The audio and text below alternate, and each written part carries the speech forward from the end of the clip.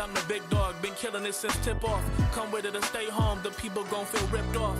It's only major leaguers in the office. If you giving half of an effort around the rest of us, you'll make it awkward. I'm about that action, not the one you talk with. You better hope I'm not the one your coach gon' have you out here really guarding. It took a lot for me to get here, but I have arrived. I really made it and the haters be looking surprised. Been down before, but now I'm better than I've ever been. Through all adversity, I saw them right now at the whatever the problem, we'll solve them. Make it through together, it'll be all love, and it's all good. Yeah. Okay. They say pressure makes diamonds. That's what I align with, cause the journey I've been climbing is riddled with perfect timing. I'm in a different mode when I be trying to get it. To even get a chance to compete is a form of winning. I mean, what's the point of playing if we ain't striving for greatness? I feel a sense of pride with every play that I'm making. To the top of the world when I came from the basement. Boy, I'm the one and not the two, so don't get it mistaken.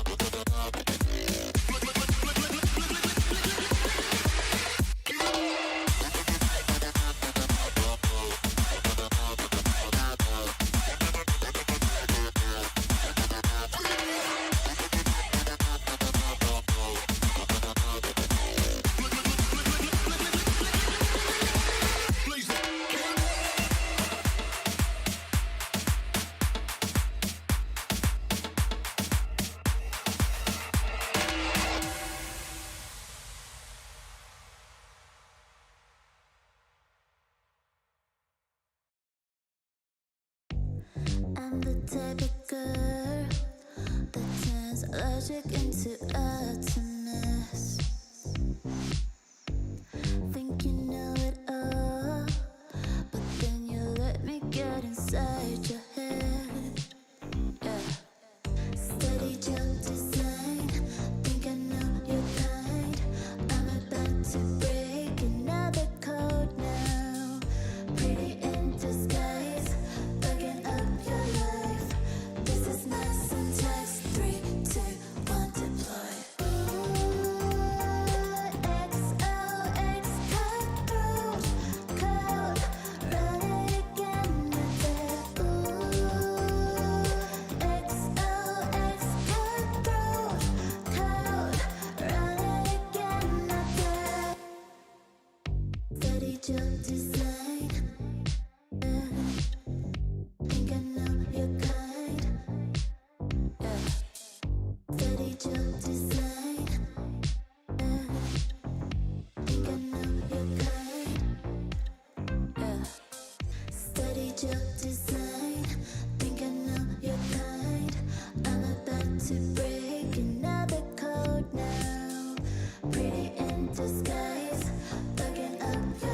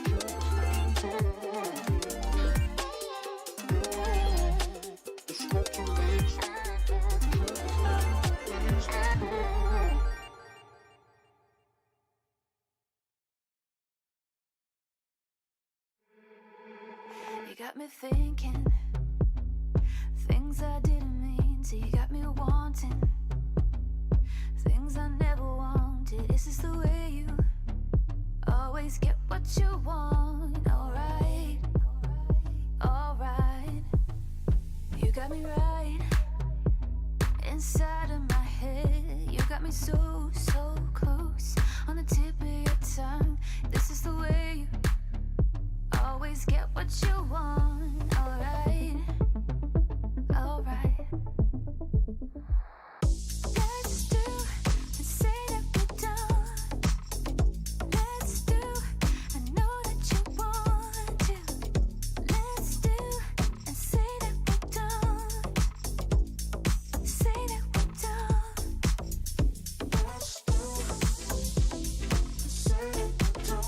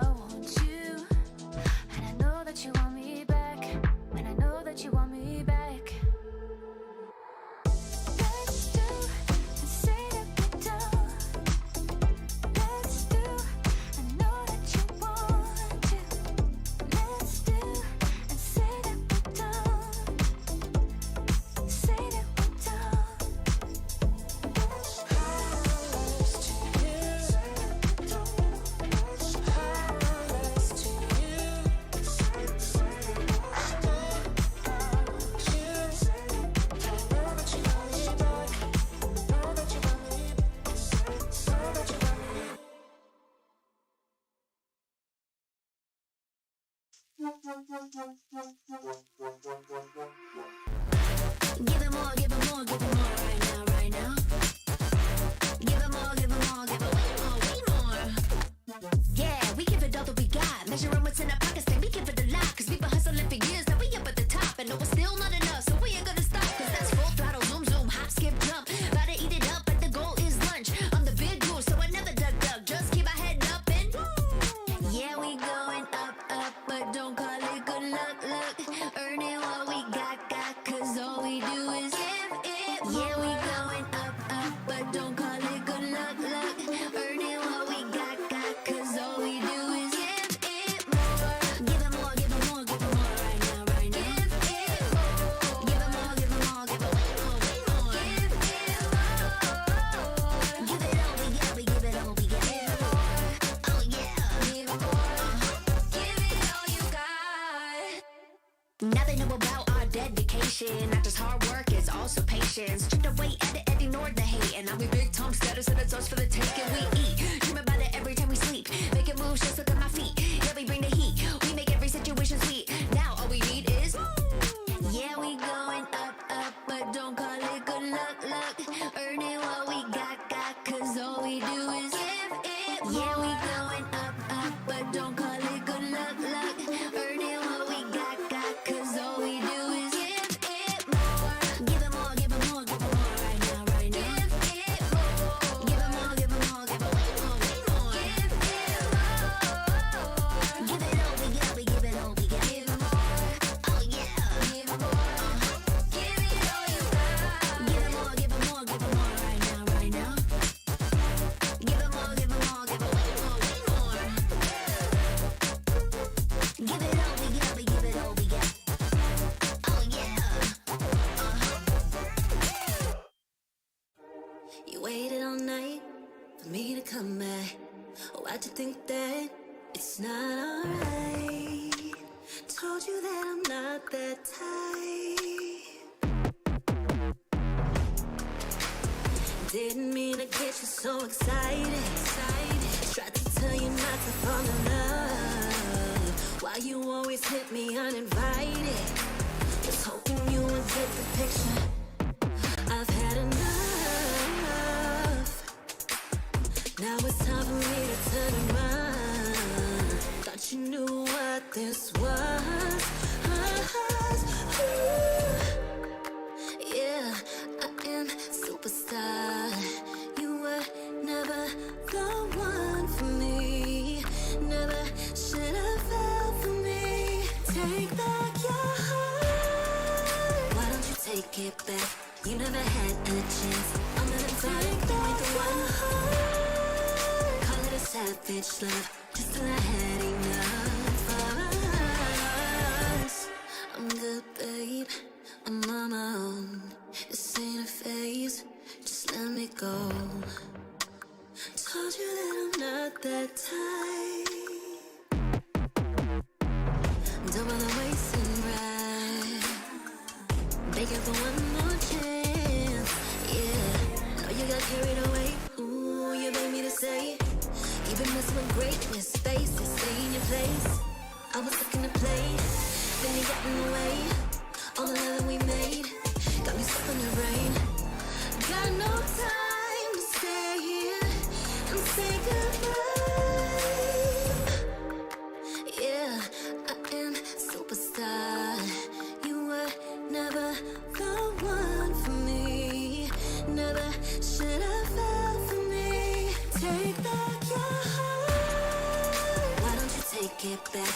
You never had a chance. I'm gonna take back the one heart. Call it a savage love, just till I had enough of us.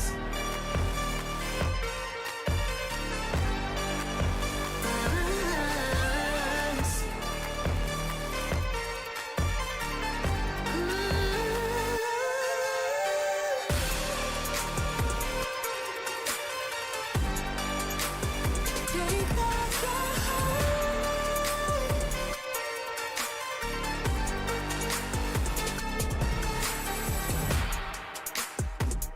Yeah.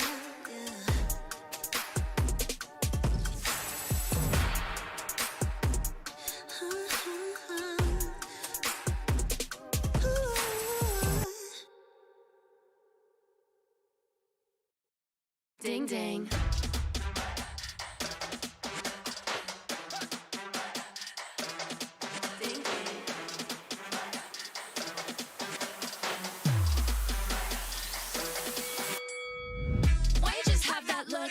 That look upon your face with the underestimation. It is so yesterday. Cause baby, I can fly without you by my side.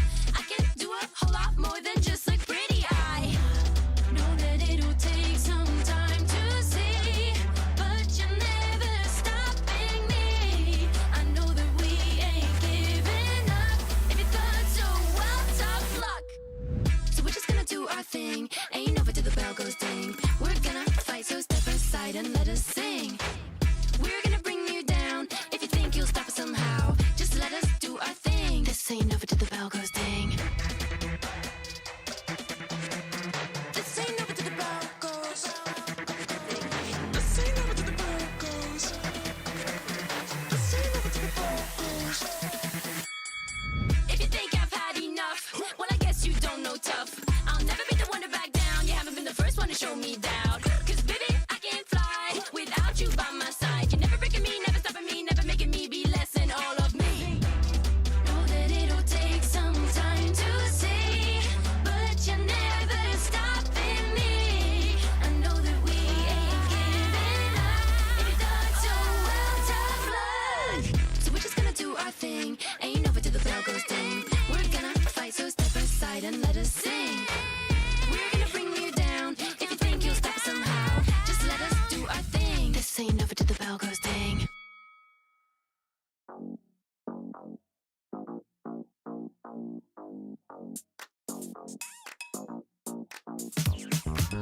Cutie, dressed up and I'm glistening. I'm the gift, don't wrap me like it's Christmas. Want some yours, you'll know what you've been missing. Feeling like we should get into mischief. Listen, you've been looking like you're down on your luck. Need a girl like me to come through, lift you up. Hold me in your hand, I like when you touch me. Keep me around or you might get lucky. I'ma keep you with the good mood. Keep you up all night. Never around you.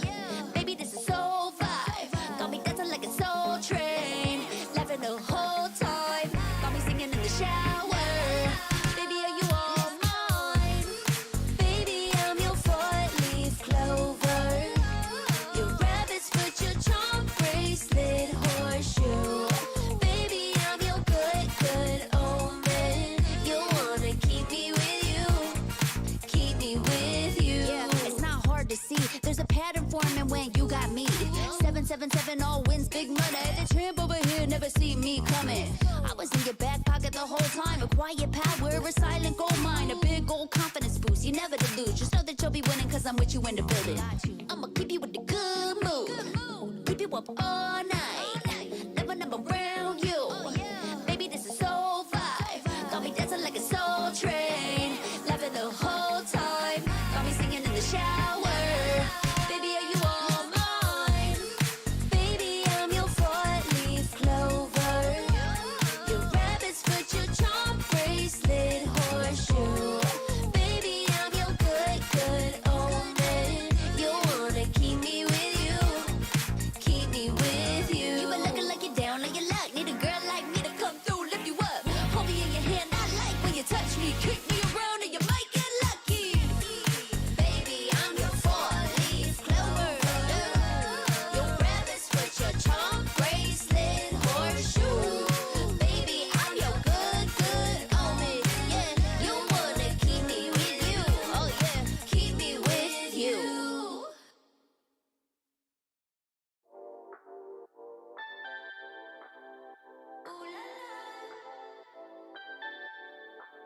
Let's go. Put it in motion. Baby, we're going faster, faster, faster, faster. Seizing the moment. Baby, keep going faster, faster, faster, faster. Speed up, make that thing rough. Foot on the gas so you got nothing left. Let's drive to the top of the mountain and see the view. Let's vibe, looking back on the journey, just me and you. Ain't nobody wanna go slow. Yeah, I was chilling in the past, I was solo. Now that I got you in my life, I'm like, go. I be living for the thrill of it, whoa. I hear you like to gamble. Let's take the road, let's travel. No, I'm a lot to handle, but I wanna go fast with you. Think we could go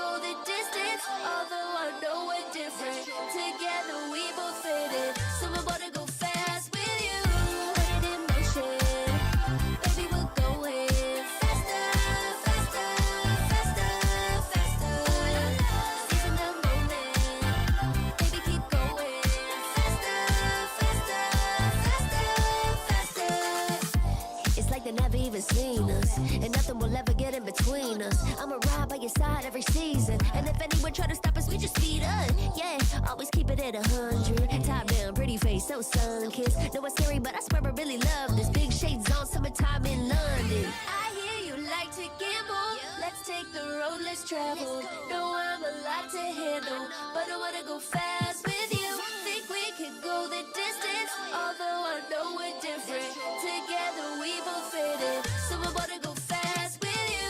Put it in motion, baby, we're going faster, faster, faster, faster. Seize the moment, baby, keep going faster, faster, faster, faster. Put it in motion, baby, we're going faster, faster, faster, faster. Seize the moment, baby, keep going faster, faster, faster, faster.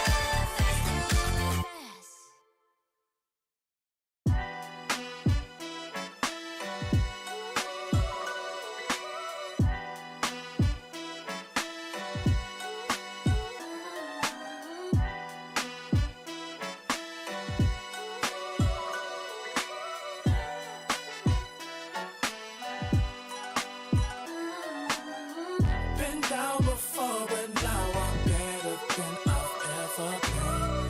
Through all adversity, I saw them right now at the whatever the problem, we'll solve them. Make it through together, it'll be all love, and it's all good. And it's all good. Feel like I'm the big dog, been killing it since tip off. Come with it or stay home, the people gon' feel ripped off. It's only major leaguers in the office. If you giving half of an effort around the rest of us, you'll make it awkward. I'm about that action, not the one you talk with. You better hope I'm not the one your coach gon' have you out here really guarding. It took a lot for me to get here, but I have arrived. I really made it, and the haters be looking surprised. Been down before, but now I'm better than I've ever been. Through all adversity, I saw them right now at the whatever the problem, we'll solve them. Make it through together, it'll be all love, and it's all good.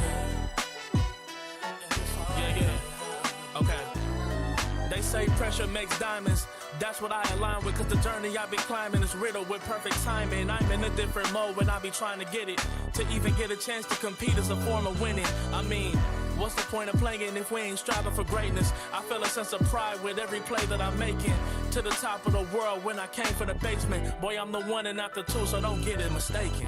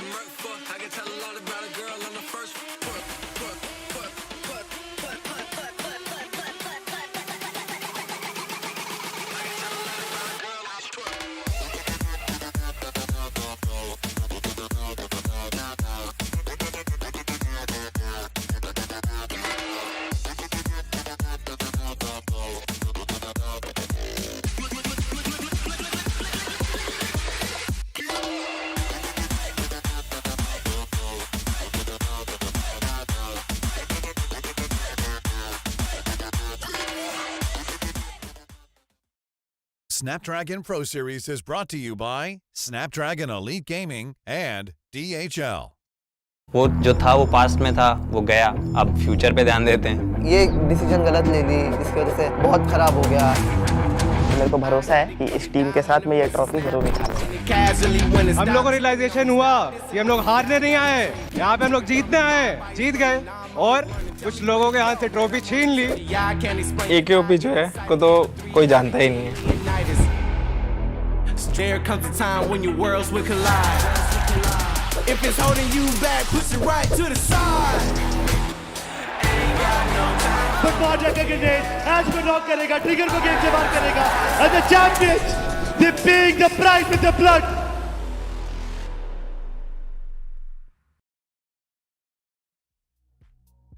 2 days before we have our grand finalists for the final frontier, and I believe there is so much drama in for us. Welcome, folks. You are watching the ESL Snapdragon Pro Series. It is week 4, day number 2. I'm Fixus. I'm joined along with Shadow. Before we have the festivities started, Shadow, how are you doing? I'm doing really good, and like you said, only 2 days remain. So many teams are still under the pressure because few big names are still there who have not made it inside the top 16. So I think today's day is going to be super important, and I think I'm excited for all that bullseye target which few teams are having behind their backs. And we're going to see that right off the bat, aren't we? Because Hero Extreme Godlike, they are just hunters on the prowl at this very moment. They do not care who is in front of them. They are just going for bodies and taking them down for good. So many clutches, so many awesome memories are created by Hero Extreme Godlike for their fans and for the team itself. But it's not about them anymore because they have pretty much secured their berth, Shadow. We are talking about the race to top 16. At least 8 teams have almost solidified their position in the top 16, but the fight still is on for the remainder 8. And there are so many competitors. And yesterday, we saw so many of those teams finally having a little bit of that bounce back. Cincinnati Kids, even 8-Bit had a very good day in the office. Wildfang secured their berth. We also talk about Diesel, Genesis, everyone putting their hearts out. So today is one of those days we really do not know what to expect. 100%, because even Phoenix Esports, they also had a really good day. Yesterday, they got a chicken dinner for themselves and they propelled themselves from the 23rd spot to the 18th spot. So very close to the top 16. So Phoenix Esports do stand a very high chance of coming in the top 16 if they have a really good day number 2 as well. They do. Ending the day on a good note, getting a chicken dinner, we give them that little bit of a confidence. But this is the tendency with Phoenix Esports that we have witnessed lately. They get a chicken dinner, the next game, they absolutely vanish from the face of the earth. So today, the challenges are for them. I think there's no second chances after this. If you have to stage that comeback, you have to do it in the 3 matches that you have to play. Otherwise, I don't think there's any possible chances tomorrow. Now, given the fact that there are so many teams that have already qualified, now this is also going to bring another factor, whether or not if they're going to go all out, all aggressive, or are they going to still play their natural game? I think they should go all aggressive, just go for those average placement points and try getting those 4 finishes at the very start of the game. But all these teams, they are fighting for the moolah, the prize money, which is going to be 50 lakh rupees for the team who comes on the top, who becomes the champion of our Snapdragon Pro Series. The second placing team will get 20 lakh rupees, third placing team will get 8 lakh rupees, fourth placing team will get 5 lakh rupees. Even the team who comes on the 16th spot will get something out of the major chunk. They certainly will. And we have been talking about individual accolades. Of course, 50,000 rupees for the MVP. Then we've got certain prize pools added even for teams having the highest finishes. And then we've also got some individual highest finishes prizes as well. Everything is stated down below. But I really want to get back to the conversation because when I had a quick gander at the overall standings, till Orangutan, we can say that they've crossed over that 200 marker. We have been constantly talking about that threshold, that cutoff, and somewhere assuming it's 200 plus. All these 8 teams in front of us are Hero Extreme Godlike, Versatile, Godstrain, Aiku Soul, Borami Esports, Reckoning, Wildfangs, and OG. They have secured their berth. I still feel like the teams below OG, at least the next 4, they still have a upper advantage in this. But at the same time, Shadow, it's so difficult to really come into conclusion because a little bit of a slip up and everything just vanishes. That I do agree. That one bad game and you can be at the bottom of the leaderboard. So many possibilities are there. But I'm impressed on the first pitch if we talk about. I'm impressed by the jump which Godstrain and Bot Army Esports have taken. Because if you remember, in week number 1, both these teams were really struggling and they were not in top 16. But the way Godstrain got those 3 chicken dinners and after that Bot Army also getting the hat trick, they are looking so consistent and confident in the overall ranking. They indeed are. And we were talking about Carnival Gaming, Wingod, even Josh Shelley. They have already breached through that 190 marker, just a little shy of touching 200. But at the same time, Gujarat Tigers, we know fate has always betrayed them. They've always been in this situation to eventually bottle at the very end. Now, even the discussion comes around Red Ross. Not really the kind of performance that we had expected from their side. Same goes with Revenant X-Park. having a couple of those early good finishes, but towards the end, lacking severely to finish the game with a chicken dinner or with a lot of points. They are also the ones that we have to look out for, and specifically them, because this is a team stacked up with champions. They have won back-to-back officials, and now looking at them struggle like this kind of fills my heart with a lot of pain and agony. But then you've got Team Empire, Phoenix, everybody. I think it's just that final breath before it ends, and you have to go all out. I think Team Empires and Phoenix are really on the route to do that. Oh, of course. Even do or die, they are also in the contestation. Everything depends on day number 2 for the plus of do or die, because yesterday, yes, they had good amount of points, total 31 points, which they accumulated yesterday. So if they continue the same run today as well, there is still a slight hope for the plus of do or die to make it inside the top 16. And minus 40, Team Tamilas, Legit Esports, RGC, I think chances for them to qualify for the challenge finals are already very slim. Even if they get a big winner-winner chicken dinner, even then also, I don't think Team Tamilas and minus 40 can make it inside the top 16. It's pretty much their last chance, isn't it? Because no matter, even if one of these teams pull off something like what Godsrain did, or Bodami Esports did, or even Aiku Soul, still, I think the target is beyond their reach at this point. Getting 90 points in a matter of just 6 games is next to impossible. Ideally, mathematically, it's possible, but their form has been speaking otherwise. But then again, if teams like Team Empire, Phoenix, and you've got the likes of Medal, all of these teams step up, and so as to bring in 8-Bit and Cincinnati Kids also into this conversation, then there could be that possibility. We know, we have seen miracles happen in SPS this time around, and every week there has been one of those teams that has managed to get those back-to-back chicken dinners. In fact, 3 in quick succession. So Bodami Esports has done this, Godstrain has achieved this feat, and same goes with Ikusol. So we're waiting for a team that impresses us today, and it has always begun from day 2. So fingers crossed. Of course, day number 2 is always a day for comeback for so many teams, and I like you said, 8-Bit could be that team to propel themselves in the top 16, because if you remember yesterday also, they had a really good day. They accumulated a total of 28 points. As compared to Cincinnati Kids, I think 8-Bit still had a better day on day number 1. So there is a very high chance for Hidden Ones and 8-Bit. If they continue the same run, they can be in the top 16. And because 8-Bit, especially Mafia, is looking so promising, the way he is getting those opening frags, and if Omega also steps up, I think 8-Bit will be looking in the top 16.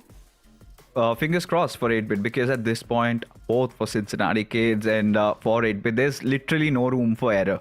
One match you slip up, you do not get any points out of that game, you're pretty much done. I think that will be enough to just deal that death blow, and you lose hope, and then you will just be playing like headless chicken. So we would want all these teams to be putting their A game forward, and that's the way with BGMI, right? Somebody wins, somebody loses. And not everybody can get the chicken dinner or with high finishes. So it's going to be interesting to see with what sort of an approach they come up with. What I presume is they're going to start a little bit slow, try to get a chicken dinner, and then going forward, as if that game gets converted in their favor, they'll continue that style of play. Otherwise, we might see all these teams going all guns blazing, all out. There is a possibility, but there were few teams also yesterday fixes which faced a downfall in the overall standings, like Myth Official. They had such a good run in week number 3, and yesterday by just getting 9 points, they were so close to being in the top 16. After week number 3, they were sitting at the 18th spot, and now Myth Officials, I don't think they are looking that confident to make it inside the top 16, because yesterday was a super important day for Myth also.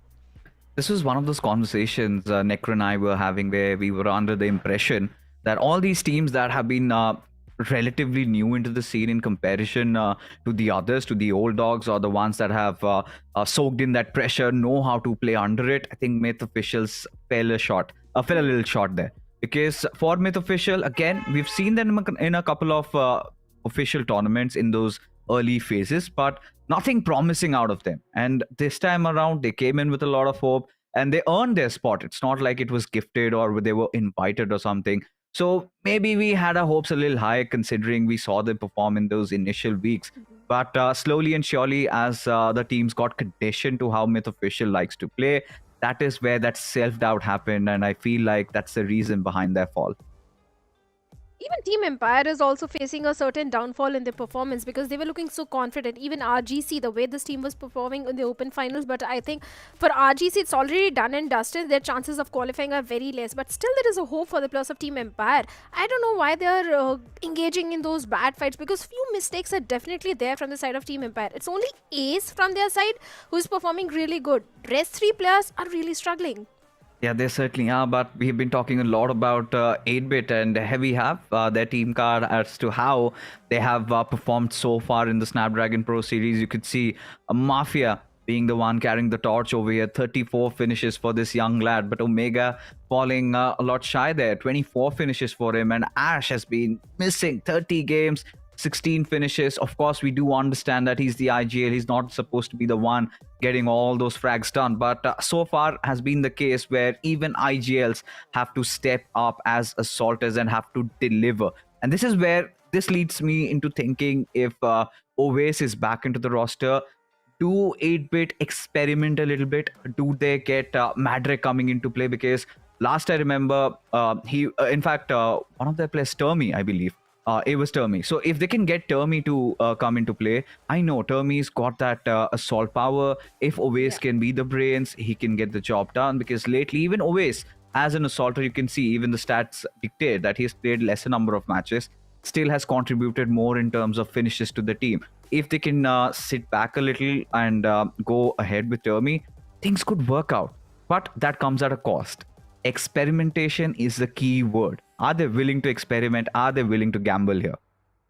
At this stage, with only 6 games remaining, I think it's way too much to ask for to experiment. Had they tried experimenting in the previous week, that would have worked for the plus of 8-bit. Because if you remember, when Termi was playing in the roster, he was getting those opening frags. Statistically speaking, Termi was getting good amount of finishes as well. So that could have been a boon for the entire team of 8-bit. But I think experimenting at this stage with only 6 games remaining, I think Oasis should stick to the team, or as already they have got the synergy built up.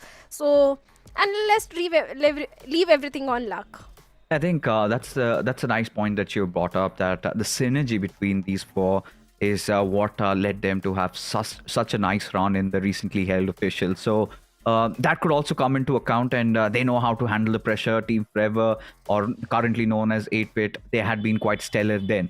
But things aren't really looking that great for them now. But another team that has not been facing any issues lately, or any issues at all during the SPS. They've had quite a smooth sail. Just look at those finishes on these men over here. S-Power, 60 finishes for this lad.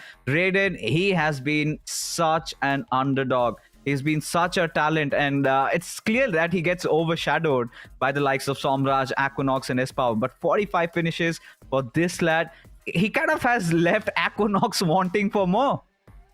Well, certainly. The entire team of VXT has been looking super confident from the very first game. Because if you remember, the very first game which they played was a map of Sanhok where they got 31 points. Total of 51 points just one day. And that gave the morale boost, the confidence boost which VXT needed, if at all they needed. So that game definitely gave all that to VXT. And one thing which I like about VXT is they're never in the experiment zone. They always stick to the basics. They always go for the similar rotations. But recently, they have been going for the hunt against the players of Vasista. I'm sure Vasista is not going to be happy at all. And, you know, we've got so many questions on mind, so many targeting being done, Versatile being targeted. Let's just head over to an interview with the Hindi desk where we've got Somraj with us. का दिन थोड़ा hectic हो गया था आपके लिए. कल Godlike पीछे पड़ी हुई थी पूरा टाइम. जवाब दो ना. जवाब दो, कैसा कल क्या हुआ, क्या है? खुद नहीं समझ में आ रहा था कि गॉडलाइक कहाँ से आ जा रही थी. मतलब गॉडलाइक का भी ऑब्वियसली क्वालिफिकेशन सिक्योर्ड है, हमारा भी सिक्योर्ड है. हम तो अपना अलग सा टारगेट कुछ कर रहे थे किसी टीम को, पर हम देख रहे थे कि गॉडलाइक भी आ जा रही कहीं ना कहीं से. मतलब वो तो ऐसे फ्री हैंड ही खेली थी, कुछ भी करे जा रही थी, कभी नॉर्थ, कभी साउथ, कभी ईस्ट, कभी वेस्ट. तो मेरे को समझ में नहीं आ रहा था और हमारा इंटरेक्शन हो जा रहा था. यू नो सॉम, मैं एक बार ना वो ESL इंडिया का वो देख रहा था इंस्टाग्राम, उसमें एक फोटो थी तुम्हारी ट्रॉफी के साथ. तुम तो खड़े थे ट्रॉफी के साथ, 3 और लोग थे. मतलब गमला भी था, पुकार भी था. मतलब ऐसा लग रहा है कि दे मिसिंग द सोमराज मैजिक. बोल ना आराम से, आंखें बंद कर. जो मेरे साथ चले उनका मैंने अच्छा सोचा, अच्छा किया है, और जो छोड़े और मेरा बुरा करना चाहे तो उनका भुगतना होगा। और जिस तरीके से आप उनको भुगता रहे हो, बिकॉज कल कभी तुम 7 नहीं जाते हो, तुम्हारा नॉर्मल जो रहता है। हमने देखा हाल ही में एरांगल में यशनाएं भी घूम रहे हो भाई, बीच बीच में चक्कर काटते हुए, वशिष्ठा को ढूंढते हुए। क्या हो रहा है ये? हाँ, कल उन्होंने ब्रेन गेम्स अच्छा खेला। हमने पहला मैच देखा कि वो लोग यशनाएं कूदे थे, फिर हम लोग तीसरा मैच ऐसा दिमाग में मेरा था कि इनको तो पता रहे कि हम लोग आ रहे हैं यशनाया, तो लोग चेंज करेंगे, और फिर आखिर में तो मेरा ही रिफ्लेक्शन है थोड़ा, तो हम समझ सकते हैं उसका माइंड। तो पचिंकी आखिर में वो पचिंकी जाना था और वो पचिंकी गया, तो हम लोग तब भी एक बार चेक कर लिए खाली ड्रॉप से वरनी, फिर आखिर हम लोग पचिंकी गए। फिर हम लोग देखे कि इतनी सारी टीम्स का फाइट हो रहा है उधर पे, हम लोग सबको इग्नोर करके हमारा एक ही जो टारगेट था उसको ट्राई किए सप्रेस करने का। खूबसूरत। सप्रेस तो आपने काफी बेहतरीन तरीके से किया था कल। लास्ट एंगल में भी you guys were involved in a fight, फिर एक थर्ड पार्टी हुआ, you guys had to evade. लेकिन अभी विद योर क्वालिफिकेशन सिक्योर्ड, आपका क्या यही टारगेट रहने वाला है कि चलो ठीक है, let's take the bigger competition out while they are still down? हमारा ये था कि पहले अपना क्वालिफिकेशन सिक्योर करना, और फिर जो जो टीम्स हमारी ड्रॉप पे आती है, जो जिनसे थ्रेट थोड़ा सा भी रहता है, उनको हटा दो, सिंपल एंड क्लियर। क्योंकि फाइनल्स हमें एक कंफर्टेबल स्पॉट से खेलना है, जो हमारा ड्रॉप एक्चुअली में था। ये नहीं इधर से उधर हम लोग हर समय घूमते रहते हैं, डायनामिक ड्रॉप तो हमारा रहता ही है, वही वर्कआउट कर जाता है। पर इस बार था कि अपना जो मेन प्राइमरी ड्रॉप है उसको सिक्योर कर लो पहले। Good planning. कोई एक ऐसी टीम जो कि आप चाहते हो कि फाइनल्स तक आए, जो कि अभी 16 के बाहर है एंड कोशिश कर रही है? इसकी मीडिया ट्रेनिंग करनी पड़ेगी। या ट्रू। सो हाँ, अभी रीसेंट चैंपियंस RNTX का मैं गेम देख रहा हूँ, और मैं देख रहा हूँ कि अगर वो कुछ अलग सा खेले, मतलब चैंपियन टीम है, एक्सपीरियंस है, अंडर प्रेशर अभी वो थोड़ा होंगे, तो इस प्रेशर को कैसे अच्छे से यूज करेंगे, मैं वो देखना चाहता हूँ कि वो कर पाते कि नहीं। और अभी टारगेटिंग वारगेटिंग हो तो मेरे को पता नहीं, तो मैं उनका गेम देखता हूँ, मुझे उनका गेम पसंद है, तो मैं चाहता हूँ कि वो भी आए। Fair enough. I mean, but Somraj, thank you so much for this lovely interview. Best of luck आज के मैचेस के लिए। उम्मीद करेंगे एक बार फिर से आपकी टीम हमको नंबर 1 पे नजर आए, बिकॉज एट दिस पॉइंट आपका टारगेट तो मेरे को वही लग रहा है, फर्स्ट पे क्वालिफाई करना है। चलो best of luck. Thank you. A man who speaks quite less, but I'm pretty sure that silence spoke in volumes there. A lot of bad blood against Vasista Esports, and I feel like he's taken it to heart, that he's not going to let them see the days of the grand finals. But of course, some thoughts on Revenant X Park. I think, the grades respecting each other. He realizes that Revenant X Park are such an amazing team to watch out for. How do you feel about their sentiments of whether they're going to target Revenant X Park or not? Will they though? Shadow. I think Somraj has a very clear target that they are going to target the players of Team Vasista and make sure they don't qualify. Because if you remember yesterday, in every single game, VXT was going up against the players of Team Vasista, and Hero Extreme Godlike was going up against VXT. So this tri-factor, I'm already loving it. I don't want Revenant X Park to also jump into this tri-factor.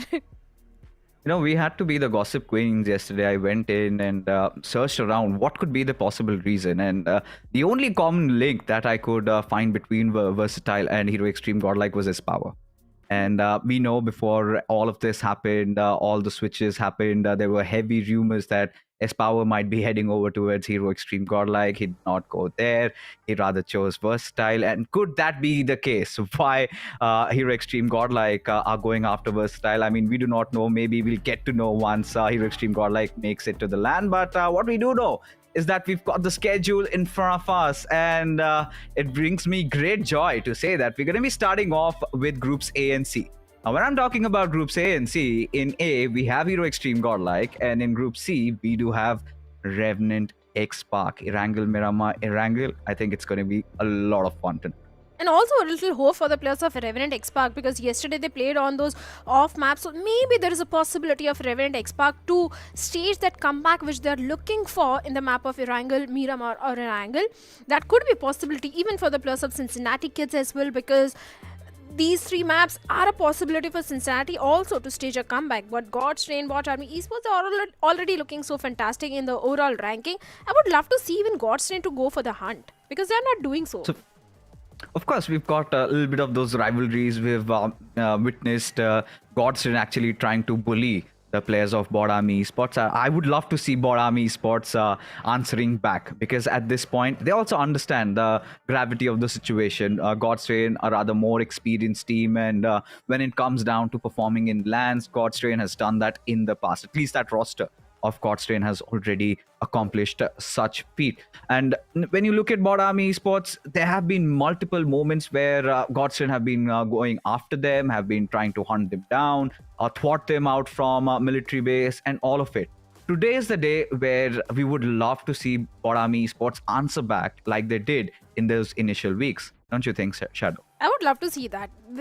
Even Team Jelly also used to chime in few of the times. If you remember, in the very first week, these three teams used to go up against each other. But we also have the plus of Team Wildfangs. And if you remember the yesterday's game of Miramar, there were few questions being raised, because what was Trace God doing in the compounds of Team Tamilas, then Sef being there where Team Tamilas and Genix FN were also taking a fight against each other. So I had a talk with Sensei also, and Sensei told me that there were few communication issues. Saf actually went to take a fight against the players of Team Tamilas to get that revenge, but eventually he gave a call which was being misunderstood by the teammates, and they decided to back off. And where the remaining teammates were there, they couldn't provide the necessary cover fire to Saf, and eventually he also got eliminated. So few issues are still there among the players of Wildfangs. That doesn't matter. Whatever comms issue they have, whatever has been going on, it still is a matter of fact that they have secured that golden ticket. They've crossed over that 200 points marker. Unless and until disaster strikes, I don't see Wildfangs not making it inside of the grand finals. Unless and until all these teams bounce back, everybody crosses 200 points marker, which is very less likely to happen. So as things stand, Wildfang for now, they have made the cut. Nothing really troubling them. They could further go on exploring themselves a little more, even in the greener pastures right now, as folks, we head on to the first game of the evening, and that could say so much about what we are going to be expecting from today. A lot of those rivalries already brewing up. The biggest one, of course, has to be Hero Extreme Godlike going after Revenant X Spark. Now, this is something that we all want to witness, as the flight path trajectory all the way from shooting range towards Susnovka military base. I just want to see if anyone is going to change their drop location, because if that happens, that is going to make things so much interesting. I'd rather just go directly to the drop location of Hero Extreme God, like a Revenant X-Pac or any other team, and try taking a head-on fight from the very start of the game. But for now, we have the plus of Team Red Ross. They are going all the way toward the side of Siverney, since Kane and Esports are not there, and they're sitting this one out. Diesel Esports, even they are also struggling. For now, they are going to their normal home ground, which has been Zarki. But I want to see where Hero Extreme Godlike and Revenant X-Pac, they are heading. Yeah, they are definitely heading, and at this point, it's going to be interesting to see what happens next, because for Revenant X-Pac, ideally, they would want to take over the Yasnaya Polyana region, and for that, they need vehicles. And the good thing so far is they have avoided any sort of an early skirmish, and they've found vehicles. But for Bodami Esports, it's interesting, because they have also dropped down right beside them. Ideally, we've seen them head across towards the military base, and they have been avoiding these fights. I think this also comes down to the fact that maybe they're preparing for the LAN. Maybe they're trying to do something different, because during the LAN, you would not want to be taking constant 4v4s right off the get-go against GDR, which is a team that has been performing so well. As for GDR, they are quite safe and dandy around the military base, but Hidden Ones could always be a mystery to them. Because Hidden Ones, there have been moments we have seen, they have sometimes just gone in for that direct slam in, they have been sneaky, they have been assassins. And this is what we had predicted. Look at that movement coming in for Hero Extreme Godlike. They want to bridge camp the players of Revenant X-Spark, and seems like an early collision is on its way, Shadow.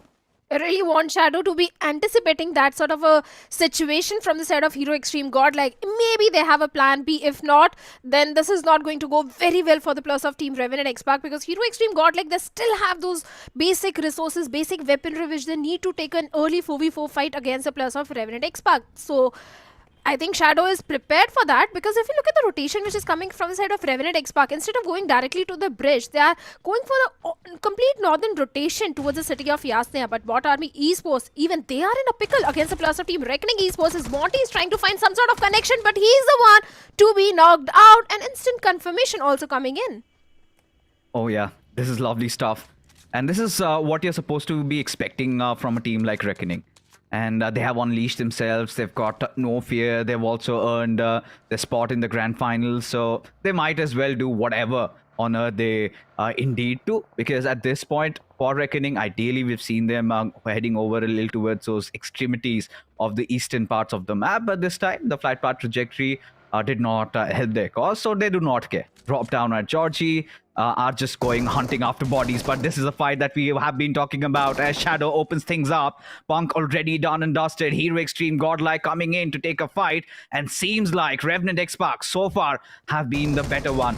Zap, he's been completely surrounded. You've got Joker from one side. He's inflicting so much of that hurt, so much of that pain, but seems like, there you go, Hero Extreme Godlike.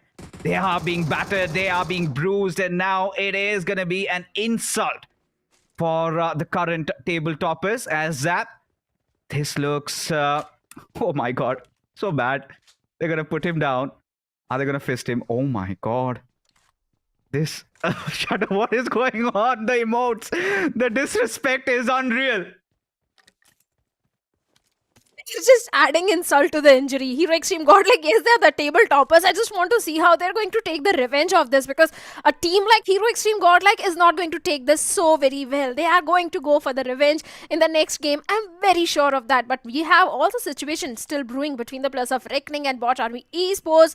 Both these teams are for sure qualifying for the challenge final. So this is just a normal fight for them where Gravity has been knocked out and Scary Jot is trying to get the confirmation point. But Hero Extreme Godlike, I wonder how the remaining two players are going to, what they are going to do in the remaining game. I mean, I'm starting to wonder what is going to happen in the next two games that are yet to happen. But for now, Bot Army Esports in a little bit of a situation over here as Devotee finds some means of escape. Does manage to get that knock on towards Viper. As Bot Army Esports, they've already gotten that one finish, but Reckoning, the climb is going to be quite steep. And it is going to be filled with so much hurdles. As one after the other, everybody has been dismantled, and so goes Dionysus. As Bot Army Esports does not matter if it's not their drop, but they were the smarter ones. They took over the high grounds, and as a result of which, got tremendous advantage in that fight and capitalized on the situation as Reckoning departs from the lobby. Certainly, Reckoning, yesterday they had such a fantastic day. They're already in the top 10 for sure, making it to the challenge finals. But this time, like you said, Bot Army Esports, they were trying to experiment something. They were trying to prepare themselves for the challenge finals. And that could be the reason for the change in the drop location. And this time, it did work out in their favor. Yes, they lost on to Monty because Monty was in a 1v3 situation, being in the same compound as the players of Reckoning. That didn't really go well with him. But all in all, I think Bot Army Esports, the plan which they had is for now working for them, as the circle is also benefiting the players of Bot Army. Yes, it indeed is. Because now Bot Army Esports, they've gotten that early sport vibe. Pretty sure will instill them with a lot of confidence moving on ahead. And these are the fights they have to be prepared for. Especially when the conditions would be quite different when you're playing your LAN. And I'm pretty sure it should be the first LAN that Bot Army Esports would be attending, and one of the biggest LANs of this year.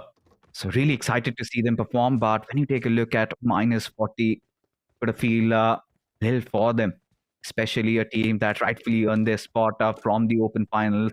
They have been nothing but stellar. But so far, the challenge season has been too much for them. So it seems. -40, yes, I do agree. The struggle has been there.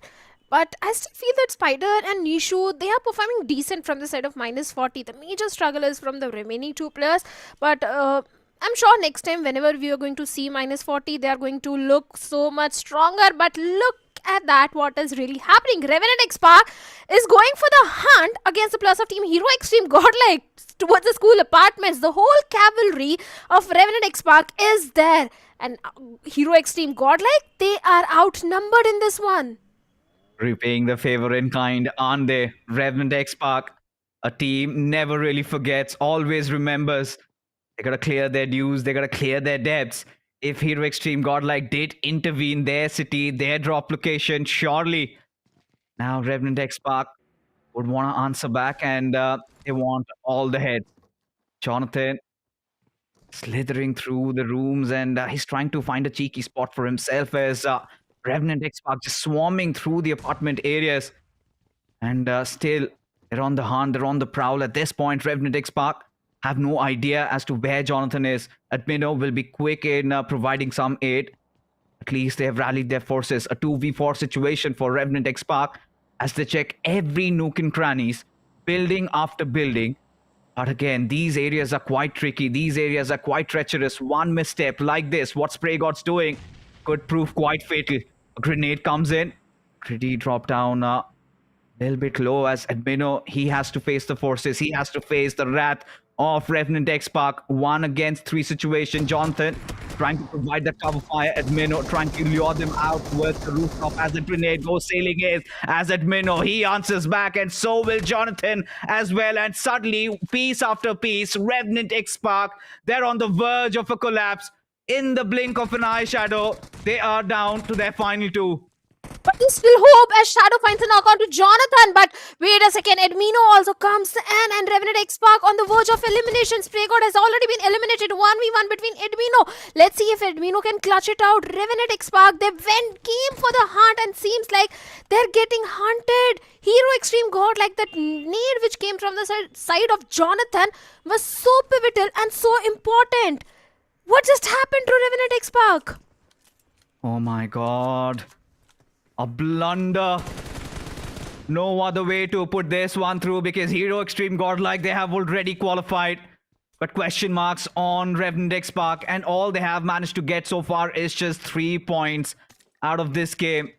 Really isn't going to make the cut if they play on their egos at this point. A 1v1 situation nonetheless, but such a well set up fight by Admino and Jonathan. One player luring the other out whilst Jonathan cooked up that grenade, as now Admino, surely the better assaulter amongst the two, trying to cut off any means of escape for Shadow at this point. And this is a stalemate situation.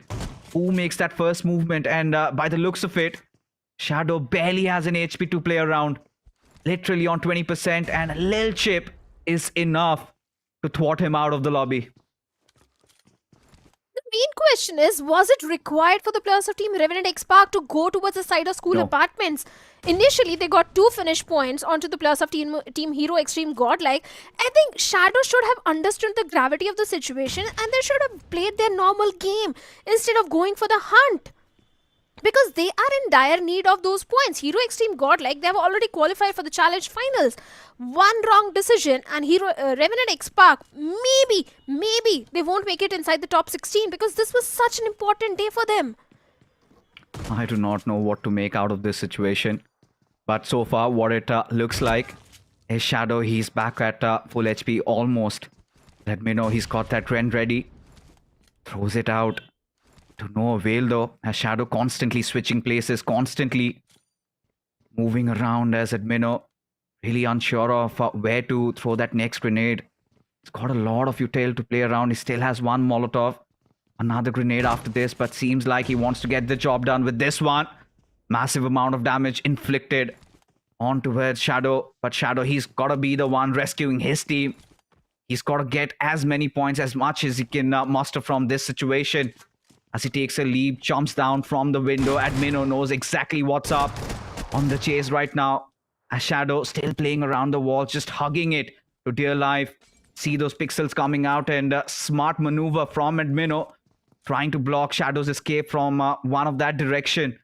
And now that grenade lobbed into perfection, or maybe it wasn't. A little shy, but Shadow is completely surrounded, completely cornered, as Admino trying to toy around with his prey. Shadow comes out in the open, takes a couple of shots. Of course, Admino has got the better weaponry, and now they have to fight it till death. Yeah, they have to. A cat and mouse chase is going on, as Admino is not leaving those hard covers, and Shadow is also trying to find some sort of connection onto Admino. It is so important for Shadow to clutch at this moment to win this 1v1 battle against Admino, but Admino comes victorious, and Revenant X Spark getting eliminated on the 15th spot with just 3 points to their name. And Edwino adding insult to the injury with that emoji. Oh my god, take a bow, you young lad, Edmino. What a play that was. What a moment that was, and lets the world know that this Hero Extreme Godlike isn't the ones to be phasing back from a fight. They are the ones that can rescue themselves from the worst of their nightmares and usher in to a phase of glory. This is what Hero Extreme Godlike have accomplished. Quite a bitter story for Revenant X Spark. Must be fuming at this point. Huge errors being made, and Shadow at this point. I want to make this loud and clear. If Revenant X Spark, if they do not make it inside of the grand finals, where does the buck stop? This was so unrequired. It was not at all required for Revenant X Spark to go towards the side of school apartments. They should have I understand that you're angry, you're getting targeted, you want to take that revenge. But first of all, qualification should have been your priority instead of going for that ego fight against the players of Hero Extreme Godlike. In Yasna, I understand Godlike came for the fight and you handled that situation so perfectly. But after that, going towards the side of school apartments was not required at all. I don't know, Revenant X Spark, I really want them to qualify for the challenge finals, because if that happens, this rivalry is going to continue to the LAN, and that is going to make things so interesting for the entire audience and us casters as well. Now that's a big question, right? Do they make it from here on? Right now at the 13th spot, and let me remind the viewers once again, a lot of the teams breathing down their necks. And for Revenant X Spark, if they do not come out with a biggie in the next two, then it is pretty much done so. But we know what to expect. Hero Extreme Godlike will be on the hunt once again. Now the question lies, do Revenant X Spark change their drop location? Do they go elsewhere?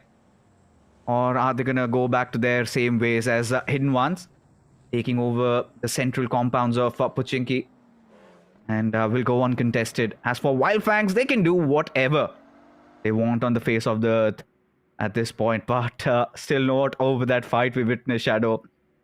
So hard for me to process why Revenant X Spark would take such a risk. Just imagine how it is going to affect their mental for the remaining two games. Because it was an outnumbered fight for the players of Hero Extreme Godlike. Revenant X Spark had the numbers advantage. How it is going to affect their mental? Can they cope up from that situation and start a new leaf, turn a new leaf for the next two games? Because if that doesn't happen, the entire day will be a waste for the players of Revenant X Spark. They really need to stage a comeback. The next two games are super important for Revenant X Spark, and I don't know. This was not required. I think even the players of Revenant X Spark also regret their decision at this point. But coming back to the game, we have the players of Team Tamilas at this point. Even Team Tamilas are also struggling, and seems like their struggle is still continuing since week number 2. Week 3 also didn't go in their favor. It was only week number 1 where Team Tamilas performed decently. Yeah, of course. I mean, at this point, given what has happened to Team Tamilas, it is safe to say that no matter how much they grind it through, this is a team that we're not going to be seeing. And no excuses can make up for it. It's not like they had just 5 to 10 games to play. They had freaking 36 games. And out of which they failed to show up in majority of them. They failed to show up in the ones that mattered. And they again need to rethink their approach. Officials also knocking on the door. So need that hard reset. As of now, Myth officials have taken some early casualty. Red Ross, another team that we will be on the lookout for, because even their qualification is on the line over here. A team that performed so well those initial stages of the tournament are now struggling, fighting against their own demons, doubting themselves. Really did not have a great day in the office yesterday, but still in the race. 177 points is where they're sitting at the 14th spot. Surely at least need around 8 to 10 points. Feel happy about themselves. And I think they can easily get those average points in this game, because if you look at the position where Red Raws are at this point, they've got the entire northern control. The only team which can be an ugly thorn for them could be the players of Team Myth officials, but Myth, they've already lost on to one of the players, so they don't have the numbers. But towards the Pochinki Church, we also have the players of Team Orangutan, and OG has been doing really well. They are super consistent since week number 1, and previously it was Veron who was playing with the team. Now it's again Atanki, and seems like the team is still doing decent. Not just decent, but really good at this point. And even Hidden Ones, they are also towards the side of Pochinki. For Hidden Ones, this game is important because OG, they have got nothing to lose. So Hidden Ones, they need to pick the battles very carefully. They have to.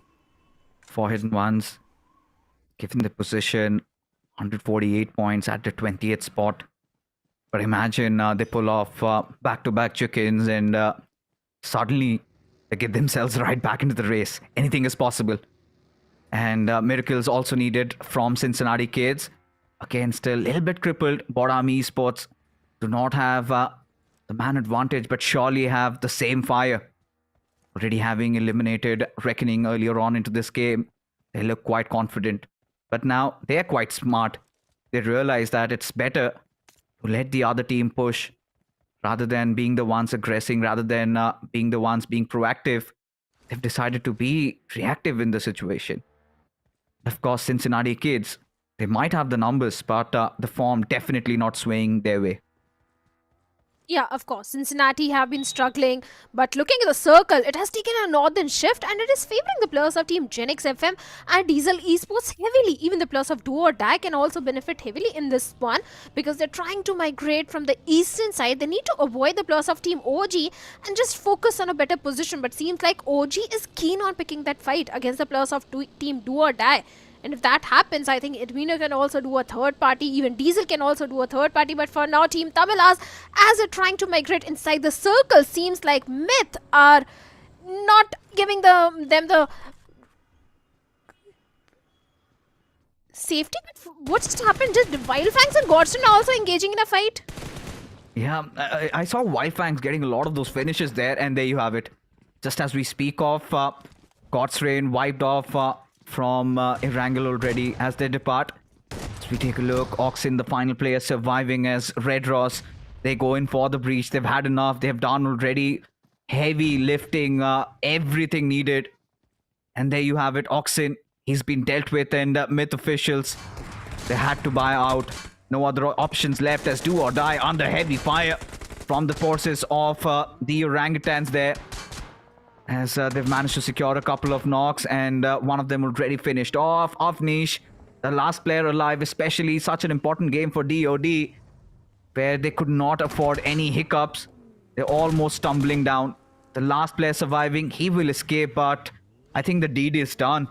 The damage has been dealt, and for DOD, no hope. Of course, they were sitting on the 25th spot, and getting an early elimination is definitely going to hurt the players of Do or Die, because yesterday only they got a chicken dinner for themselves, and getting an early exit in this one is definitely going to hurt. I think one player still remains from the side of Do or Die, and he should go for the placement points, because if they get those average points also, there will be still hope for Do or Die. But we have the players of Team OG, where Visgod was knocked out and seems like an easy revival. He's again back on his feet. But OG, they need to be a bit cautious from the side of Hidden Ones, as Hidden Ones, they do have an advantage. They have got the higher ground and position advantage in this one. And the circle is also favoring both these teams, so they need to pick their battles very carefully. They certainly have to. No other options. Orangutan already having garnered enough points to see the days of Grand Finals. But now we've got Bodami Esports in a little bit of a pickle against the players of Diesel. As Diesel, they've got nothing to lose.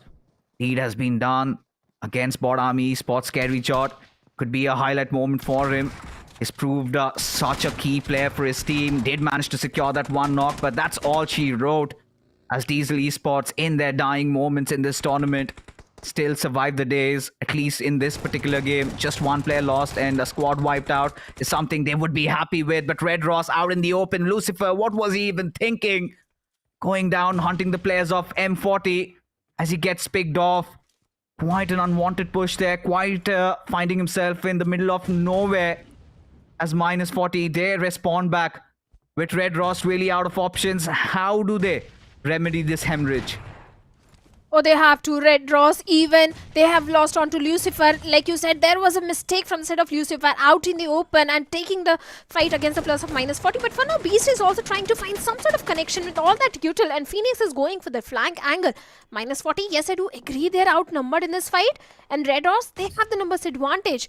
But Phoenix is trying to know exactly where Joker is. But somewhere else on the map, we also have a situation between Wildfang, Cincinnati Kids, and seems like Cincinnati, they are on the receiving end.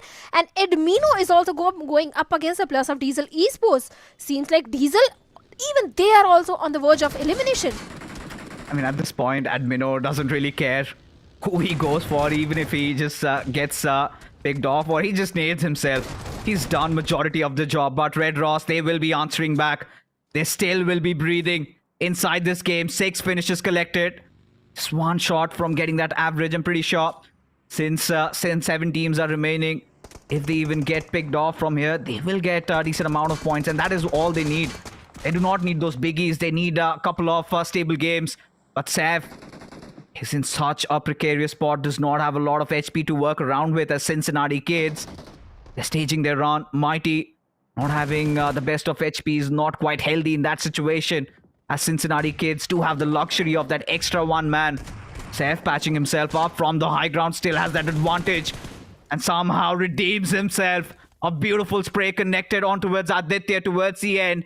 And Wildfangs, look at this. I do not know how they managed to do it, but still alive. 8 finishes secured for the team. And Seth is going to be carrying Sensei on his back. Will be taking him along with that buggy. For a moment, I really felt like Trey Scott could have been the better option, considering they would want a little bit more eliminations. But Wildfangs, all good in the hood for them. Yeah, 8 finishes strong, and Cincinnati Kids, this is going to hurt them. This was important for Cincinnati Kids.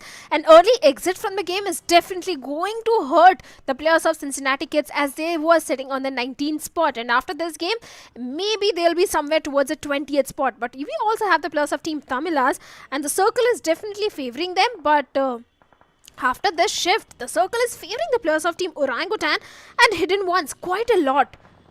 And OG can get one more chicken dinner, but if Hidden Ones get this victory in their backpack, they can easily propel themselves in the top 16. But wait a second, we also have a situation as Mr. IGL is getting shots from the side of Genix FM. Genix FM, an interesting team that had us on the edge of our seats in the past weeks, but by the looks of it, they have taken quite a mighty fall. Right now, sitting at the 27th spot, sitting at 130 points from the 6 games. They need to somehow get 70. An average of around 12 per game. My maths is done right. And Genix FM have been scared to death. So far, not even a single finish to their name. Really does not help their cause, but at this point, Orangutan pretty much having the free hand, even Hidden Ones. All these teams alive.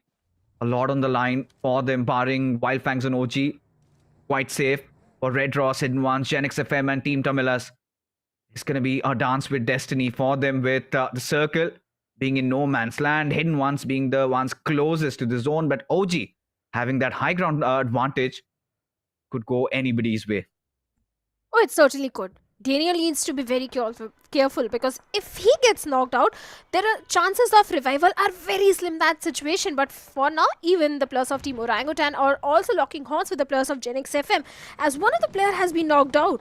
So OG and Hidden Ones in sort of a situation as Daniel finds a knock onto AKOP, and Daniel also gets traded off, and AKOP confirmation is already there. Ataki needs to step up as shots are coming from here and there. Genix FM, they are also engaging their fight against the plus of Team Tamilas, and Team Tamilas, one player already down, and Genix FM, they also need to move inside the circle. This is not really looking good, as OG, they have the control of the circle, but they don't have the numbers. They are falling down like a pack of dominoes, and just only one single player remains from the side of OG. Bodies falling down like flies. We love that. Aru, the last player alive, not anymore. As things stand, we've got the last 5 teams remaining in front of us, with still speculations over who walks away with the chicken in this one. Regardless, Genix FM, they've opened up their tally. They've gotten 2 finishes to themselves. Seth still alive, still kicking. Needs to patch himself up though. Out in the open, just has a thin layer of smoke. Just one bullet shy. If somebody sprays wildly and it connects, Seth is pretty much done for. But Seth, he's been such a phenom in this game. 7 finishes already to this young lad, as he looks forward to redeeming himself in this situation as the final 3 remain. Wildfangs just with that one player, and Genix FM with the entire pack, with Hidden Ones staging that comeback with 3 of their players remaining. Hidden Ones do stand a chance to get the victory. Seth, his position has not been compromised. Genix FM, even they also need to play their cards right. Yes, they do have the numbers advantage, but Matrix has been knocked out by the play zone. And seems like Genix FM, they also need to work around with 3 remaining players. Seth can reign on the parade of Hidden Ones or Genix FM. So much possibilities are definitely going to be there as Genix FM, their entire focus is toward the side of Hidden Ones. Yes, the soft cover, the entire smoke cover is there for Hidden Ones, but the main question is who is going to get that opening frag? Pretty sure Seth might have wanted to meddle his toes in this one, but he's been dealt with quickly as Hidden Ones, they snuffed him out in the open, really ran out of utility, or so it seems, as now it is going to be a 3-on-3 battle. Genix FM on one side, you've got Hidden Ones on the other. Both these teams massively struggling throughout the entire SPS, but this is where they could start redeeming themselves. Day number 2 has always been the days of comebacks. As of now, Vishu, he's got a different flank angle to play with. A little bit of a cover. If he can get towards that buggy, could cut off Hidden One's flanks. As from both sides, you could see utility being tossed out. All sort of smokes and grenades. And now Alien seems like he's got a slight idea of what Genix FM are up to. They know that there's somebody on the flanks. Even Shogun, he's going to slither his way. Ready one with the nature. Vishu cooks up that grenade. Does it hit its mark? Is the big ask. Shogun just playing around the bushes. 3 players in front of him. But everybody unaware of the exact position of each other. Yeah, they don't have idea where exactly the foes are. Shogun is also trying to find some sort of connection with that grenade. This guy stood up yesterday big time, but seems like Alien is going to get the opening frag, and with that, an easy squad wipe also coming in.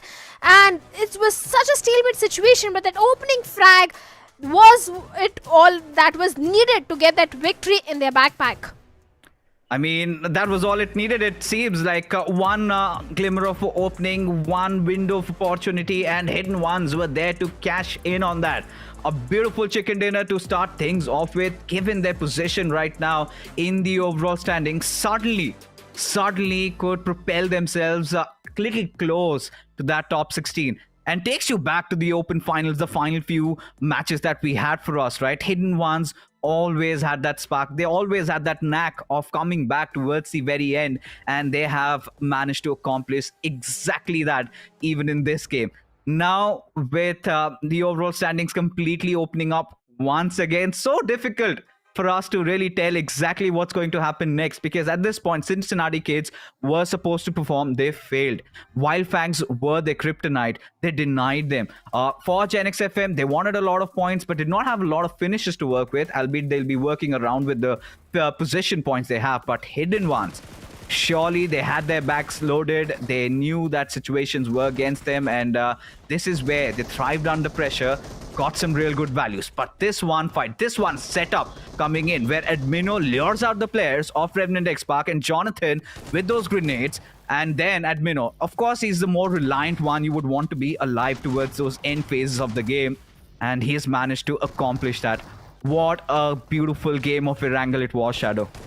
Of course, Admino after that went against the players of Team Diesel Esports and became a nightmare for Diesel as well. Wildfangs, they went up against the players of Team Cincinnati Kids, and Cincinnati, even they had to take an early exit in this one. Wildfangs, for sure, they're qualifying, but Cincinnati, this was a really important game for them. But Genix FM, they also survived for a very long time.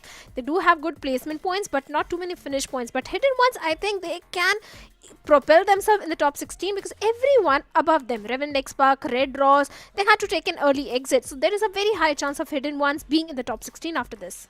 I'm pretty sure they might have closed in on the 170 points plus marker. But the MVP does not matter who wins the game, right? It has to be this player. 7 finishes for him.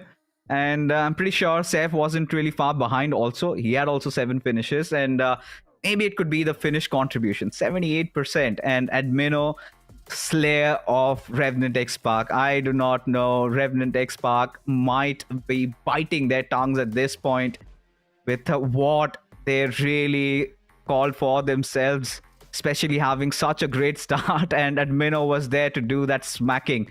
Hero Extreme Godlike, they are flying high, and we're gonna see so much out of this team even in the grand finals. And for the ones who have not yet booked their tickets, make sure you head over to Insider and be there on 31st, 1st and 2nd. And it's from the 31st to 2nd, it's gonna be a gala affair regardless. But what it's worth, Shadow, I think the perfect start that we would have wanted into this game.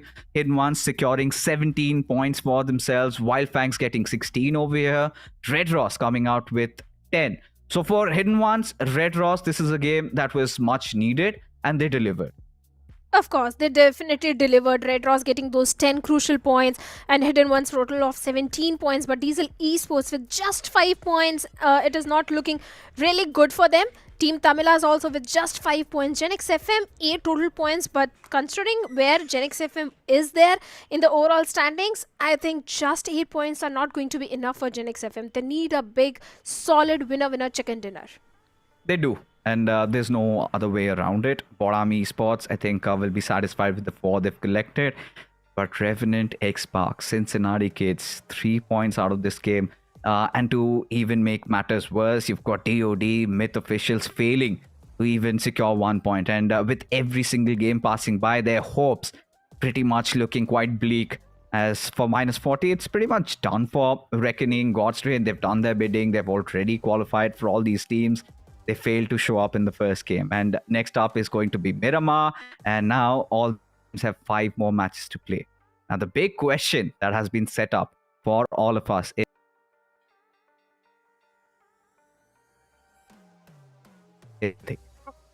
I'm 100% sure they're going to go up against each other, and this time Hero Extreme Godlike will for sure go directly to the drop location of Revenant X Park. If not the drop location, they're going to cut off the rotation and take a head-on fight, because what happened in the previous game, a team like Hero Extreme Godlike is not going to forget it at all. Yes, they got their revenge by winning that 2v4 fight against Revenant X Park, but I think the team wants more than that. They do. And at this point, Revenant X Park, if I were in their shoes, the last thing I would want to do is shit my ego. If Hero Extreme Godlike come after you, just run away from them. There's no chance that they're going to hold back. No stones unturned for Hero Extreme Godlike, and especially after that sort of pleasantries exchanged between each other, it's bound to happen for sure. Hero Extreme Godlike will be going after their head. So at this point, Revenant X Park might have to think about different spots to drop at and at least find a 20-pointer, because they're really not that far away from qualifying for the grand finals. One big chicken dinner and they're in. But the current run-off form of Revenant X Park does speak otherwise. So at this point, they will have to play on their toes.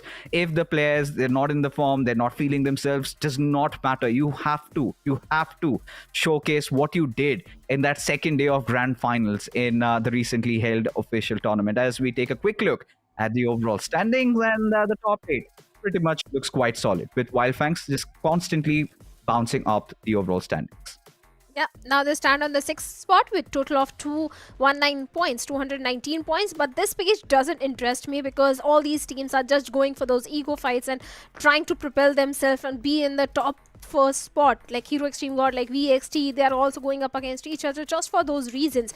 But the second page is where my interest lies, that who has made it inside the top 16. Revenant X Park, yes, they are still sitting on the 14th spot, but Medal, K9, they are yet to play their games. So Revenant X Park in the remaining 2 games, like you said, they need to change the drop location and go for that big winner chicken dinner. Look at this. Red Ross now feel a little bit comfortable. 186 points. Revenant shy 1 point from 180, and we have been talking about the cut of 200 is that threshold, and Hidden Ones very close to that 170. Now one more good game and Hidden Ones will be rattling that point standings there. They might just squeeze in through. But let's not also forget that Team Empires, Phoenix, and all of these others, even 8-Bit, they'll be coming into play later on. Myth Officials, DOD, they had their chances, they let it slip by. And for Visista Esports, things aren't looking that great. With 128 points, really do not fancy their chances. Mathematically, yes, it's possible.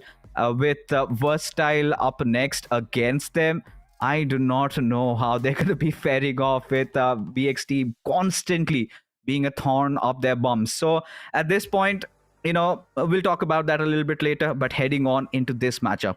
What are the rivalries we're supposed to be expecting? One is Hero Extreme Godlike against Revenant X Park.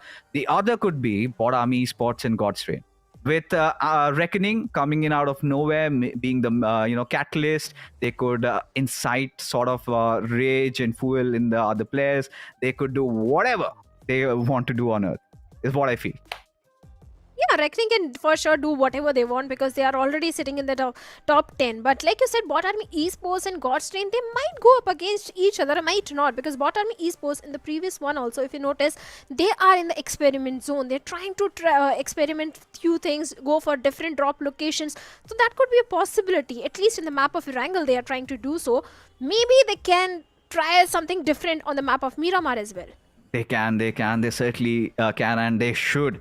At this point, but on a humble request to all of you guys, if you haven't really booked your tickets, because the sparks are flying, right? Old rivalries and new, everything has been incited, instigated, and we will see absolute inferno happening in Noida Indoor Stadium. It is going to be blazing hot, and we're going to see the best rivalries after so many years. You've got Hero Extreme Godlike making it inside of the grand finals, inside of SPS. You've got Aiku Soul coming in with such a prime form, and then you've got GDR. They're also hungry, and then you've got the defending champions themselves, Somraj and co. Of course, he's going to be joined along with a different set of boys this time, in considering how he played the past SPS, a different team, but nonetheless, the fire is still there, and it's going to be absolutely hot. So make sure 31st, 1st, and 2nd is where you got our dates booked.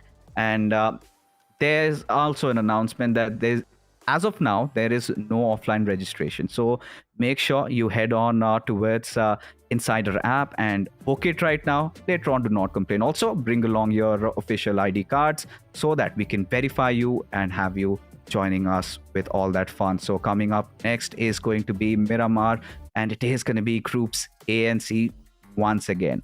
And this is this wild thought in my mind. What if Wildfangs hunt down Hero Extreme Godlike before they go after Revenant X Park? How do you like the ring of it? I love it because yes, Wildfangs, they are feeling super confident, and yesterday's Miramar also Sensei went for those position points, but I think Wildfangs have a bone to pick with the plus of Team Tamilas and Genix FM as well, so maybe they can go directly to the plus of Team Tamilas and Genix FM, because what happened yesterday with Team Tamilas, I think Wildfangs are looking for a revenge. They are. Everybody wants each other's head, and we love it. Especially when you look at the grand scheme of things, these are the rivalries that we thrive on and we live on, and that makes the competition so much more intense. And imagine, these are just those online stages, the challenge stages, because what is going to happen in the grand finals, we do not know. Players will be playing with new devices. The crowd must be roaring, supporting their teams, and that is where your hands start to shake. You start to tremble. So all these teams are prepping up, but up ahead will be the desert of Miramar. And at this point, so difficult to speculate who emerges out as the victors. But of course, our eyes will be on Cincinnati Kids, Revenant X Park, Hidden Ones, Diesel Esports, and all of them, if they can get a chicken dinner out of this one. I really want Revenant X Park to get a chicken dinner in this one. I want them to qualify, and for that they really need to change their drop location or something they need to do to avoid the plus of Hero Extreme Godlike at any cost. They certainly have to. They have to avoid all those drop collisions. And of course, after that exciting game of Erangel, which literally had us out of our breath, Shadow needs to catch it. Whilst I've got Necro joining along with me on this one. And Necro, first question, you know what it is. What were your thoughts about Revenant X Spark deciding to go after Hero Extreme Godlike like that? Listen, whatever's going on, I'm loving it. Hero Extreme Godlike is playing to please their egos and their fans' egos. And Revenant X Spark, for them, it's the fight for survival. Pretty much both the teams are now having a major rivalry against each other, and I'm loving that. The fact that now Revenant X Spark's survival's on the line as well, and Hero Extreme Godlike, they've got nothing to lose. It's better for Revenant X Spark to just back away and play for placements. We've been saying that from the start. Revenant X Spark do not go for early game fights. Try and play for placement till the late game, but still they do the same thing, and they once again get slammed. And the worst part is, initially they did get the better of Hero Extreme Godlike. What I'm still trying to fathom or get my heads wrapped around is the fact that why would Revenant X Spark go hunting down for Hero Extreme Godlike, just kind of blindsiding themselves from the bigger picture? That is that doubt that creeps up in my head, because for now, Hero Extreme Godlike, they'll be setting sail towards maybe the northern areas of Cruz del Valle, or they could just get some basic weaponry and head off straight towards San Martin, because Revenant X Spark, they're quite stubborn. They have decided not to go elsewhere, but Hero Extreme Godlike, they've got their own sorrows to deal with. It is against Board Army Esports. Yeah, and that's going to be a great pick-off as well. Off the rip, taking down Admino, big threat neutralized from the lobby. Hero Extreme Godlike is, of course, going to be that constant threat, because right now, they're just going with the flow. Whoever stands against them, Hero Extreme Godlike is going to eliminate them. But once again, elaborating a bit more on this rivalry that's going on between Revenant X Spark and Hero Extreme Godlike. Let's be honest, this rivalry hasn't really happened naturally. It's a rivalry that transitioned from social media in-game. And now this rivalry that's going on, both the teams are literally playing to please their egos and their fans' egos. And so far, Hero Extreme Godlike is doing a great job. It's not the first time they've done so. Even in the past, Hero Extreme Godlike has targeted many teams just to please their own ego. Even VXT was a prime example of that yesterday. VXT was getting slammed over and over again, and right now, Hero Extreme Godlike's focus is going to be Revenant X Spark. And of course, which makes a lot of sense, if you get rid of the competition early on, there's not going to be a lot of that competition left in the grand finals. Look at this, even for Diesel Esports, in their dying phases of the tournament, they've still decided to take arms against rather even more struggling minus 40, as the numbers keep on dwindling down. Just on the cusp, one player surviving. And for Diesel Esports, they've gotten their players back up for minus 40. This tournament has pretty much been a struggle throughout, right from day one. Haven't really secured enough points, and now, just with the one last player, they've got no other options but to tuck their tails and run. Or are they going to fight valiantly back? Because Vodka, we've seen he's got those clutchy moments. But if he has to clutch out, I think the moment couldn't be bigger than this. Yeah, the mentality is pretty simple. The strongers, they feed on the weaker. And that's what's going on right now. Team Tumulus is well falling prey against the players of Hidden Ones, but still, Rico's trying his best to fight back. Eventually, Rico gets slammed down as well. And now it's down to just the two remaining surviving players of Team Tumulus. We'll make just one, considering it's just Mr. IGL now. It really blows the fact that Team Tumulus is getting taken out of this tournament in such a way. They're getting disrespected every single time, no matter what sort of fight they pick. They don't even stand a chance to win that fight. Mr. IGL on fire. He's pretty much going to be taken away to his death. Barely survives on sliver of HP. That bandage saves the day, but he's got no first aids to back himself up, and he's taken down to such low HP, he can't stand a chance on the fight anymore. Big questions on this team. Pretty sure they must be moving ahead even to the officials with the same exact roster. Yeah, and not surely, a lot of time left. Yeah, rosters are pretty much locked in. The registration's just 2 days left, and Team Tumulus have been shaky as ever.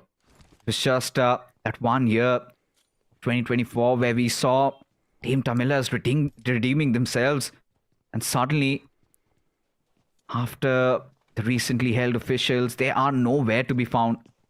The performance completely extinguished. Feels like it's a whole different Team Tumulus. Only if Mr. IGL might have to say something about it, as he answers back in kind. Already 2 players done and dusted, but still so much to go, and he does not even have a single amount of meds to really patch himself up with. He's still going to take his chances, but falls on his face. Valiant effort, but still, Hidden Ones get 4 finishes. That's a great way to kick things off. And Hidden Ones as well, the previous game, they had a great start. The exact start Hidden Ones needed. And that's the way they like to play as well. They will be absent for a complete day, and then later on they just come through with a big chicken dinner and instantly get themselves back in the race every single time this happens. And right now you've got Reckoning Esports locking horns against the players of Diesel Esports. Diesel, first man getting knocked out. That's not a great start for Diesel Esports at all in this fight. And of course, Reckoning Esports, the Howling Wolves, they are hungry, and they will feed upon Diesel Esports with ease. For Reckoning, it's just another day in the office. That is exactly the kind of mentality they've come out to play with. They've lost on their IGL, but it does not matter. They've already secured 4 finishes. Doing quite well in terms of the overall standings. A fight around Partona. Kyoya gets 3. I think at this point, it's alright if Reckoning come with the ambitions of having Kyoya get back to the form of his life. The one form that he showcased around in INKR. If you remember, whilst he was playing under Metal Esports. So we want to see that Kyoya, or even a better version of it, if Reckoning have their eyes set at the trophy. It definitely does feel like Reckoning Esports, they found that lost piece, and that was in the name of Kyoya. And the same thing can be said for Kyoya too, who was looking for a suitable roster. And finally, Kyoya found that roster for himself. He's able to shine through individually, and even as a team is doing a great job. But all they need to do is just make sure they're continuously playing like this, even in the grand finals, even on the LAN itself, and show the audience what they're capable of. Revenant Spark, qualification still on the line, not doing too bad in the overall standings. In the top 16, they can easily move on, that's not even a question, but still, just have that cherry on top of the cake right now. Revenant Spark, if they keep on taking early game fights, it's really not going to pan out that well. You've only got 5 more games to go, and in those 5 games, you just need to pin your spot down. At this point, it's so difficult for all these teams struggling at this point. Hidden Ones, they've had the right start, the right mentality. Get a chicken dinner in the first game and heading on forth. They will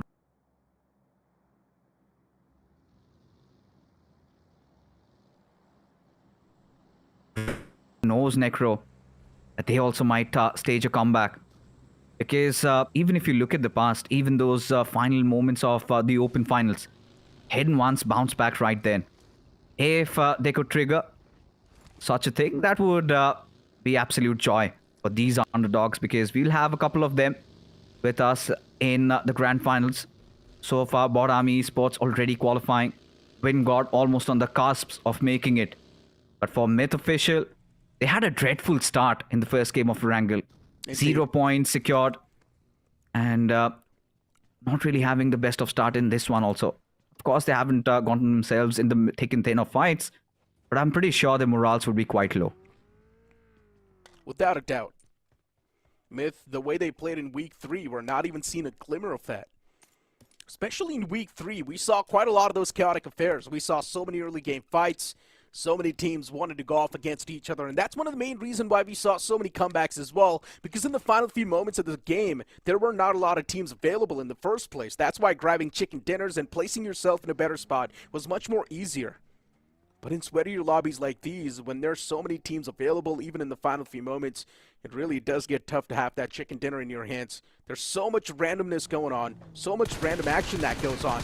Phoenix Esports, or maybe you can't say Phoenix from Red Ross, is almost on the verge of catching one of the players of CK, but no, instead Flock. He turns the tide, and Phoenix gets knocked out. Unfortunate for this man. He had all the advantage in the world to try and take down Flock, but he was still barely able to scratch him, and Flock, beautifully done. He found that lifeline, and he instantly latched upon to it. And such an important layer of land. You look at them securing these higher altitude positions. Of course, Red Ross should have had somebody providing that cover fire. But Cincinnati kids come in with their forces, and Flock, he's been such an incredible player. Hasn't really found the best team to play with. Seems like with Cincinnati kids would be the way to go. Albeit their struggles in these early phases of the tournaments, but we know Cincinnati Kids have seen days worse than this. Not really the best of starts so far.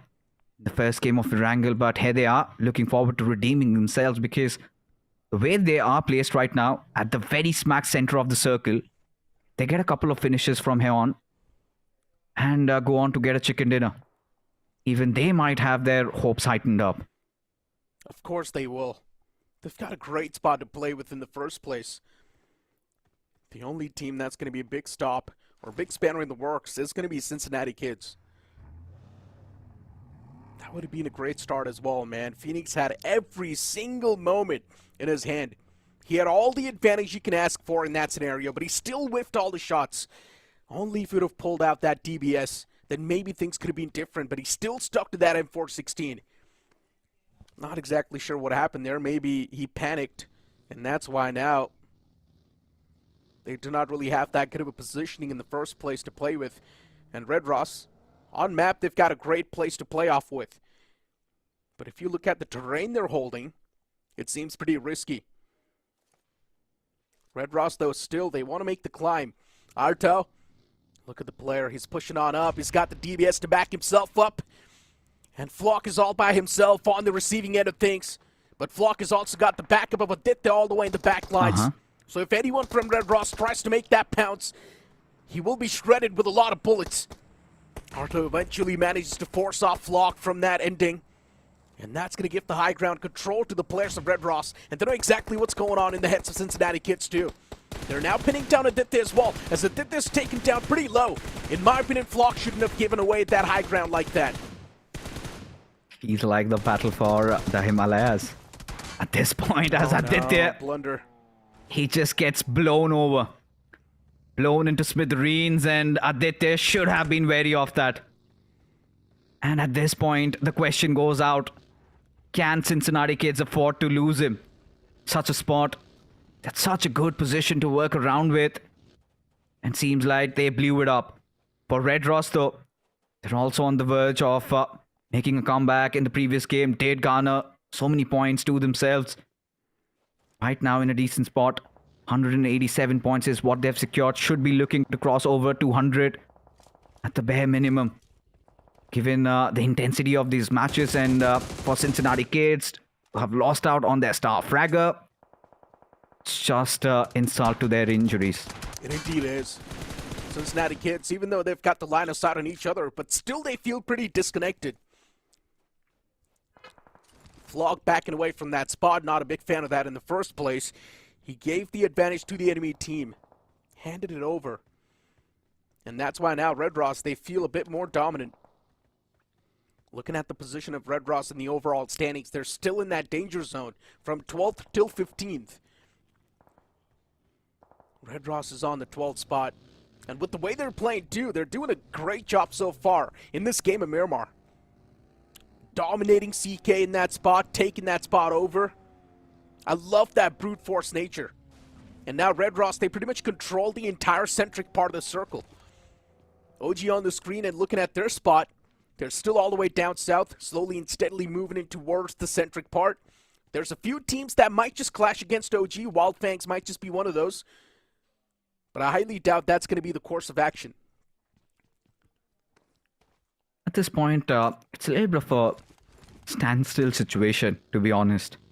All these teams on the pursuit, rather waiting for that hard shift to occur. Because we know, in circles like this, it has got those tendencies to bend a little towards the east. That is exactly where Gen XFM and Revenant X Spark have themselves positioned with. And Revenant X Spark, finally realizing the intensity of the situation, they have decided to go a little bit defensive, focus a little bit more on getting a chicken dinner. But Shadow is trying to create a different angle altogether. And there's a storm coming in from the eastern sides.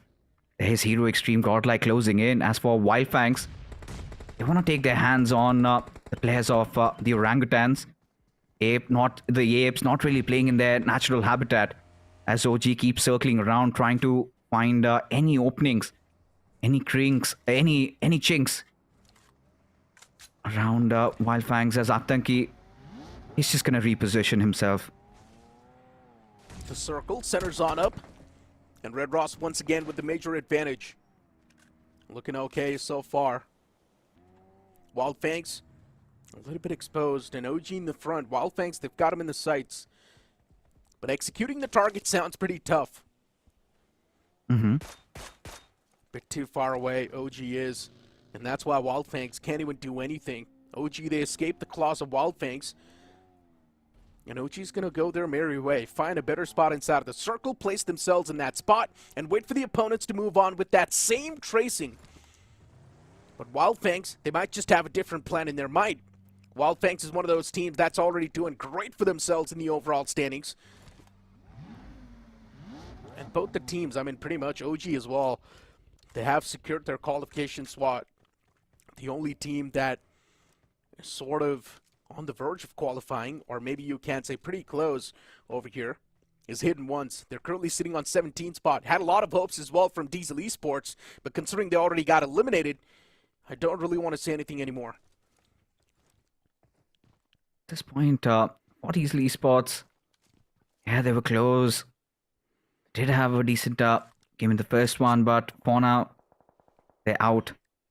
And this is just going to add on to their misery, if there's anything left. For Myth Officials, though, sitting at 145 points, already have been dealt with. Quite a lot of those shots coming in from Hero Extreme Godlike, where Jonathan did manage to knock out one of their players, but he's back up, so all good in the hood. But for Hero Extreme Godlike, they'll have to work this out without a Star Fragger Admino. Got picked up in the pretty early stages of the game. Army Esports really being a blessing in disguise for Revenant X Parkers. Look at this, Punk.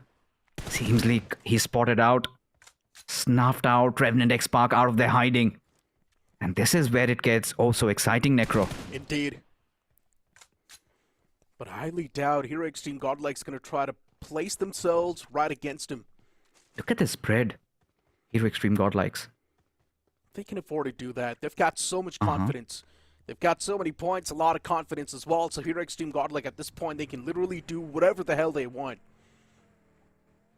But taking a fight against Revenant X Park in such a way is pretty much going to be gifting them 3 points. So Hero Extreme Godlike's going to make sure they have the maximum advantage before going for a fight against Revenant X Park.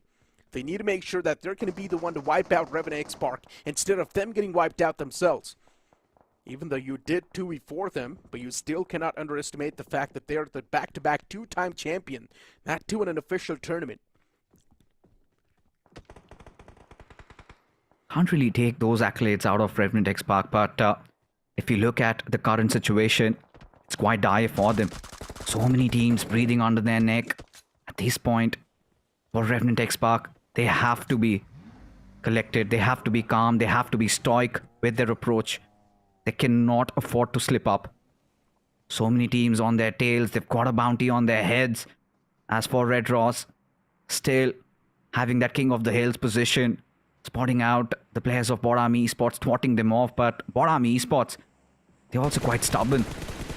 Just trying to form a different flank angle. That could have been such a close call for Scary Jord. He somehow manages to survive. However, given his position out in the open, Red Ross have got a lot of intel to play with. Yeah, backs away in the shack in the nick of time. It's going to be good for now. Red Ross, all the 4 players up in life, still holding that same terrain. And the next zone's going to pop up north. 2 of the players from the side of Red Ross still inside of the circle. And that's going to be a great thing too. Arto and Beast right next to each other. And now it's going to be the time to reunite. All the players called on the same spot. That's going to be the best possible thing for Red Ross. Have yourself a bit more of that security. God's Reign spotting out the players of Genix FM. A great way to kick things off in the fight. The second man as well gets taken down with no efforts. For God's Reign, Genix FM's not even a competition. Vishu and his teammate are still in the game, but what can they do? That's the real question. Especially against the entirety of God's Reign, it sounds next to impossible to survive. Vicious positions compromised. Steven Evil's positions known. Genix FM, they might just be on the verge of being eliminated. Almost on the verge of a collapse. And God's Reign, they're not a team to be trifled with. At least at this point where they are enraged. But Justin, he's got to watch out. One little slip up and he might get knocked out as well. With so many teams eyeing out positions inside the zone. As there you have it, GDR going in for that breach. Trying to infiltrate through Gen XFM. That one grenade will get the job done as Vishu wiped off the floor as GDR have got 4 finishes to work around with. Delta getting 3 out of them. As for God's Rain, they've got a nice position secured. But the next moment, still not out of harm's way. We've got the lads of Orangutan circling around them as Hero Extreme Godlike deal with the final player from Reckoning as Reckoning also bow out of the server. No complaints from their side. They've also done their bidding. But this is where Hero Extreme Godlike also needs to rally up their forces as they are taking fights on multiple fronts. Not yet, Fixes. Reckoning's still in the game with just a 2-man squad. So they can still play that major spoiler. If they want, they can definitely cut off the lifeline of Myth. They're right next to him. Hero Extreme Godlike from the top can definitely be a major threat as well. But right now, OG, they've got their eyes locked on Wild Fangs.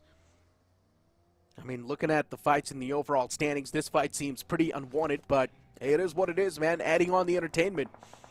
OG, looking forward to wipe out the existence of Wild Fangs in this game. Azaro unfortunately takes down Scout OP, and that's already going to be a big dent in the players of Wild Fangs. 3 players still standing safe, Trace, Scott, and Sensei, and everyone just wants to back away from this spot, but Sensei's left in the back lines. Does OG know that Sensei's still there? And the answer is going to be no. No one's got any sort of clue that Sensei's still all the way in the back lines, and Sensei's pretty much going to be the backstabber that Wild Fangs is looking for. This might just be a great strategy, but Zev catches 1 player. That's exactly what they were looking for. OG, unfortunately for them, they're also getting shot from the back lines. Even the Wall of Death is doing a lot of damage against Sensei. He was able to chip a few players away, but Wiscott falls apart. The play zone's not going to have any sort of mercy. Wall of Death, it's going to deal a lot of damage. It's going to take out chunks from your HP. Look at this at this point. Revenant X Park have also opened up their accounts. Fight between OG and Wild Fangs, and this is where Revenant X Park will walk away with 2 finishes secured to their names as Wizgod is still down on his knees as Train decide to chime in this fight. Wizgod already being taken down and AKOP quite low. Cannot have himself in the midst of the battle as he also tucks his tails and runs for his dear life as the destroyer himself, Destro, comes chiming in. Atanki in front of him, lying down, splattered in blood. As of now, for God's Rain, they will be squeezing in through, but Revenant X Park cannot afford a slip up. We've talked about this. Atanki already taken down. Spray God, he's got a different angle to play around. Sarang does not have the best of HP as Justin is gonna take a shot against Spray God. Did manage to do some hefty amount of damage over there, but even for Revenant X Park, they cut their own routes. They run away from this situation. They head over inside the zone. I'm loving the fact that Revenant X Park's qualifications on the line, but they're still not backing away from the fights. I do understand it's pretty stubborn of them, but that's what makes them Revenant X Park. They do not fear anyone that stands in their crosshair. They will try to take him down. And even right now, they've got all the 4 players intact, so they can still go for that risk factor. They've placed themselves right behind the players of Hero Extreme Godlike. And the moment they find out it's the players of Hero Extreme Godlike, they will definitely make that push. For sure, they will. Especially with Hero Extreme Godlike still guarding the zone. They still have some concrete covers to play around with. The only thing that puts them back is the loss of Admerno in the earlier stages of the game. So, of course, for Revenant X Park, the ideal circumstances would be somebody slamming in on Hero Extreme Godlike and Revenant X Park go in to salvage whatever they possibly can, because this is a very interesting circle. All these teams almost having themselves in, staying apart. At this point, as Hero Extreme Godlike, a little bit of a push coming in from the sides of Hidden Ones, as they've got no other options. They have to inject themselves, and seems like Zap is almost ready. A nade lobbed out. Needs to get something, some value out of this situation. Maybe Mortis, maybe Executor, even Daniel could make the cut, but instead, he decides to blow himself up. A big tragedy. I mean, Hidden Ones was also catching herd from Revenant X Park from the far fray. They had to make this push. No other option. Hero Extreme Godlike from the top. They've got the advantage. For Hidden Ones, it's an uphill battle. But they've already found the knock that was needed. And that knock's going to find enough time for Hidden Ones to make this push. but they're still holding themselves a bit back, and I'm not exactly sure what's going on in the heads of Hidden Ones. They need to make the push right now. Hidden Ones, they're also taking a different fight against Revenant X-Spark at the same time. If they go for the fight against Hero Extreme Godlike, that means Revenant X-Spark is going to third-party this.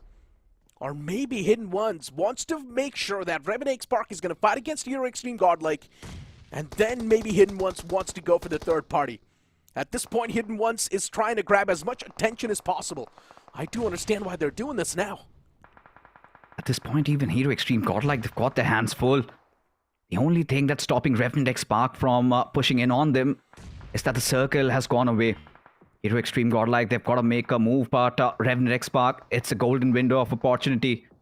But they get to be the ones entering inside the circle, but the only bane for them in that situation is they've got no covers to play around. As Jonathan, he's still going to take a dig at the players of Hidden Ones. It's got to be very, very careful though. Punk revealing himself, trying to rattle down the players as Myth officials have got such a good position to hold on as one after the other. Maxi also, he gets his bidding done. He gets all those bodies falling down as Hero Extreme Godlike. They also decide to march in with Revenant X-Spark looking for that right opportunistic moment. With Bot Army Esports also holding on to the doors as Red Ross gets some quick work out of Hidden Ones as that grenade from Lucifer could prove so fatal. It's a team knock and it's just not one but two bodies taken down. It's fine though. They haven't really gotten that much attention upon themselves, so that's a great thing. Red Ross can easily get the revival on the fallen players, but Hero Extreme Godlike now also getting pinched from the back by the players of Revenant X-Spark. And they're in such a big pickle, they can't even get out of this spot. It's a big sandwich at this point. Red Ross from the front constantly going for the shots as well. Hero Extreme Godlike now, they make the push against Revenant X-Spark. Too many fights happening at the same time. It's hell breaking loose. Zap's knocked out in the open. He will be confirmed by Red Ross. Hero Extreme Godlike's Punk. He makes that push happen against the players of Reckoning Esports, but unfortunately, he could not get the wipe. Oh, look at this. At this point, we just have 4 teams remaining, and Zap was such a hero in that fight. Reducing the forces of Revenant X-Spark, and now Shadow, he's gonna try to take a push, to take a fight against the players of Reckoning, hoping that he might wipe them off and could earn a little bit of those finish points, but Reckoning denying them that luxury as Red Ross on route to get a chicken dinner. 7 finishes secured already, all the 4 players still alive. This is exactly what Red Ross were hoping for, and now it has been served on a silver platter. Of course, they had to fight for that. But now they are going to be relishing the victory that awaits them. But hold on. Do the players of Myth Official throw a spanner into their works? That's a big ask. Pinched in, surrounded from 2 different directions. But this is where Red Ross, they will have to play their cards right. For Myth, survival seems tough. With just a 2-man squad taking down a 4-man squad of Red Ross, it sounds even more difficult. Arto from the back lines, it's got every single piece of intel that's needed. And even Arto is just waiting for the right moment to strike, the right moment to unleash himself in the playing field. Viper's behind that vehicle, still going for the constant med strat as well. Viper wants to secure as many points as possible, and Myth, they kick things off with aggression. First knock already found with that nade, but unfortunately Spear gets detected, and he instantly gets taken down by Arto. Even Arto will fall apart soon by the play zone. And for Red Ross now, it's down to just being a 1v1 in the end for a Myth official. But unfortunately, Myth, they get shut down. And Red Ross, they convert this game into a chicken dinner. I mean, what just happened in that final stage of the game? One had an MK, the other had a shotgun. And for a moment, it felt like could be anybody's. Still difficult to say though. And Red Ross, yes, they will be the victors in this one. Myth officials did bring it down to a 1v1 situation. It's 2 players alive, did enough of that heavy lifting. But Red Ross, like you said, Necro, will be the ones enjoying the fruits of their labor. Throughout the game, they had such a tough time around. Cincinnati kids constantly poking them, being a huge threat. But Red Ross making all those right calls.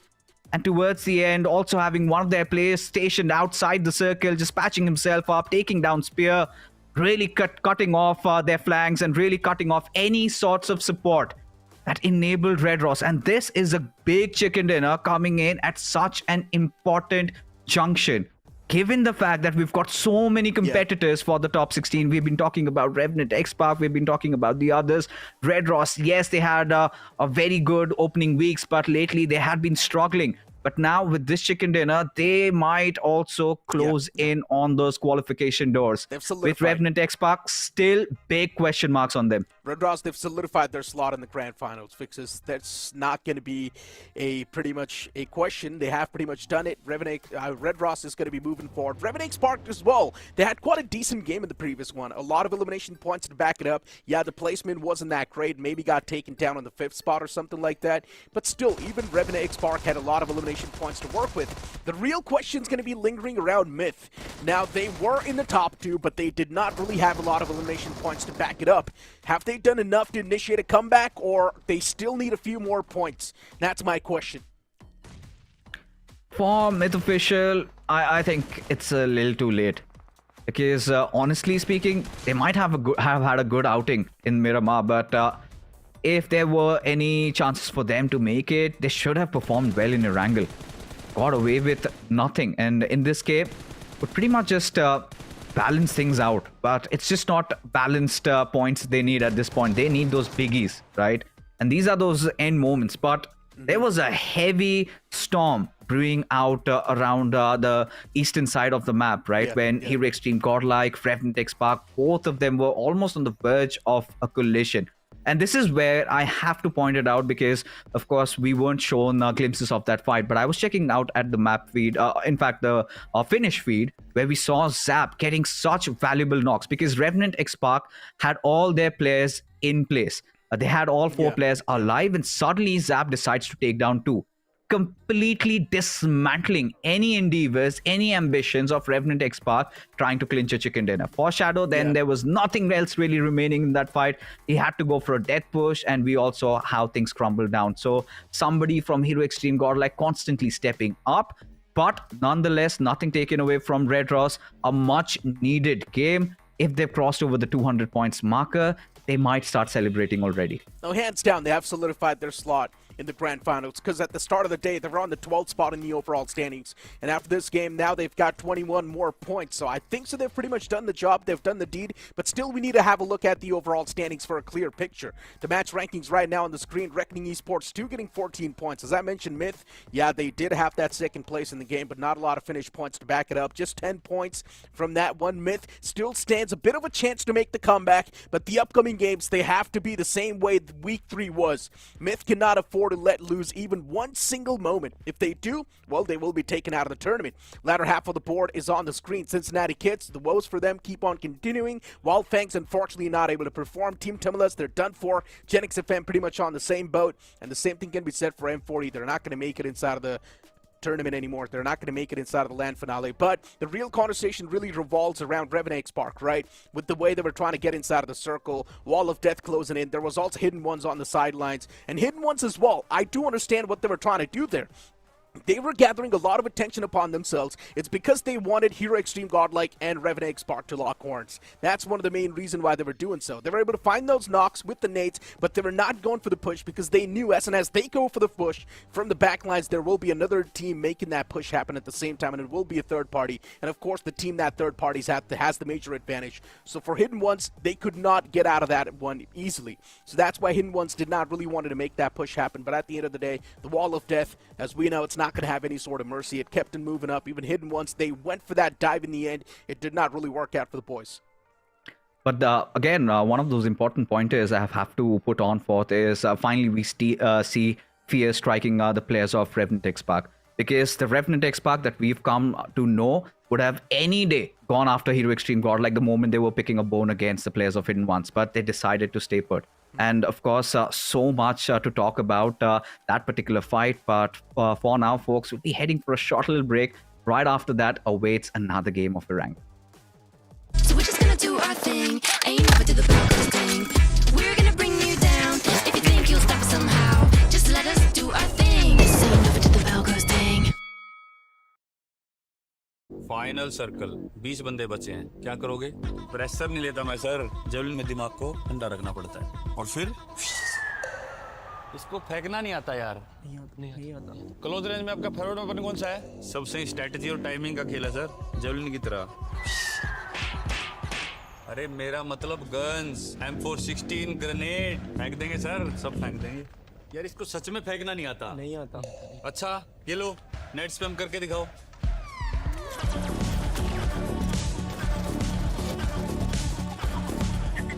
Wow, इसको फेंकना नहीं आता, मगर इसको net फेंकना आता है यार। आता है। नीरज तो फेंकने में पास हो गया। आप भी BGMI खेलो और रश करो और चिकन डिनर। यार तुम तो फेंकने में चैंपियन निकले। चैंपियन नहीं sir, conqueror. O yes. 777 all wins, big money. The tramp over here never see me coming. I was in your back pocket the whole time. A quiet power, a silent gold mine, a big old confidence boost. You never to lose. Just know that you'll be winning, cause I'm with you in the building. I'ma keep you with the good mood. Keep you up all night. Never number around you. Baby, this is soul vibe. Got me dancing like a soul train. Laughing the whole time. Got me singing in the shower. Baby, are you all mine? Baby, I'm your four-leaf clover. Your rabbit's foot, your charm bracelet, horseshoe. Baby, I'm your good, good omen. You wanna keep me with you. Keep me with you. You been looking like you're down on your luck. Need a girl like me to come through, lift you up. Hold me in your hand, I like when you touch me. Kick me around and you might get lucky. Baby, I'm your four-leaf clover. Your rabbit's foot, your charm bracelet, horseshoe. Baby, I'm your good, good omen. Yeah, you wanna keep me with you. Oh yeah, keep me with you.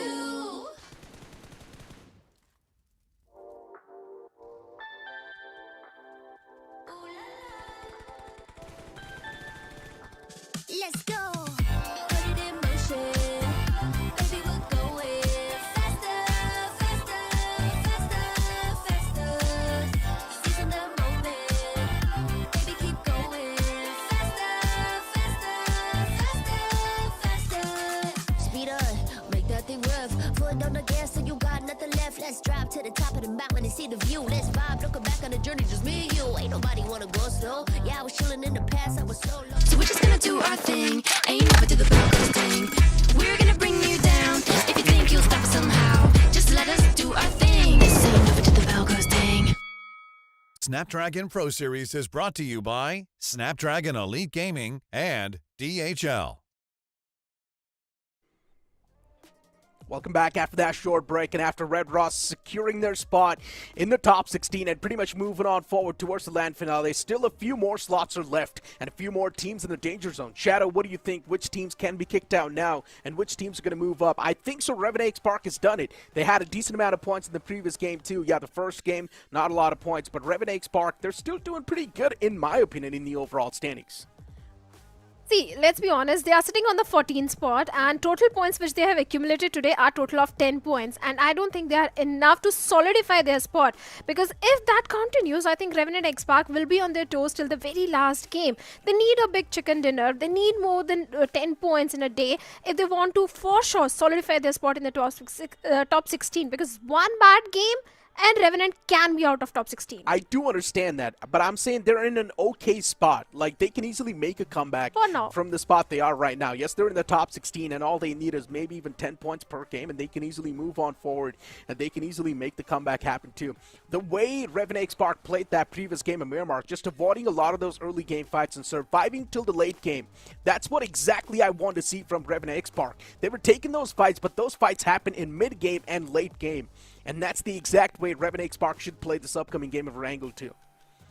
See, here's the thing. All the teams who are below Revenant X-Park, like the players of Team Hidden Ones, they are staging a comeback. Hidden Ones are having a fantastic day number 2 of this week. And if this continues, Hidden Ones can easily propel themselves in the top 16. Because at the start of the day, they were sitting on the 19th spot. Yeah. And now they were on the 17th spot. So there is a chance of Hidden Ones making in the top 16. Even Myth officials in the previous Miramar also fared off really well. So that's the main concern. Yes, Revenant X-Park, they're doing okay for now. But if the teams who are below them, they get a big victory, Revenant can be pushed out of top 16. That's my main concern, that all other teams are doing better than Revenant X-Park.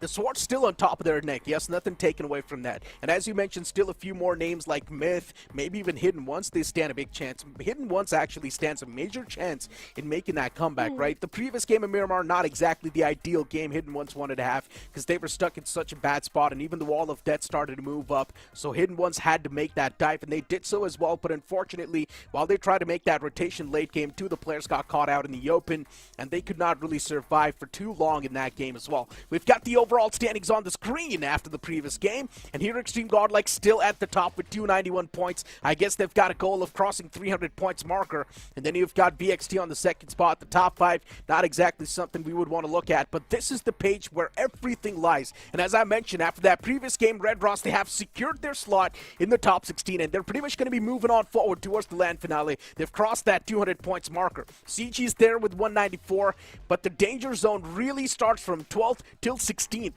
Revenant Spark is right now sitting on 13th spot with 186 points, and that's what I'm saying. They're in an okay spot, not doing too bad. Yeah, for now they're in the okay spot, but Hidden Ones, they are doing really good with 170 points, and if they keep continuing the same performance, they can be in the top 16 because already they have taken a certain jump in the overall ranking. Myth Officials also did fairly well in the previous Miramar and Cincinnati Kids. They are still having their ups and downs, but Team Empire is also one of those teams. If they start making a comeback, they can be in the top 16. But this is a page where I don't have much hopes because let's be honest, -40, Ledger, Team Tamilas, RGC, things are pretty much done for all of them. Do or die, yesterday they got a chicken dinner, but on this day number 2, even Do or die, they're not having the best of the time. Last page at this point, they need to pull off a bot army esports. That's the only way they can stand a chance to make any sort of comeback, including Team Tamilas. The only way they can stand a chance to come back is by pulling off chicken dinners every single game that's left over. They've only got 4 more games to go, and Team Tamilas at this point in time, we pretty much know for them it's done. For M40 it's done. They can't really make the comeback anymore. Gen X FM as well, pretty much on the same boat. All the teams on the last page, I don't think so a comeback is possible. Maybe from Vasista Esports, there's still a bit of that hope. Maybe they can pull off the chicken dinner, but considering Vasista Esports is not really playing in these groups, so we don't really need to speak about them right now. But what do you think, Shadow? Who do you think from the last page actually stands a chance to bounce back? None. To be honest, none. Because let's be honest, they need more than one chicken dinner. If you're on the last page, you need so many points if you want to see yourself in the top 16. Yes, Vasista can be that big name, but considering that VXT is also going up against the players of Vasista, it's not going to go very well with Vasista in every single game. And getting multiple chicken dinners is something Vasista needs at this point. And since we will be playing on those 2 off maps, that itself makes it very difficult for them. And once again, we're going to move on towards the map of Erangel. In the first Erangel, we saw storyline unfold in quite a weird manner. Revenant Spark and Hero Extreme Godlike locking horns off the rip. First Hero Extreme Godlike moving in towards Yasna Poliana. Revenant Spark bullying them a little bit, but then later on, when they try to hunt down the players of Hero Extreme Godlike, they got 2v4'd. And yes, that was the exact salt on top of the wound moments that was needed for the fans as well. And I'm mentioning this from the start. Both these teams are literally playing to please their egos and their fans' egos. And Hero Extreme Godlike has been doing that since such a long time. Even yesterday, they targeted VXT. Today, it's Revenant Spark. Tomorrow, it might just be someone else. Before now, the game puts up on the screen as the plane fly pad's also going to be there, starting all the way from Norupnoy towards Primorx. Yes, we have a southern flight path, so all the teams who love going towards the side of Kameshki, Stivani, Yasna Poliana, they do have a long journey up ahead. But like you said, Hero Extreme Godlike, they have been going for those ego fights. But here's the thing, Hero Extreme Godlike can afford those ego fights because they are sitting so comfortably in the overall ranking. Revenant X-Park on the other side, they can't afford those ego fights. They need to be very cautious. They need to pick their battles very carefully. And the mistake which they did in the previous Erangel, they need to avoid such sort of mistakes. They can only do that towards the last game when for sure they have qualified for the challenge finals. At this stage, Revenant X-Park can't afford it. But wait a second, Hero Extreme Godlike going all the way towards the southern side. I know what Hero Extreme Godlike is trying to do here.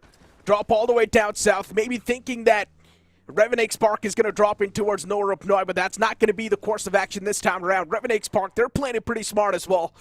But Hero Extreme Godlike, they can instead switch their targets and focus on Hidden Ones, because even Hidden Ones is in a really bad spot in the overall standings.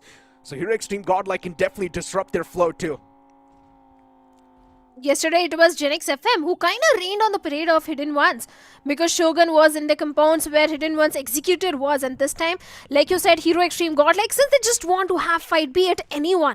So Hidden Ones could be that team that Hero Extreme Godlike decides to go up against, but such a mature decision coming from the side of Shadow of Revenant X-Park. Had they gone in towards the side of Novo Ripnoi, they would have to face an early fight, but seems like Diesel Esports in -40, they are in sort of a situation as Nishu OP is trying to knife the players of Diesel Esports, but seems like the cavalry is there and Nishu has been knocked out. Revenant X-Park, no matter what, they will need to face an early fight because the place where they've dropped right now, there's Reckoning Esports right next to him. And focusing on this fight for now, M40 versus Diesel Esports. Diesel Esports is one of those teams that can still maybe stand a chance to qualify, but M40, they deny that. Diesel Esports, lifeline stolen. And with this wipe, Diesel Esports now does not stand a chance to qualify to the LAN finale because they're going to move all the way at the bottom of the page. And this is going to be a big blunder.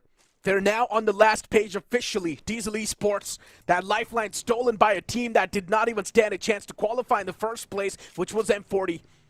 This has to sting.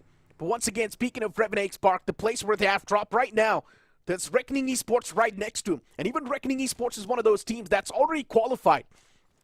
So Reckoning Esports, if they want, they can definitely go for this threat. They can definitely go for this fight. But Revenant X-Park, they cannot afford to fight Reckoning Esports because Reckoning Esports, they've been feeling at the top of their game from the start.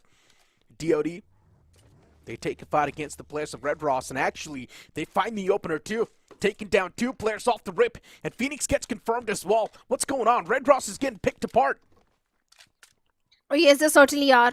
Do or die, Red Ross, they're locking horns with each other. Even we have got the players of Team Wildfangs and Genix FM in a close proximity. They can decide to do a third party in that scenario. But seems like Red Ross, they've decided to back off from that situation. And Do or Die with 2 finishes, a good start. But the chances of Do or Die making it in top 16 are very less. They need one more chicken dinner if they really want to be in the top 16. But like you said, Revenant X-Park, they could have gone against the players of Team Reckoning. But seems like Reckoning went all the way towards the side of Georgopol City. And that is where we have the players of Bot Army Esports. And for now, Reckoning and Bot Army, they are locking horns with each other. And Revenant X-Park, they're sticking to the complete western smaller compounds of the Erangel. Indeed. I mean, the way Reckoning Esports rotated from that spot, they were right next to Revenant X-Park. And now they're moving all the way towards Rozhok. Or maybe even Yasnapoliana. I'm not exactly sure what the final stop is going to look like for Reckoning Esports, but whatever it's going to look like, I want them to start hunting right now. Wildfang's already kicking things off against Hero Extreme Godlike. And Hero Extreme Godlike, I'm not exactly sure if this fight is on purpose or it's happening randomly. But Hero Extreme Godlike dropped in such a spot we did not really expect him to drop in the first place. Red Ross once again constantly getting picked apart by Do or Die, and I'm not even exactly sure what's going on here. See, here's the thing. Hero Extreme Godlike that saw that Revenant X-Park is not in the city of Novo Ripnoi, so they decided to go all the way towards the side of Yasna, and in the process of doing so, they clashed against the players of Team Wildfangs, and Fixes was already talking about it. Let's imagine Wildfangs go up against the players of Hero Extreme Godlike before Godlike decides to take a fight with Revenant X-Park, and seems like that is happening as Trace God finds a knock onto Jonathan.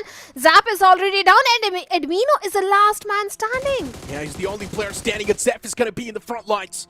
Who will be on the receiving side of the spectrum? Seth tried to run over the player, but what a beautiful drive-by that was. Seth puts that final nail in the coffin as Wildfangs, they wipe out the existence of Hero Extreme Godlike.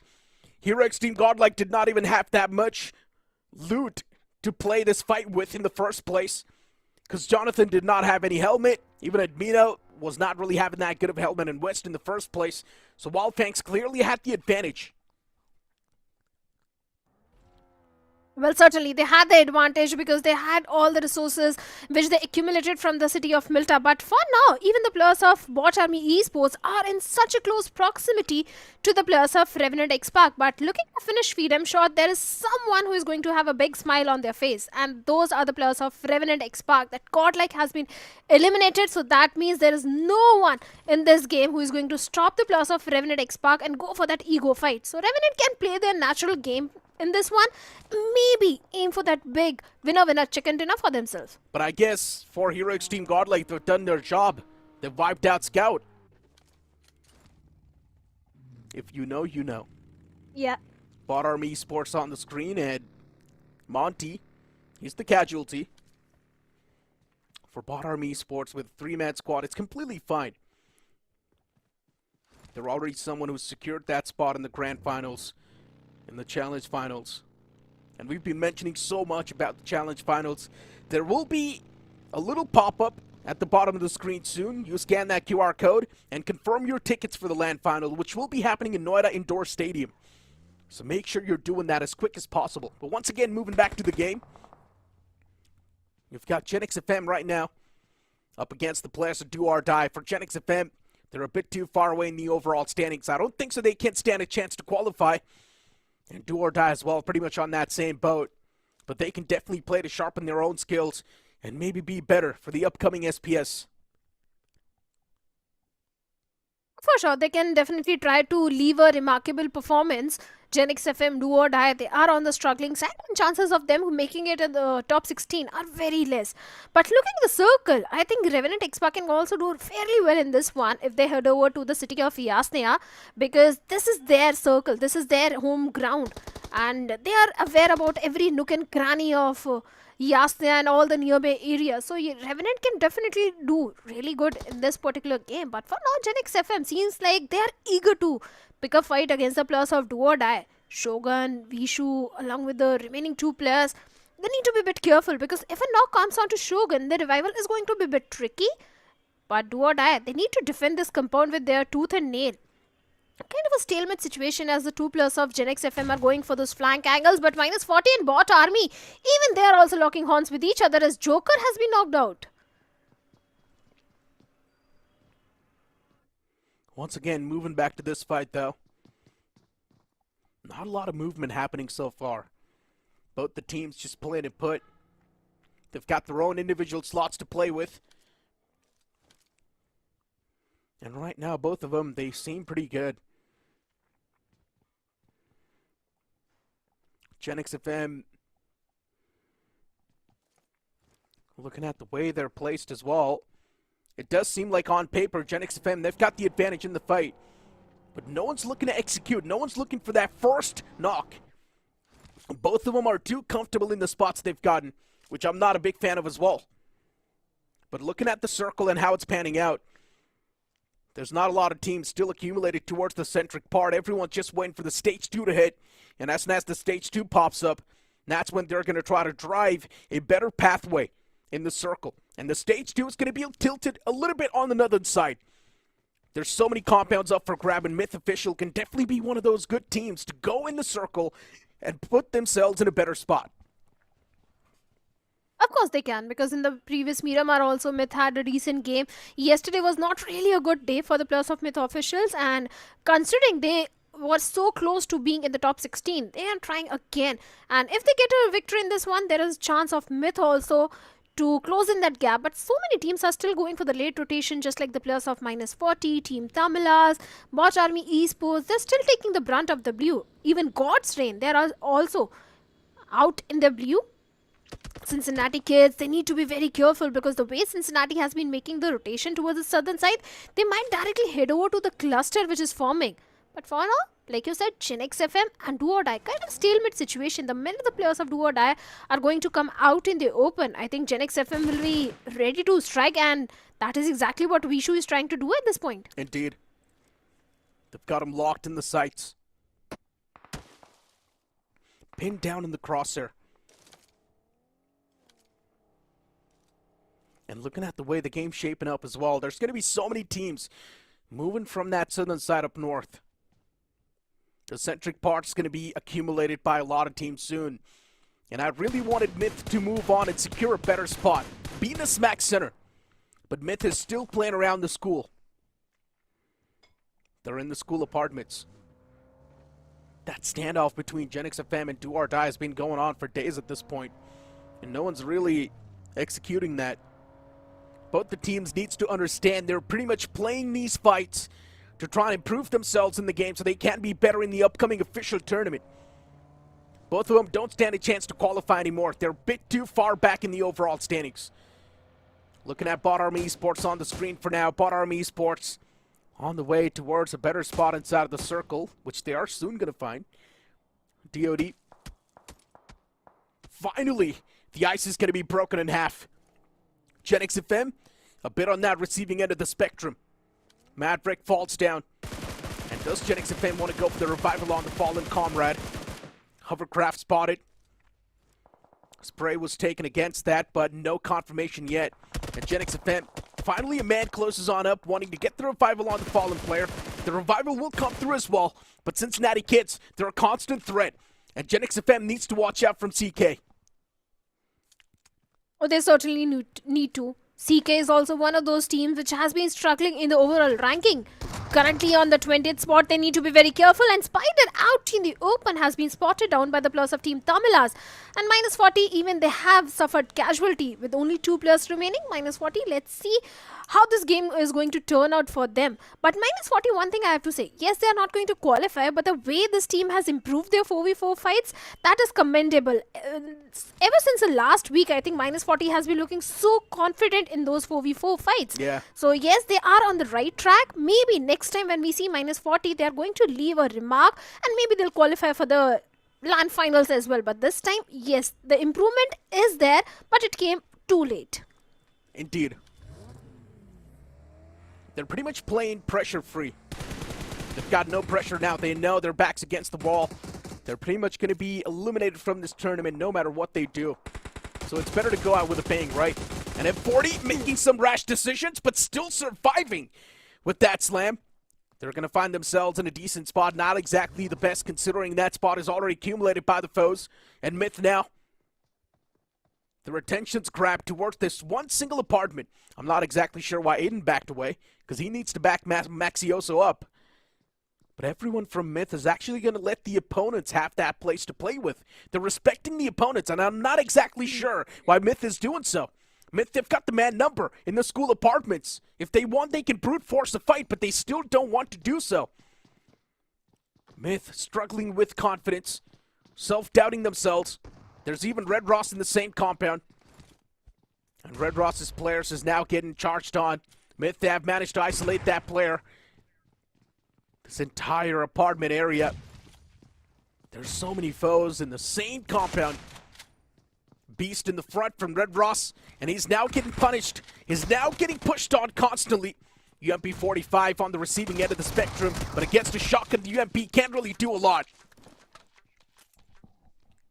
And with that, Red Ross, they have also been eliminated on the 14 spot. 2 finish points towards the side of Myth officials is definitely going to help their case. And that's the reason that Myth backed off from that fight against the plus of minus 40, because I think they got the call that someone is there in the same apartment, in the same building. And Myth, they decided to go up against Red Ross first. And after that, maybe they'll decide to go up against the plus of minus 40 once again.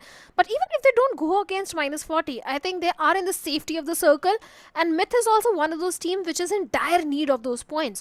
So Exactly. maybe they can take that extra sweet time to engage in a fight, just like what Godstrain and Wingod did yesterday in the map of Vikendi. Even Myth can also try to do the same thing. No, in my opinion, they should go for the fight right now. The smaller the circle gets, the longer the opponents live, they will be a bigger threat.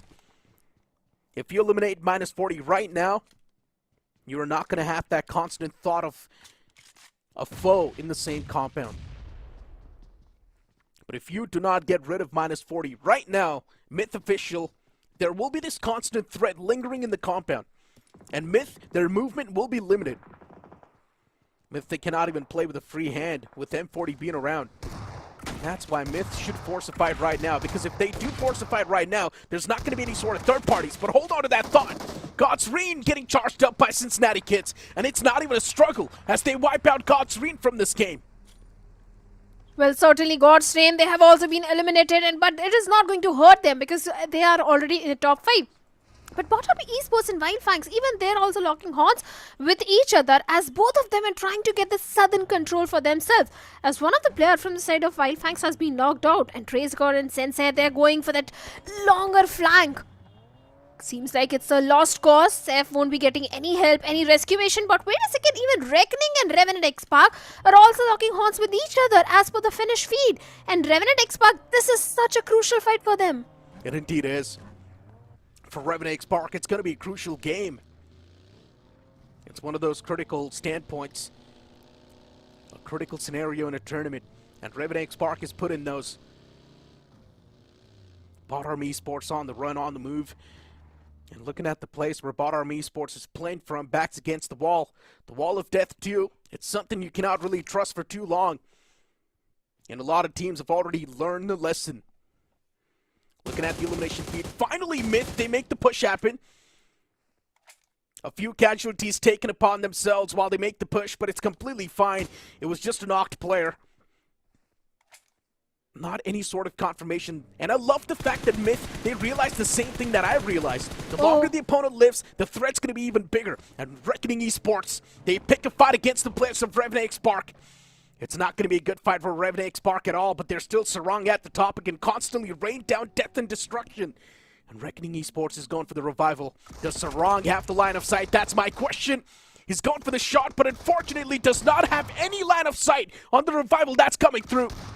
Sarang now finally breaking his silence as he wants to make the push happen up close and personal. But Reckoning Esports, they're already in too deep. Spray Gotti can still stand a chance to convert this fight and save the day for Reckoning Esports. But Revenant, even they can flip the odds and flip the tables. The floor is lava for Kyoya. He's got his hands on the P90. He wants to make the push happen against Sarang, but all it takes is one single shot. And Kyoya gets slapped down. There's still Dionysus in the same compound, S12K to back him up. But Reckoning Esports, with just one man standing, I'm not exactly sure how much they can pull off, but the damage is done. Dionysus confirms the man, and he will be taken down eventually by Revenant X-Park. But in that fight, Revenant X-Park lost out on their main key soldier, Sarang. Well, Sarang has been eliminated, but 4 Finnish points are going to help Revenant X-Park to stay in the top 16. But the main thing, Neeraj, here is, if you look at the circle, everyone is trying to have that southern control. Revenant X-Park is the only team who is having the northern control of the circle. They can potentially rain death and destruction from the northern side. And it is going to be so important. This can be a good game for the players of Revenant X-Park if they play all their cards right, because the only threat they had were the players of Reckoning, which they have already eliminated. So the entire northern control is with the players of Revenant X-Park at this point. Indeed it is. The next zone's going to pop down south, and I'm not exactly sure if they can rain death and destruction right now. The zone's moved away from them. And now OG's going to be the Guardian Angels. They can be backstabbed by Revenant X-Park and even Myth. But it's OG we're speaking of. Orangutan, the Apes, they're quite experienced. They know exactly how to deal with such scenarios. Myth, they're constantly taking a duel against the players of CK. But CK, they've got no interest as CK back away from that spot. And even they focus on the placement in a better spot in the circle. Myth, they need to do the same thing as well. Place themselves in a good spot in the circle, and then maybe try to pick some fights. Because they need those elimination points too.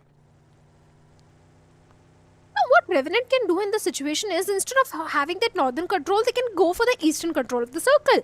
Because in that scenario, they only have to deal with the players of Bot Army Esports and Wild Fangs, which itself is a big challenge. But since they both are locking horns with each other, Revenant can take the benefit out of it, as Bot Army finds one knock onto the players of Wild Fangs, and let's see if they can get the confirmation. But like you said, OG is having the entire northern control, and Bot Army Esports, they need to go for the revival onto Devotee, because Wild Fangs, they are on a hunt, and seems like there is no chance of a revival coming in, and Scary Jot has to make that mature decision to leave the fallen comrade bleed to death as Sensei gets a confirmation onto Devotee. And now, even Bot Army left with only 2 players remaining. Wild Fangs, they are doing everything right. They are feeling so confident. Yes, this team was struggling in the initial few weeks, but since week number 3, I think the improvement which Wild Fangs have showcased is tremendous. Indeed it is. I mean, they've pretty much secured their spot, right? They've pretty much qualified. 219 points on the board, and whichever teams cross 200 points marker, in my opinion, they're more than safe. Even Red Ross, after that previous game, they found themselves in that safe threshold. Looking at the desperate teams and the desperate names. Myth, Hidden Ones, Revenant Spark. These three teams, they need to be the opportunistic ones. Grab as many eliminations as possible, especially for Revenant Spark. They just need to place themselves in that safety zone. That's it. Cross that threshold of 200 points mark. For Cincinnati Kids, they need a chicken dinner here. Nothing less. But with just a 3-man squad, it sounds really tough. Yeah. Not having the numbers is definitely going to hurt the case of Cincinnati Kids. This team showcased few signs of aggression, few signs of revival, but suddenly those ups and downs which CK has been facing since day number 1 is not helping their case. But for now, what are Esports? It's one of those teams which is feeling so confident, especially after those 3 big chicken dinners. They're looking so promising, and for now they are, like you said, they are engaging in a fight with the plus of CK, but they also need to prioritize the rotation as the circle has taken a shift and it has gone all away from the plus of bot army and even Wild Fangs, and it is favoring the plus of OG and Gen X FM heavily. The next circle's gonna shift out in the open, and what a knock that was from Scary. Sensei did not even know what exactly hit him. But now OG, they've got a few more foes approaching them. As I mentioned, they're going to be the Guardian Angels on the northern side. They've got the experience. They know exactly how to deal with those. But it's 2 different foes on 2 different spectrums. How can they deal with 8 players at the same time? 4v8, can they make it happen? And OG, right now they're picking a fight against the players of Myth. Myth have found a few isolated players for themselves. Are in the back lines, is trying to provide that cover fire, gather a bit of that attention upon himself. And maybe he's successful as well doing so. Maxioso finally finds the first engagement as he shuts down AKOP. Athenki in the compound as well gets taken down by Aiden, and Myth is slowly and steadily clenching their fists in this fight. Aru closes on up but gets greeted by Spear as Aru is taken down super low, and Spear is going to shut down Aru in return. OG is trying their best to fight back in the fight constantly, but Myth, they've got 2 players standing against just the 1 man surviving of OG. And WizGod, he can't do a lot. And here comes the third party from IQ Team Tumulus. Rico gets slapped across as Oxen, he's the man constantly punishing the players of Team Tumulus as well. Eventually, Team Tumulus, they come in with the third party, wiping out OG and even Myth. I think 1 player is still surviving. Actually, 2 players are surviving from the side of Orangutan. Athenki is again back in the game. And this can go either ways. Because Team Tamilas, yes, they have the numbers advantage, but a team like OG do know how to clutch it out. So there is still a possibility for the plus of Orangutan. If Team Tamilas win this one, they're definitely going to have too many points in their backpack as WizGod has been knocked out and Athenki is the last man standing and Manti deals with him as well. And Orangutan has also been eliminated. Team Tamilas, 7 finishes and they're feeling so confident. Even Gen X FN are also going up against the plus of Cincinnati Kids. Oh, Gen X FM for them. They've got the advantage off the high ground. For Cincinnati Kids, unfortunately, an uphill battle. I'm not exactly sure what Cincinnati Kids was thinking before they went for that fight. But Gen X FM right now, with all the advantage, they're definitely striking against a few more teams. And right now, they're taking a fight against the players of DOD. Avnish in the back lines, maybe he can't strike a few players down, and he does get the first strike. Taking down Reaper, Gen X FM down to just 1 man, and that's going to be Evil. Can't even clutch it out for his team. The same thing can be asked for Avnish as well, and Avnish is able to connect the majority of the shots as Evil gets taken down from the back. Oh man, third parties after third parties. And at this point in time, even DOD is on the verge of being wiped out from this game. But unfortunately for DOD, they get third-partied by Team Tumulus. And the way Team Tumulus is playing, only if they would have played the same way in the first opening weeks, maybe we would have seen a different Team Tumulus. Maybe we would have seen them in the top 16. Of course, this is what was needed from the side of Team Tamilas. Pure domination, the confidence which they are bringing on the second day of week number 4. This was supposed to come in week number 2 or week number 3. Maybe it's too late, but at least they are leaving a remarkable performance. Cincinnati Kids, Flock being the last man. 3 finishes already in their backpack, but they need more than that because Cincinnati is also one of those teams which is trying really hard to be in the top 16. Flock is keeping an eye towards the side of Hidden Ones. At the same time, he's aware about the players of Team Tamilas. The best scenario for Flock at this point is Hidden Ones and Team Tamilas. They go up against each other. In that scenario, Flock can aim for that 6 placement points. CK needed a chicken dinner, nothing less than that. And unfortunately for CK, I mean, it just blows the fact that Flock is out in the open like this.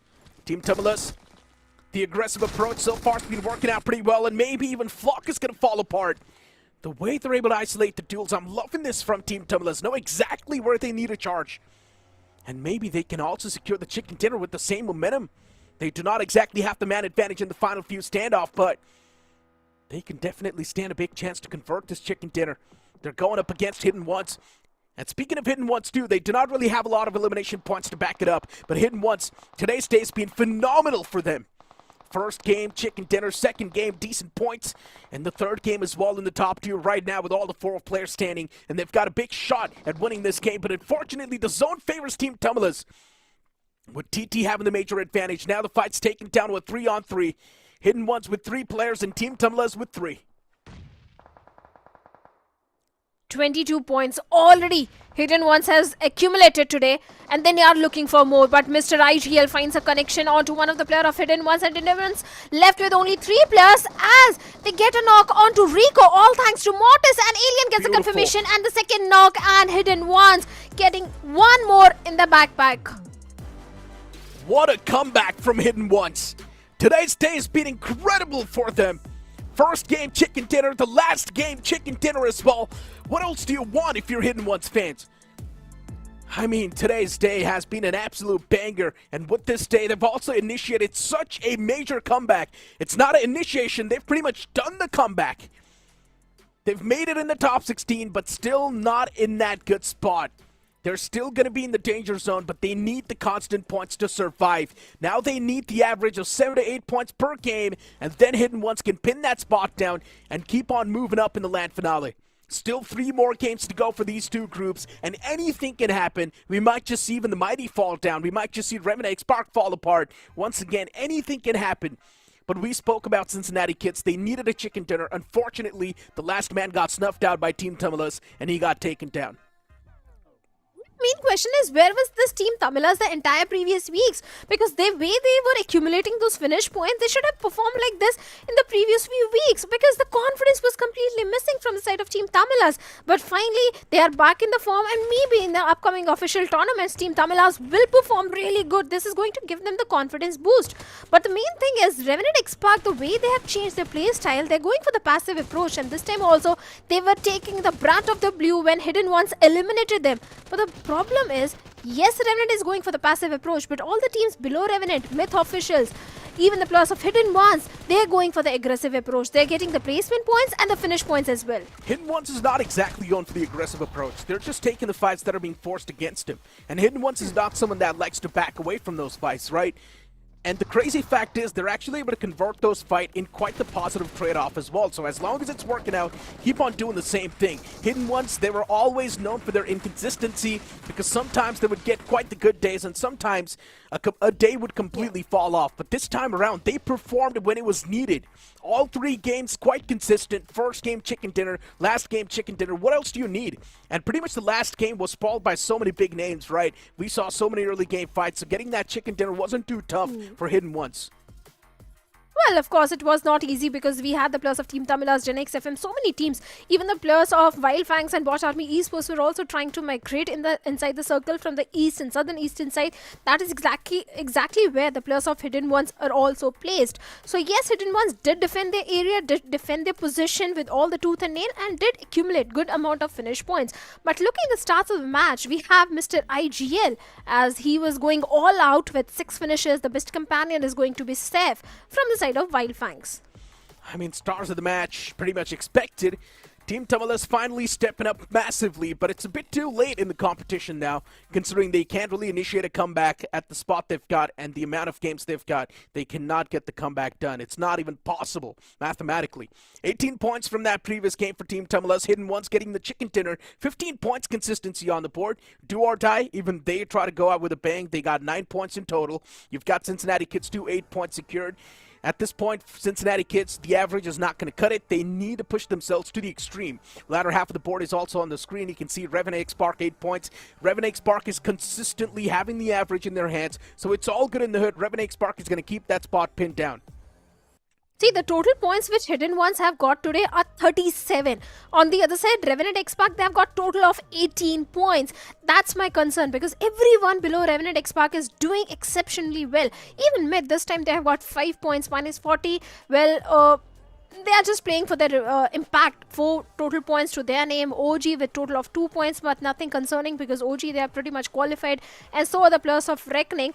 Red Ross, yes, in this one they have 0 points, but the previous 2 games did go really well in their favor. So nothing to complain about. Red Ross, they have pretty much solidified their spot already in the top 16. Exactly. It's not even a question. All the teams that have crossed on over that 200 points barrier, they've pretty much done it. Reckoning Esports and Revenant Sparks' fight, I'm not going to lie, it sort of sparked a bit of that concern for Revenant Esports, considering can they really confirm their slot in the top 16? Can they constantly get the points? But luckily enough, they did have 8 points on the board. So I guess as long as you're getting 7 to 8 points on the board, if you're in the top 16, you're pretty much going to pin that spot down. And right now, Revenant Spark seems pretty okay. But still, you cannot really rule out the fact that 2 more groups are going to step in the upcoming games. And anything can happen over there as well. We might just see even bigger comebacks.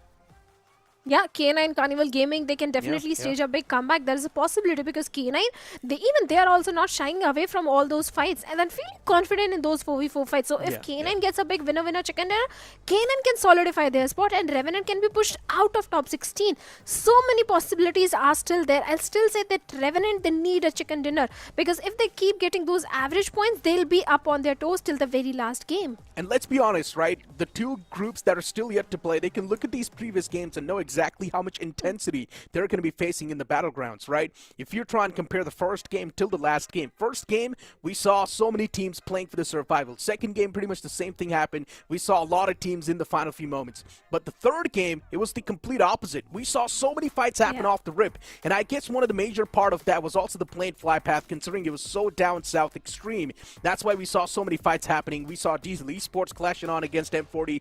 Even Reckoning Esports almost crashed on towards Revenant Spark. Pretty much a lot of fights happen off the rip. So in the final few moments, there were not a lot of teams to sort of stop the teams from going for the consistent approach, and that's why Hidden Ones and Cincinnati Kids got a good game in their hands.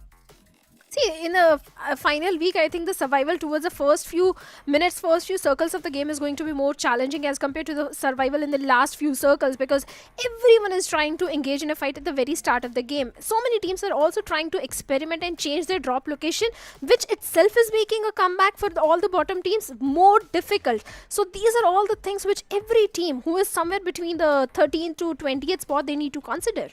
Yeah, exactly. But you know what? We've been mentioning so much about the LAN finale. We've been mentioning so much about the challenge finals. And here it is on your screen. Scan that QR code and claim your seats now. Starting all the way from 31st January till the 2nd February. So what are you waiting for, man? Go right now and claim your seats. Because trust me when I say this, it's going to be fully packed soon, so you better go and claim your seats right now before they run out. Once again, Shadow, moving back towards the conversation. Now, as we know, 2 more groups are going to step in, and in those groups, as you mentioned, there's CG, there's even K9 Esports. A few more names are going to be there, including 8-Bit, who did initiate a big comeback yesterday, and 8-Bit now, all they need to do is just nail it down.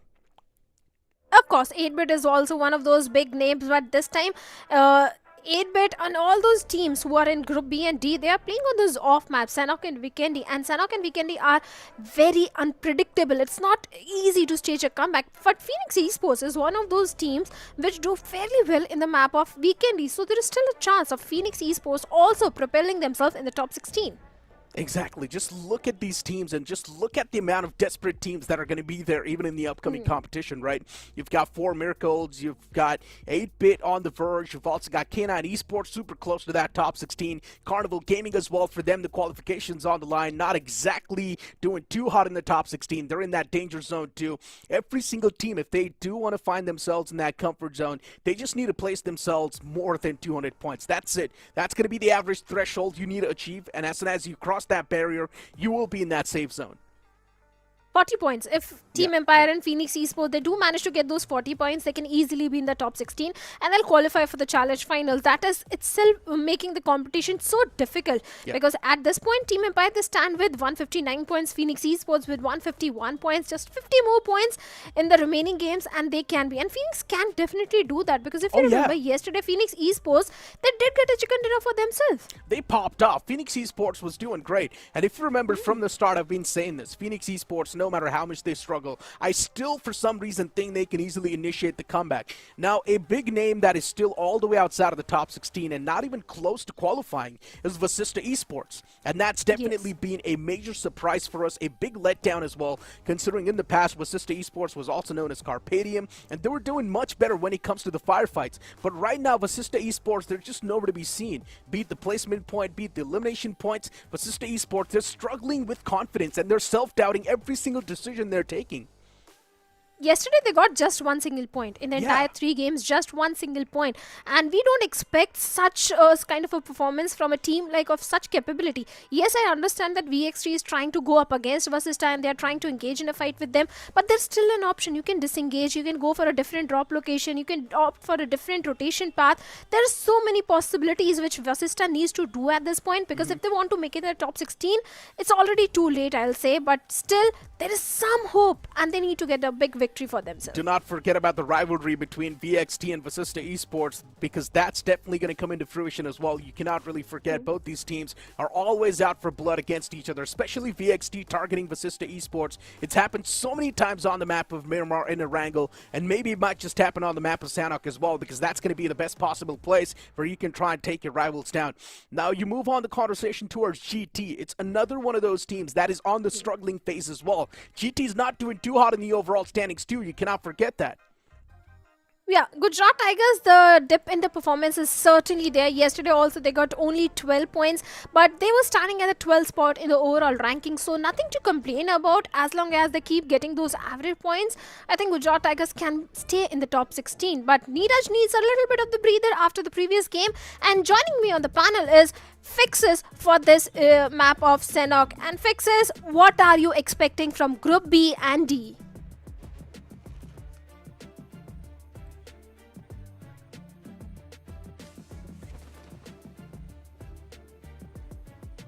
A lot of carnage, a lot of madness, with a little bit of a tinge of those third parties into the mix. As we begin setting sail in the game of Sanhok, of course, we'll be eyeing out for that epic showdown between Ikusol and K9, but that's been avoided for quite some time. Eyes also gazing out at where the circle forms. This time, it's going to be an Eastern one at that. Like you guys discussed, a very important game for Phoenix Esports, and look at who's right beside them. It is going to be Team Empires. Well, certainly both the teams, one who was on the 17th spot and the other one who was on the 18th spot yesterday. Super important game for both these teams. Even Vasista is also towards the side of Cow. And for these 3 teams, this is a very important game. And the circle is already favoring them. But Phoenix Esports, the kind of split which they're having at this point, where Phantom is all the way far away from his teammates towards the side of Team Empire, he needs to be very cautious and careful, because if Team Empire realizes that there's someone all by himself, all the 4 players of Team Empire will charge towards him. Indeed, they will. And for Phoenix Esports, they cannot let loose even a single point. Of course, have to keep their forces tight, do whatever it takes to win this one out. And we've seen those tendencies of Phoenix Esports. They get a chicken dinner the next game, literally wet the floor. So this time they have to break that curse. The time is nigh and they will have to step up. But for legit esports, things are looking quite murky at this point, Shadow. So hard to gather around the fact that if they can really qualify, unless and until they pull out a rabbit out of their magic hat, I don't think they're making it to the grand finals. Even the chances for Vasista are very less, considering they are sitting on the 28th spot with just 128 points. Even Vasista need to do something similar. Because all the teams who are on the last page of the overall ranking, the chances of them making it in the top 16 are very less. Even for 8-bit, yes, they had a decent day yesterday. They accumulated decent amount of points also, but still, because they are on the 24th spot, it's not going to be easy for the players of 8-bit as well. Of course it won't be. But for 8-bit, they've been having a little bit of a steady climb. Sooner than later, eventually they'll have a lot of fights to deal with. But the circle really does not help their case, considering it's gone quite opposite to where they have dropped down. So they have to really play their cards right. One small mistake and everything could go falling down. Have to be aboard on that momentum train they built up yesterday. I think could be the best day that 8-bit has had so far. this entire tournament, as Aiku Soul, another team that is quite safe in Jolly and Sound, they would be looking down to hunt down K9. And all in good spirits. I understand where Aiku Soul are coming for, especially in order to make sure that they have their lives easier in the grand finals. Taking down K9 right here, right now, would be such a blessing for them and their fans. Of course. Let's see if they can try to do so. But for now, Legit Esports seems like they are on the receiving end, as the players of Team Genesis are also locking horns with each other. E0 gets one knock, and it seems like the entire team of Legit Esports has been eliminated. Genesis, yes, a very good start, but Legit Esports, what just happened? Oh, in the blink of an eye, they're done. Of course, a little bit of a collision around contention for the central positions of the game, and there you could see an accident occurred and a mishap followed. Genesis walking away with all the frags there, doing quite well for themselves. And the big question, have they lost any player? No is going to be the answer. So everything, all good in the hood for Genesis. They also did stage quite some comeback yesterday. Still, a lot needs to be done. If they can pull off something like what Hidden Ones did earlier, then you could also count them in. But for what it's worth, this game is all going to be about how well can 8-Bit perform, how well can Phoenix Esports stage that comeback alongst with Vasista Esports. Anything less than a chicken dinner with good amount of finishes for Vasista Esports, I think we could already call the curtains on them.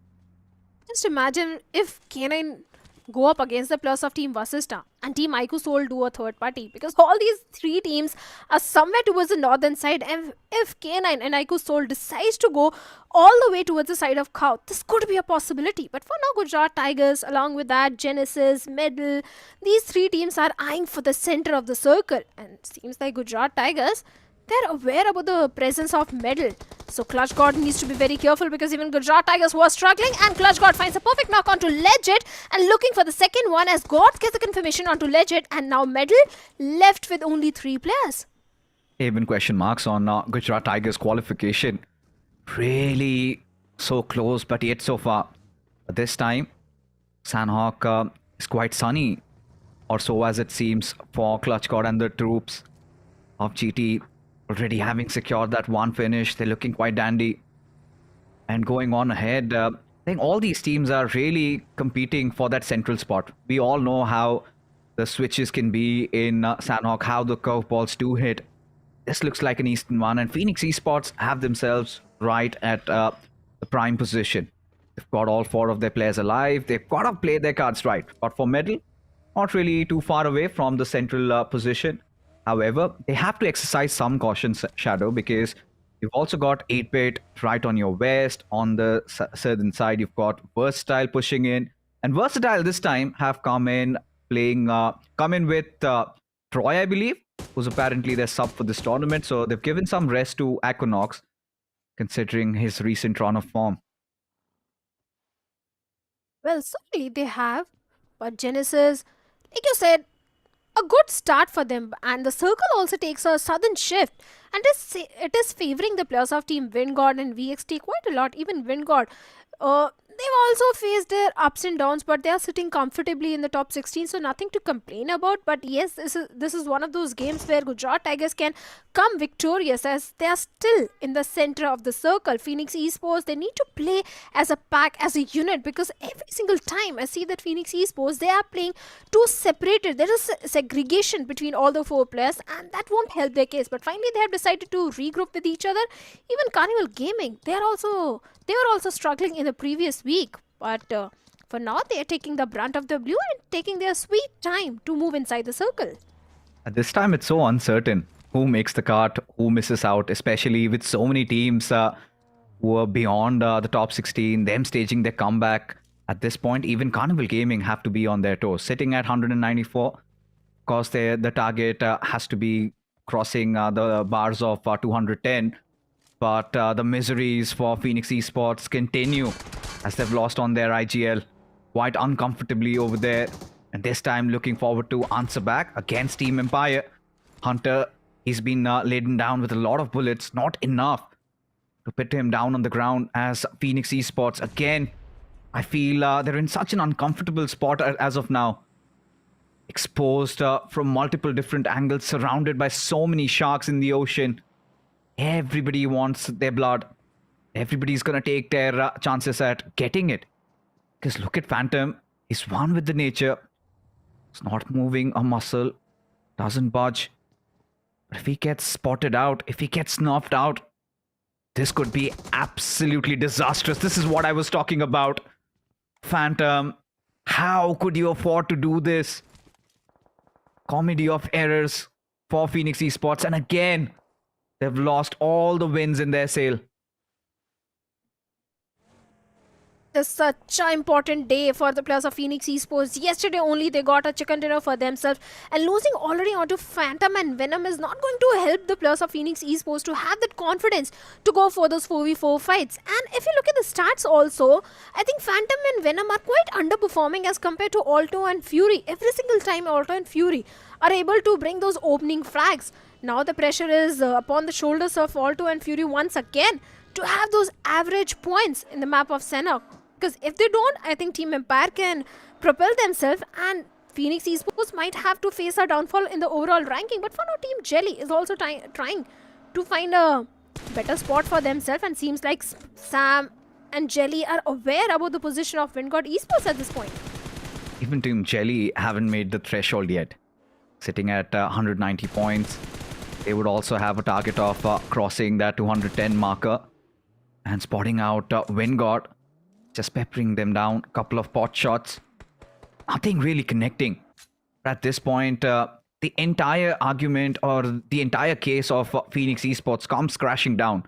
You're trying to play the center with just 2 players alive. I think that's the worst thing that they can do at this point. Pretty much have to hunker themselves down to the edges of the map, try to collect as many meds as possible, do whatever it takes, at least collect 7 or 8 points. The bare minimum. Given that sitting at 151 points. And now Fury, he's not got a lot of options to work things around with. As the circle slowly squeezes in. Even IQ Soul infiltrating inside the zone, and it would be K9 right ahead of them. And they're going to be the watchdogs over here. They're going to sit there and wait for K9 to take arms against maybe RGC or Team Empire. Because talking about the DNA of K9, we know they're always itching for a fight. Oh, they certainly are. And seems like even the players of IQ Soul are also itching for a fight against K9.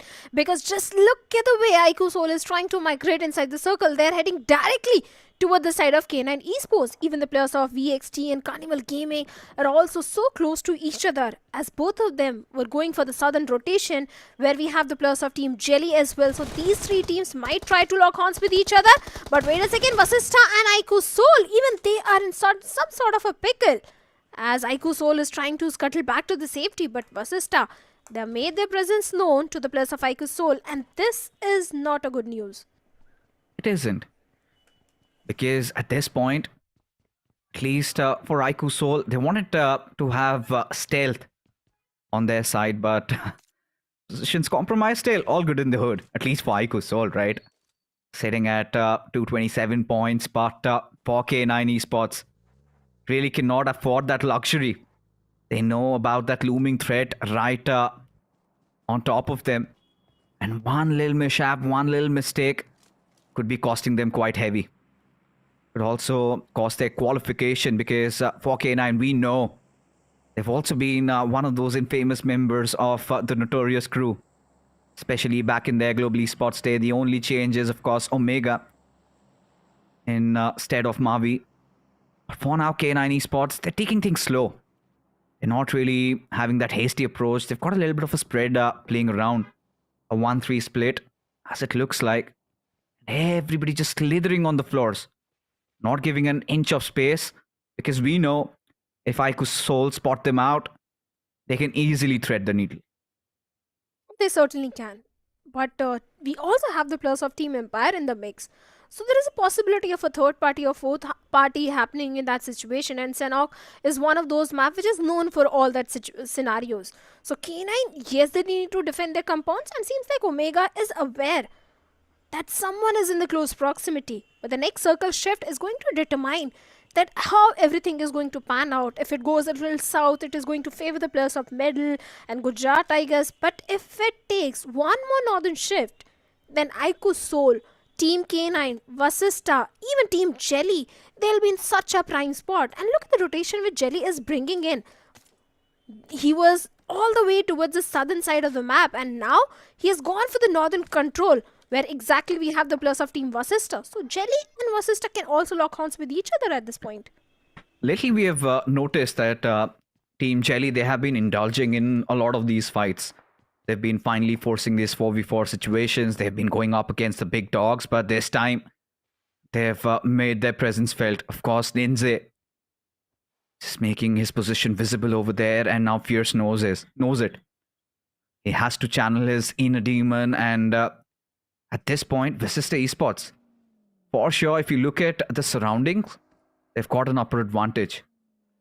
Considering that little high ground they've got to play with, and the abundance of information, the positions of the players of Just Jelly, it's just going to make matters worse if Just Jelly decide to infiltrate Vasista Esports at this point. But they decide to part their own ways and trying to execute a very long rotation, and this is where things might come crashing down as Fierce.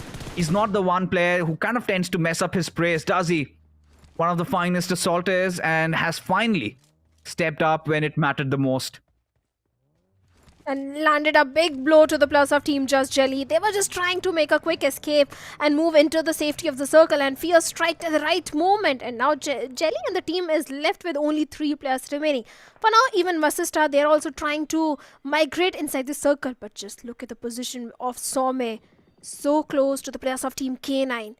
If K9 spots him out, it's not going to be really good for him. But now we have VXT and VE also going up against each other. Trace coming back and forth, and Toy is trying to get some confirmation with that grenade. Look at this. Versatile have completely enshrouded the players of Vasista Esports, leaving no paths of exit as one after the other the bodies are starting to fall, and Pukar helpless, lamenting in all that sorrow as his power. He is gonna toss that death blow with that grenade as Vasista Esports, again a huge collapse. But for now, Vasista, they will have to say adieu to the lobby. But Versatile still not out of the woods yet. 2 players already down on the ground as Phoenix Esports, they wanted to capitalize on the situation, but Troy, quite alert, quite stout in that situation, will save them from the agony. But still, Medal Esports constantly on the prowl. They're on the hunt as Cyrix ensuring the backlines are clear. As Wingod, they also decide to chime in. Everyone was just trying to have the eastern control of the circle, but seems like VXT, they have got the control, and they've eliminated the players of Team Vasista, and even although from the side of Phoenix Esports, but we also have quite a few teams trying to migrate from the northern side, as we have K9, RGC, Aiku Soul as well. So many teams trying for the northern control. Amidst all this, Gujarat Tigers, they have one of the best compound to hold on to, and all they have to do is just defend the compound with all the tooth and nail. And Medal Esports, speaking about this team, seems like they're aware that someone is there out in their blue as Wingod. They're also locking horns with the players of Carnival Gaming. Oh, look at this. Gujarat Tigers up against for Miracle Esports. Blink it and you miss it. As GT successfully annihilate 4M as quite a hasty push initiated from their side, and now has left their flanks open. Gujarat Tigers quite exposed, quite vulnerable as 8-Bit decide to launch a frontal assault on them as Omega constantly just rattling them down with bullets. Gujarat Tigers need to recuperate, and they need to do it fast. As of now, GT have somehow managed to tuck themselves inside those compounds, but 8-Bit looking quite relentless in this situation, Shadow. Yeah, their backlines are completely clear, and they want to take the control of the compound that Gujarat Tigers is having. If they do manage to do so without facing any casualty, 8-Bit will be looking so prime and can go for the big victory in this map of Sanhok. But for now, Gujarat Tigers and 8-Bit, kind of a stalemate situation where 8-Bit is trying to find a better spot for themselves, and they're just backing off, taking their sweet time before striking against the players of Gujarat Tigers. But even the players of Team Genesis, they do have a decent spot for themselves, as they've got the entire western control of the circle for themselves. Seems like a good position for the players of Genesis, but Clutch God and Metal Prince. Prince was not even aware that someone was there in the compounds, and they got punished.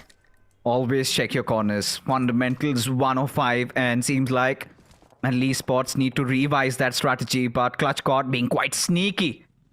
It was murder in broad daylight for GT as they somehow keep their troops tight.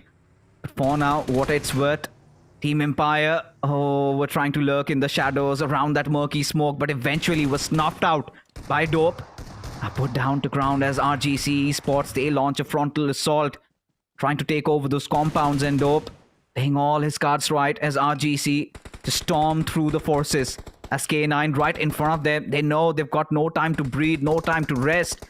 So many teams around them as the circle keeps closing in. It's going to be that 6 stage that forms pretty soon. That is where Genesis have got themselves such a good position inside the circle. Oh yes, they certainly have. This is their game to lose if they play all their cards right. Genesis, they can have one more winner chicken dinner for themselves. But RGC, even they're also eyeing for that spot. Genesis hero finds a knock onto Mafia 8-bit. This is such an important day. And already lost onto Mafia, and Playzone plays its part. And Phoenix Esports Fury also has been eliminated by the zone. But K9 Esports also trying to pick a battle against the players of Team RGC, and Gujarat Tigers. K9, they're picking battle on the multiple fronts and winning every single one of them. Beast is trying to find something with that grenade, but a 1v2 situation right in front of him. Look out of Utils, and he goes charging through. You've got Beast on real low HP as RGC, they respond back. Of course, not in kind, mercilessly just destroying Beast over there as Dope constantly peppers them down, and he's getting a lot of knocks there. Versatile left on their knees as Omega. I do not know how is he still surviving. How is he still breathing? As all these teams, especially RGC, they've made a case for themselves. 6 finishes collected already without having lost even a single player. As now, they also have marched in successfully inside the circle. A 2-2 split going in for themselves. But 8-bit, they are men on a mission. They're on the prowl. Gujarat Tigers absolutely out of options. As Zeref, he's got no other options but to go for a heal battle. Oh, he has to. Like you said, no other option, but 11 first aids towards the side of Zeref, and for now he's going for the heal battle. They have got decent amount of finish points, so Gujarat Tigers definitely had a decent one in this particular one. But 8-bit, they have got 3 players alive. They have the height advantage as well, but the circle is favoring the players of Team RGC heavily, as even Genesis is also trying to pick a battle against the players of RGC. Always being knocked out, and Ash has to go for the rescue mission, but a nade from the side of Sanchit marks an end for the players of Team 8-bit. Now we have left only 2 teams, RGC and Genesis. We also have Gujarat Tigers, where the last player, Zeref, is going for the heal battle. Indeed is. Now, can put him out of the battle for now. It is going to be a 3-on-4 situation. Genesis having the driver's seat, but it is going to be the players of RGC that have the better of the circle. As Fragger is managed to sneak through, but Dope spots him out, snuffs him out of his hiding. Grind gets taken down. Trades coming in once again as Fragger gets a knock onto it. Sanchit, RGC really limited with their options. Have Dope and Rishi as Sanchit crawling back to safety, trying and forcing a revive comes out from his other teammate who's still breathing there, as Fragger and Sketch trying to play in tandem with each other. Sketch, maybe a bait and switch strategy comes in from RGC, but this grenade is going to be absolutely catastrophic for Genesis and their endeavors, as Hero also falls down. As RGC, they are looking for a biggie there. As 3 players still alive, still kicking. As Genesis, they've been dealt with. As Sketch, the last player standing, he still has so much hurt to put out. As now Zeref comes out of his hiding, but Rishi snuffs him out. Will deal with him. Sketch in a 1v2 situation. That's a crossfire going on. But look at this, Sanchit, he does not have any grenades to work things around. No util, no first aid, nothing at all towards the side of Sanchit. All RGC has is the position advantage and the numbers advantage. If Sketch clutch this one out, I'm going to be a big fan, because it's a situation where he's pretty much stuck. If Rishi or his teammate Sanchit had just one more single grenade or Molotov, they could have easily eliminated Sketch. But kind of a stalemate situation, where Rishi knows exactly where Sketch is, and just waiting for him as the blue. The wall of death also start closing in, and Sketch gets a knock onto Sanchit, gets a confirmation point, and now a 1v1 battle which he is going to lose. And RGC, they come victorious in this map of Sanhok. What a beautiful start for RGC Esports, especially considering the fact that they were pretty low in terms of the overall standings, and this one is definitely going to lift their morals high up. I mean, considering how that entire situation really played out, felt like Genesis could have done much better. Got a little ahead of themselves, and towards the end, you could see the circle being away from both these teams, and it had to be Sanchit who had to be the one closing in. RGC had those numbers to play around, so they had all that time to wait it over. But Sanchit did not have that luxury, but still he managed to get a knock and finish before he bowed out of this game.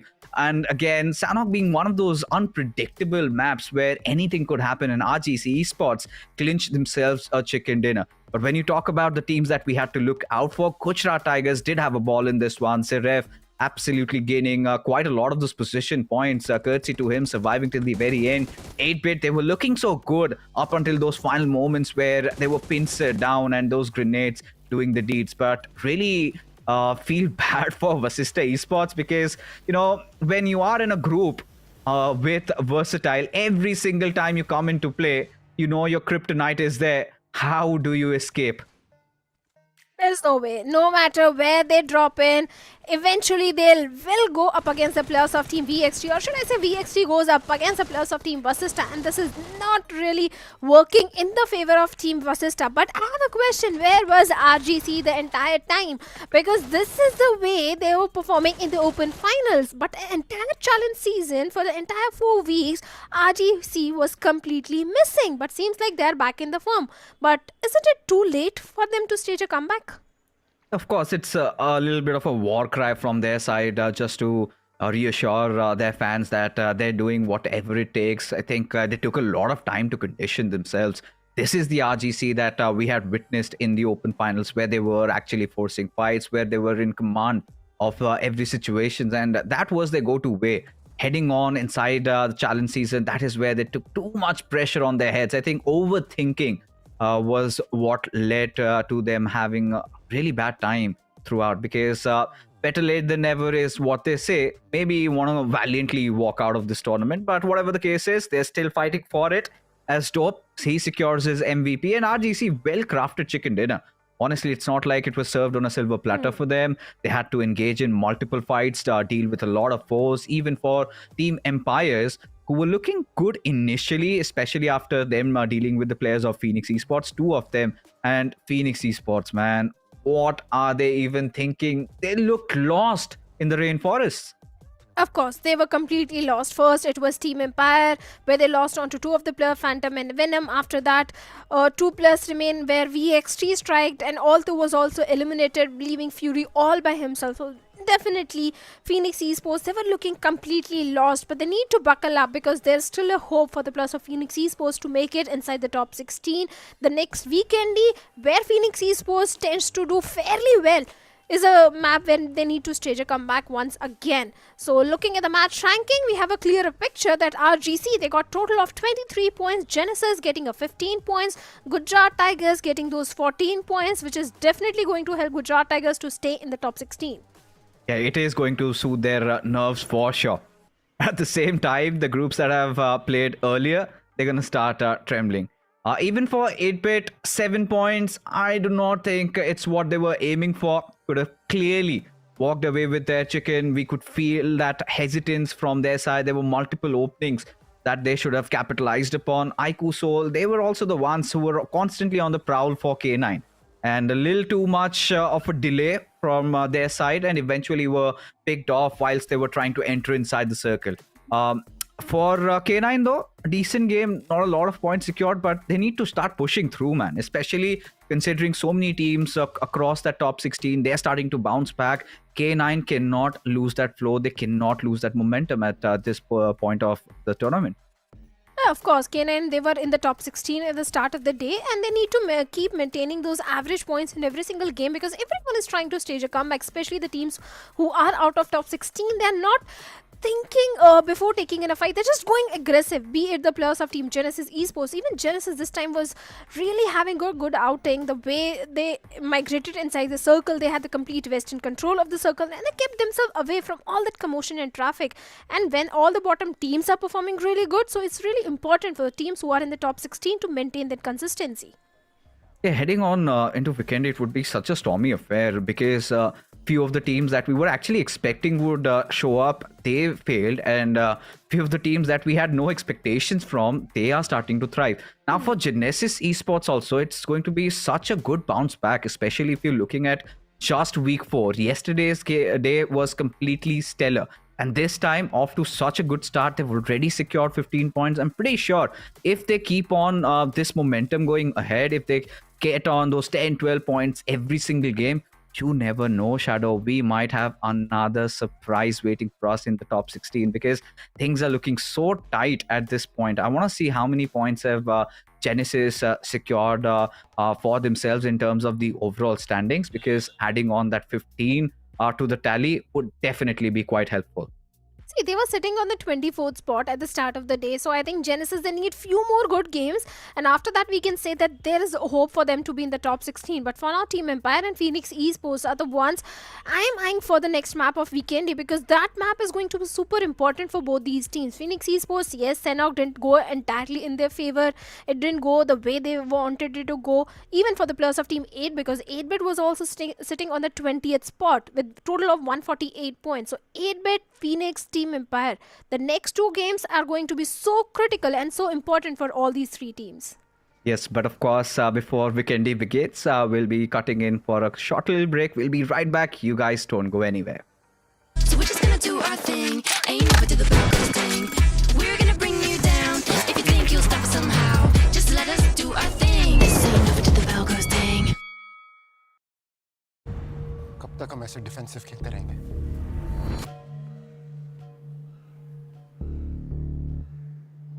तो noob नहीं है। Noob नहीं। Time आ गया है, सीधा उनकी squad पे slam करेंगे। Next shot, headshot, headshot. तेरे वास्ते मैं कर लूं अपने स्क्वाड से फाइट। तेरे साथ मुझे करनी है कैंपिंग ऑल नाइट। डे हो या नाइट, इंडिया करे फाइट। डे हो या नाइट, इंडिया करे फाइट।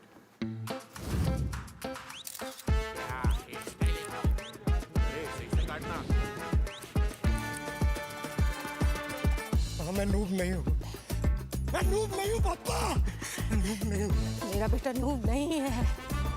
तेरी आंखें M416 ग्लेशियर का हथियार बेबी, हो गया दिल के आर पार बेबी। टीपीपी पे जा, एफपीपी, टीपीपी, एफपीपी।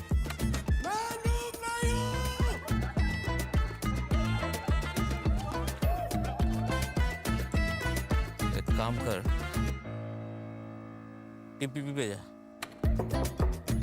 कौन ढूंढ रही ना sir, winner winner chicken dinner.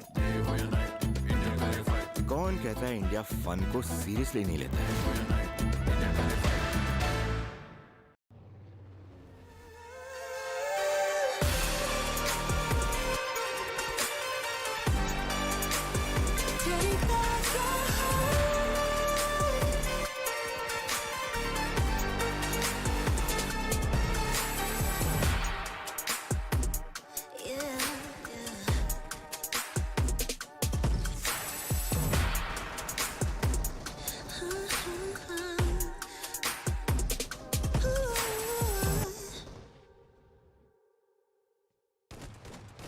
Ding ding.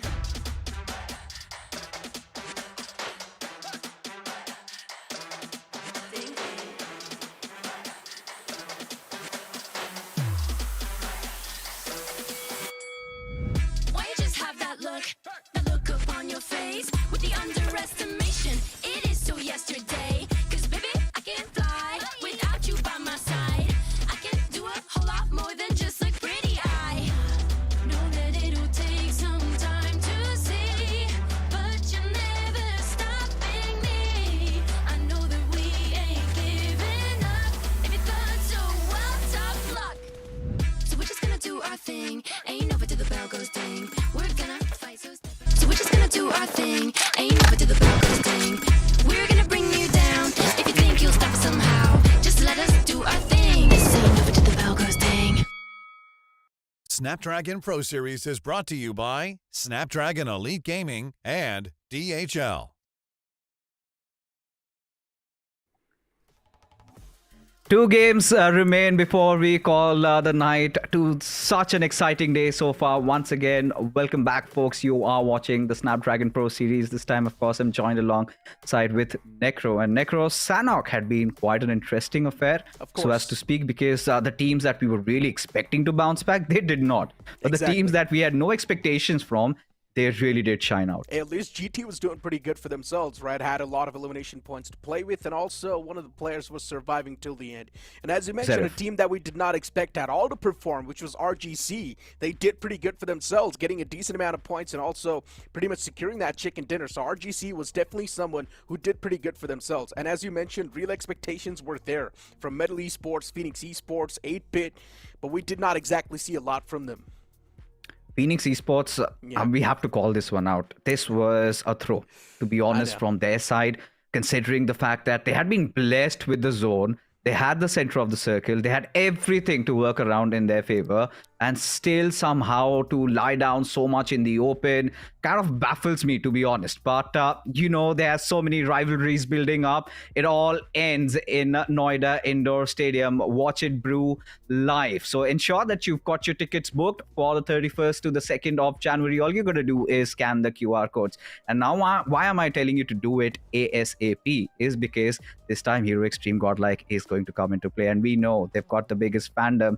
So make sure you book your tickets before they sell out, because there's no on-spot registrations as of now. Exactly, and also make sure to follow the pages. Maybe a few tickets will be given away too, and you can be the lucky one to get your hands on those tickets. But you know what, once again, moving back to the conversation, a few more names we had expectations from. Genesis is also one of those, and Genesis, look, they still do stand a chance to qualify. They're not doing too bad in the overall standings. They just need one big game, just like 8-Bit, and instantly even they can propel themselves in that qualification bracket. They can be super close, but the real threat for those teams are going to be teams like Phoenix Esports and Team Empire. Even K9 Esports, the previous game, they were just able to get 1 point.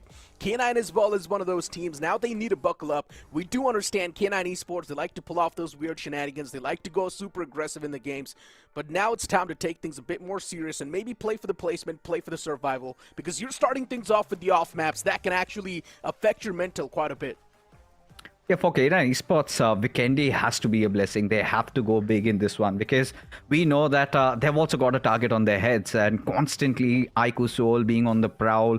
We saw they kind of prolonged. They did not care about the game at this point. All they wanted to do was just throw a spanner to the works of K9 Esports, and eventually even Aiku Soul bowed out. But that's nothing to really flinch or worry about. But for K9, yes, their worst nightmares are starting to awaken.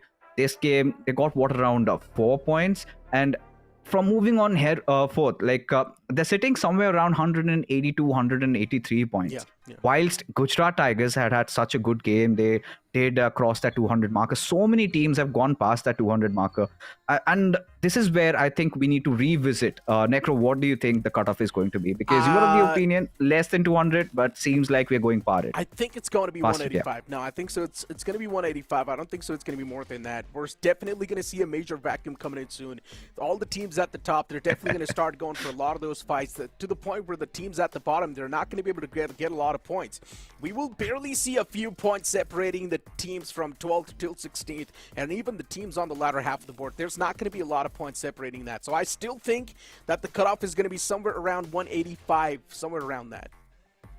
At this point, I feel like it is quite a statement if you come up with 185, because even yesterday we had this interview with Infinity. He was of the opinion it's going to go past 220, considering how many teams are really starting to rise up the ranks. And given that a lot of them have already crossed past 200, I think merely 3 or 4 teams just inching in close. They've already hit that 190 marker. So I feel like 185 might already be out of the books. But heading on with new hopes and aspirations into the frozen tundras of Vikendi, this is where it all comes boiling down.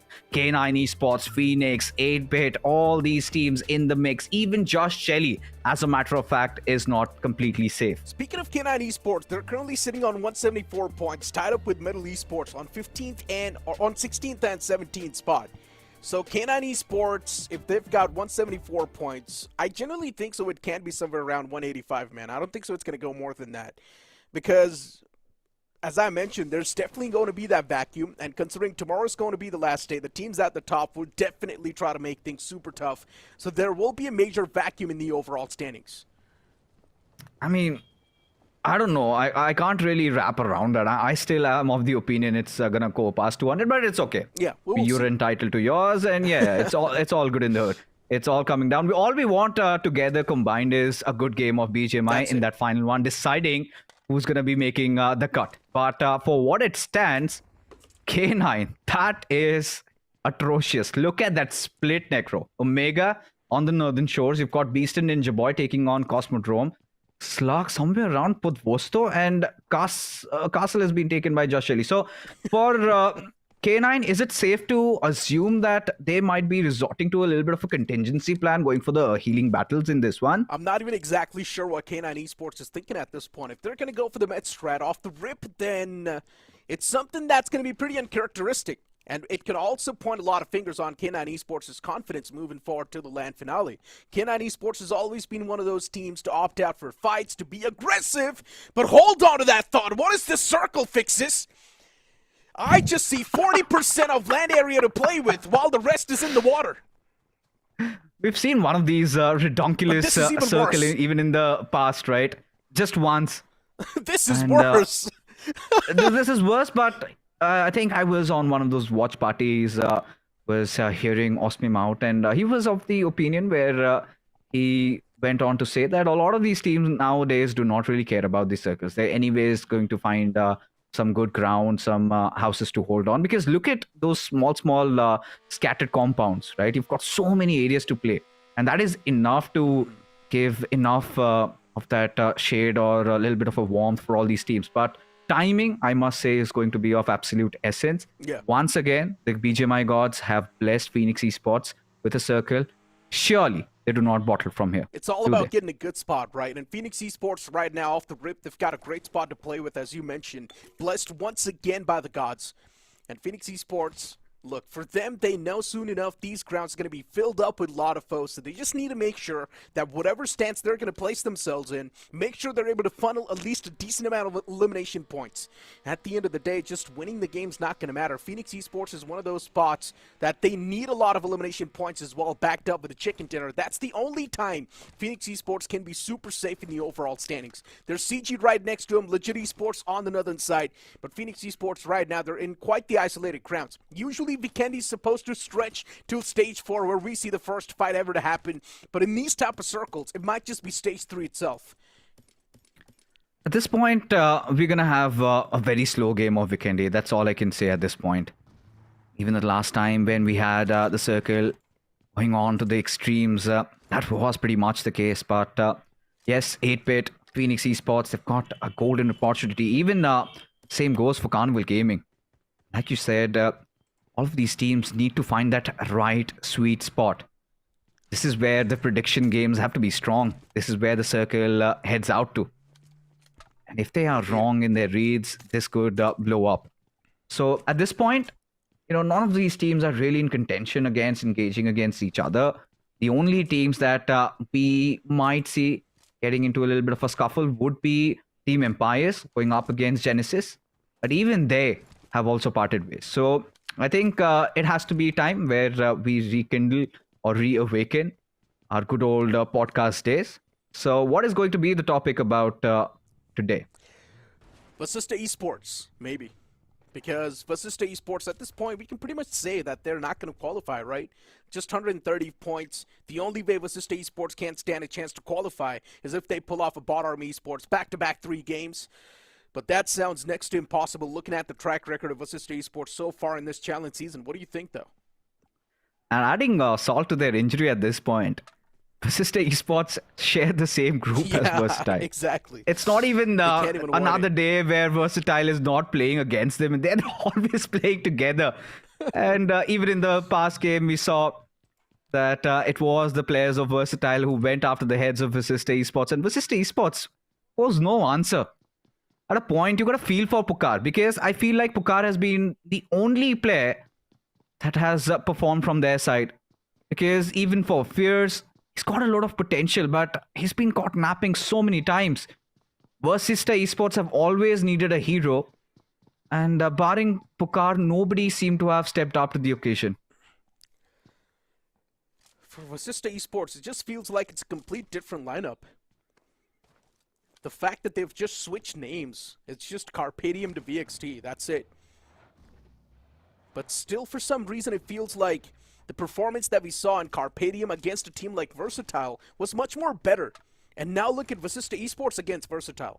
IST Esports does not even stand a chance. No matter beat the firefights, no matter beat the playstyle as well, IST Esports, they're just falling short. If you're trying to compare them to Versatile, Versatile seems much more polished. Hell, even talk about the individual performance of these teams, right? IST Esports is just nowhere to be seen, even in the individual performance. IST Esports is pretty much right next to the teams that are supposed to be the undergods. And that's a big concern, Fixis.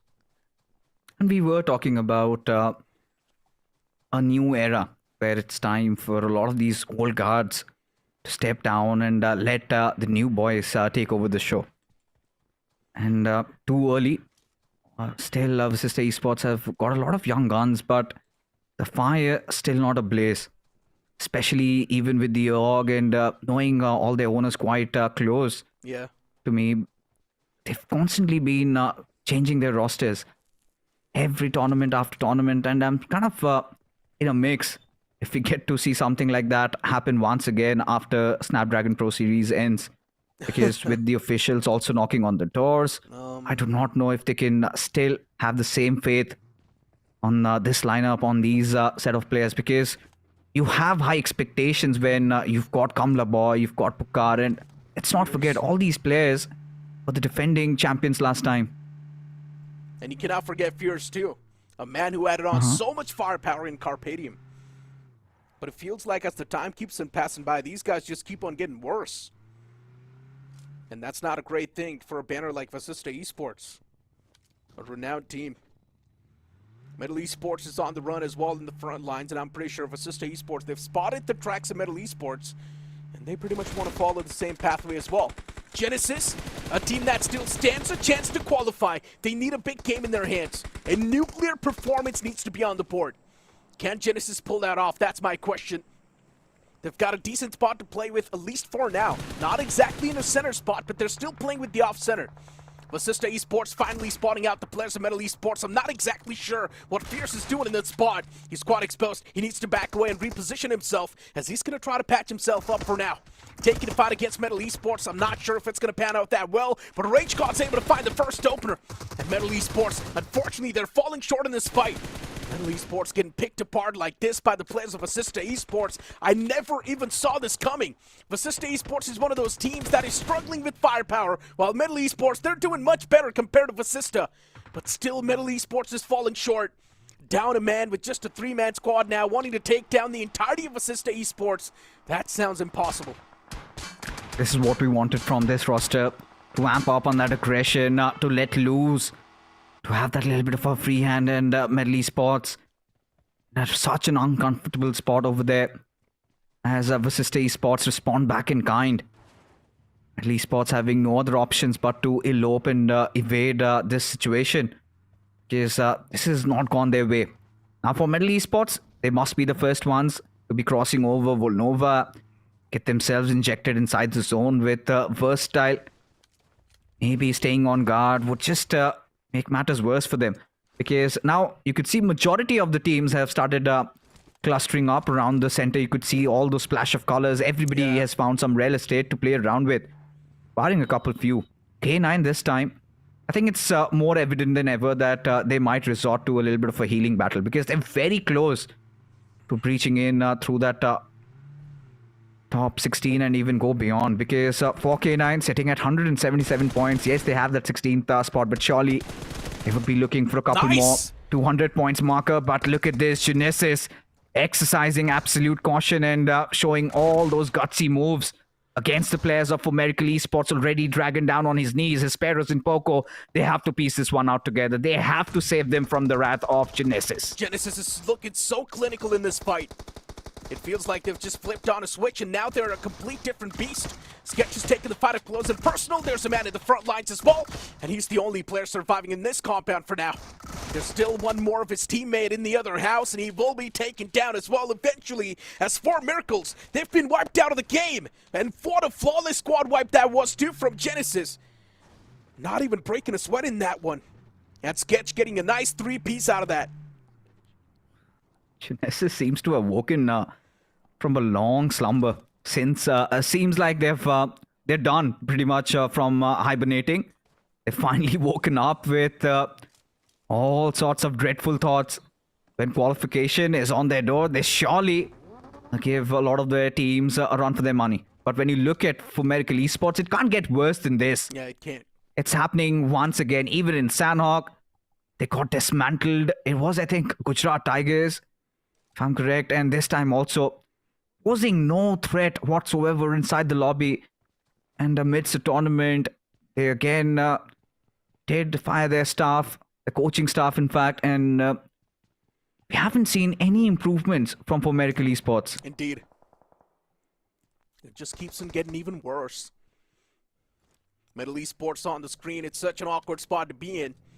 K9 Esports in the front line. Ninja Boy could have fallen prey. But still, for some reason, Cyrex did not pull the trigger. But it's fine. His teammate legit's going to find the knock. Ninja Boy knocked out and confirmed, as Cyrex is going to be the one to nail that player down. And Middle Esports, too, losing out on the man number equally. It's not looking good for either of these teams in the end. For Middle Esports, legit's down, unfortunately. Prince, he misplaces that nade, but luckily enough, it was not cooked to perfection. If it was, Prince would have been knocked out to his own nade.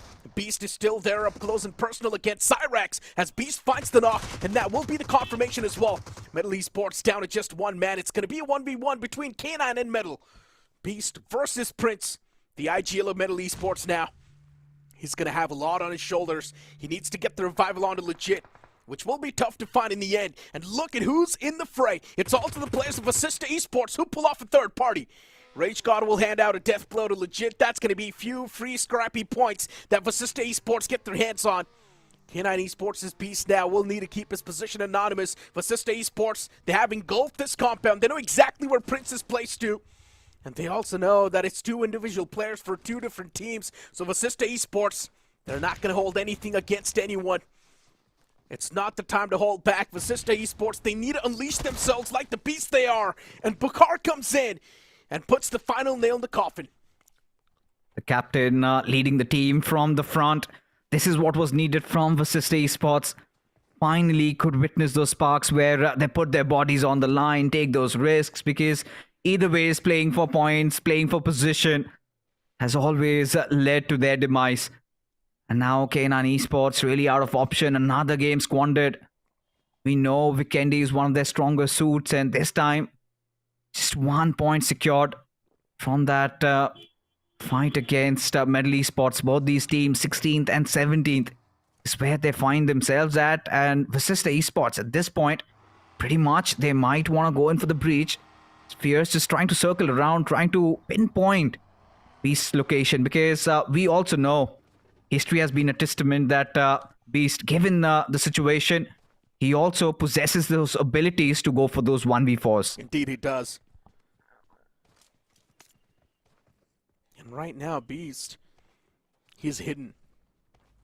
He does not want to let his position get snuffed out by the foes. For K9 Esports, they've got a lot to lose, a lot on the table. But if Beast somehow pulls this clutch off, that can also be the revival that K9 Esports needs. It's the second game of the day, and after this, they're just going to have one more in the hands to try and make a comeback. What sounds too less in my opinion, and Beast has already found the first knock. The opener the man was looking for, and just like that, even the second one hits the deck. And now Beast wants to pull off a first aid, which sounds pretty tough. And what's going on? Basista Esports is choking big time. 3 players down, and Beast now to nowhere. He swings back to life. All by himself, striking 3 foes down. Beast, he's taking advantage of every single mistake the opponents are making. A nade tossed down, which is going to suppress the sound of the opponents for a while. As Beast pushes up, all he needs to do is connect one more shot. But Pakar steps up big and saves the day. But Basista Esports can still be brought back to life. Hold on, we need to gasp for our breath at this point. Because Beast, we know, we called it, right? Almost on the precipice of pulling off that clutch, but Pakar and their sheer resilience somehow pulling through, keeping their hopes and dreams of Basista Esports alive. Oh my goodness, that could have been an absolute blunder. Basista Esports could have been sent home packing. They barely survived by the whiskers, Necro. But all good in the hood for now, as Fierce. At this point, Basista Esports have already gathered themselves 5 finishes to work with. Stage 3, so no problems trying to get inside the circle. As a lot of these teams are starting to take and engage those fights as the circle further shifts. It's going to be a little bit down south. So Phoenix Esports, Necro still have such a good position to play with. But Beast, man, he's a player built different. Just barely missing out. I feel bad the fact that he knocked out 3 players and got 0 eliminations out of that fight. It's got to be a blow. At least K9 Esports, if they would have gotten those 3 elimination points, maybe it would have been something in the overall standings. At least a little bit of that support was needed for K9 Esports. But unfortunately, not getting any of those points just makes it even worse. All of those efforts down the drain. Beast, all it took was one more shot, man. He was so close to clutching it out. But you know what? Valiant effort. For now, you've got IQSOL on the screen, though. Wingard Esports, they take a fight against IQSOL. And Knuckle, he needs to watch out. Manya pushes up a little bit deep against the players of Wingard. Infinity's taken down pretty low as well. What an 8 that was from Manya. As soon as he finds the opener, he pushes up deep even more. Infinity patches himself up, and now for Wingard, they've got 2 different teams they need to worry about. IQSOL from one side and CG from the other. For CG, everything's on the line as well. They know their qualification's on the line in the first place. For Wingard Esports, they're not that far back. Infinity gets blown up to smithereens as LeBron and Yesh still standing. LeBron in the back lines, he's going to try to save the day for his teammate, but no, instead, it's every man for himself. Wingard Esports currently disconnected. They need to fight for each other, or else they're going to keep on getting bombarded like this from IQSOL. Someone needs to go on the aggressive page, but this nade is going to find the final confirmation that was needed. And just like that, Wingard Esports, they get wiped up in a sheet. Look at this, IQSOL still not out of the woods yet. As Carnival Gaming, they were lurking in the shadows and finally will make their presence felt. At the same time, they need to realize that IQSOL have not lost their men in that firefight against Wingard. And yes, there was a discord between the players. Could not really put it together, and IQSOL, being a wrath of nature, dealt that death blow. This time, however, already securing a lot of these points for themselves. But Carnival Gaming, it will be kept at bay as of now. But IQSOL, they do know that there was somebody lurking around them. Given the fact that they dropped quite close to each other, IQSOL quite aware that it could be Carnival Gaming as the circle is about to take another shift, Necro. And it goes down south. Gujarat Tigers in such a good position, but Carnival Gaming this time line the players of IQSOL up. Neo comes up with a beautiful trace there. And suddenly IQSOL find themselves in troubled waters. Carnival Gaming. Viper is a bit too far back. He's still got the intel to play with, but CG now they need a step in the white line, which will be the safe zone. And for CG to do so, it will be easy, but finding a good spot to play with, it might just be a little tough. IQSOL spotting out the players of CG, making that rotation. A few more teams in the front in the name of Chess Jelly. A lot of foes now starting to stack up, including Team Legit, who step in the playing field. and Legit's too exposed, but they still somehow get away harm's free. One man is still out in the open. Maybe he can be knocked out right now, but Ronnie, return pain was inflicted onto the player. Luckily enough, Ronnie instantly squeezes himself back in that cover, so he's going to be safe for now. But IQSOL, Vasista Esports, they push up against him. And for Vasista Esports, I'm loving this aggressive characteristic they're showcasing. This aggressive personality from Vasista Esports, that's going to be the one to save the day for them. Vasista, they realize they need big games in their hands. After that, maybe they can stand a chance to win.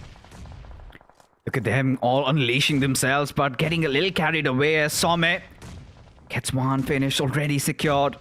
Gamla Boy already dealt with as Vasista Esports. This time, they've been dealt by the players of IQSOL. But IQSOL also need to be watchful as Vasista Esports. Oh, there you go. Ronnie threads the needle beautifully. Finds yet another knock. IQSOL now in the driving seat in this matchup as... wow! That was some nice flick and a hit coming in from Some's side as Fierce, the last player surviving, struggling quite a lot. And he shall not be spared.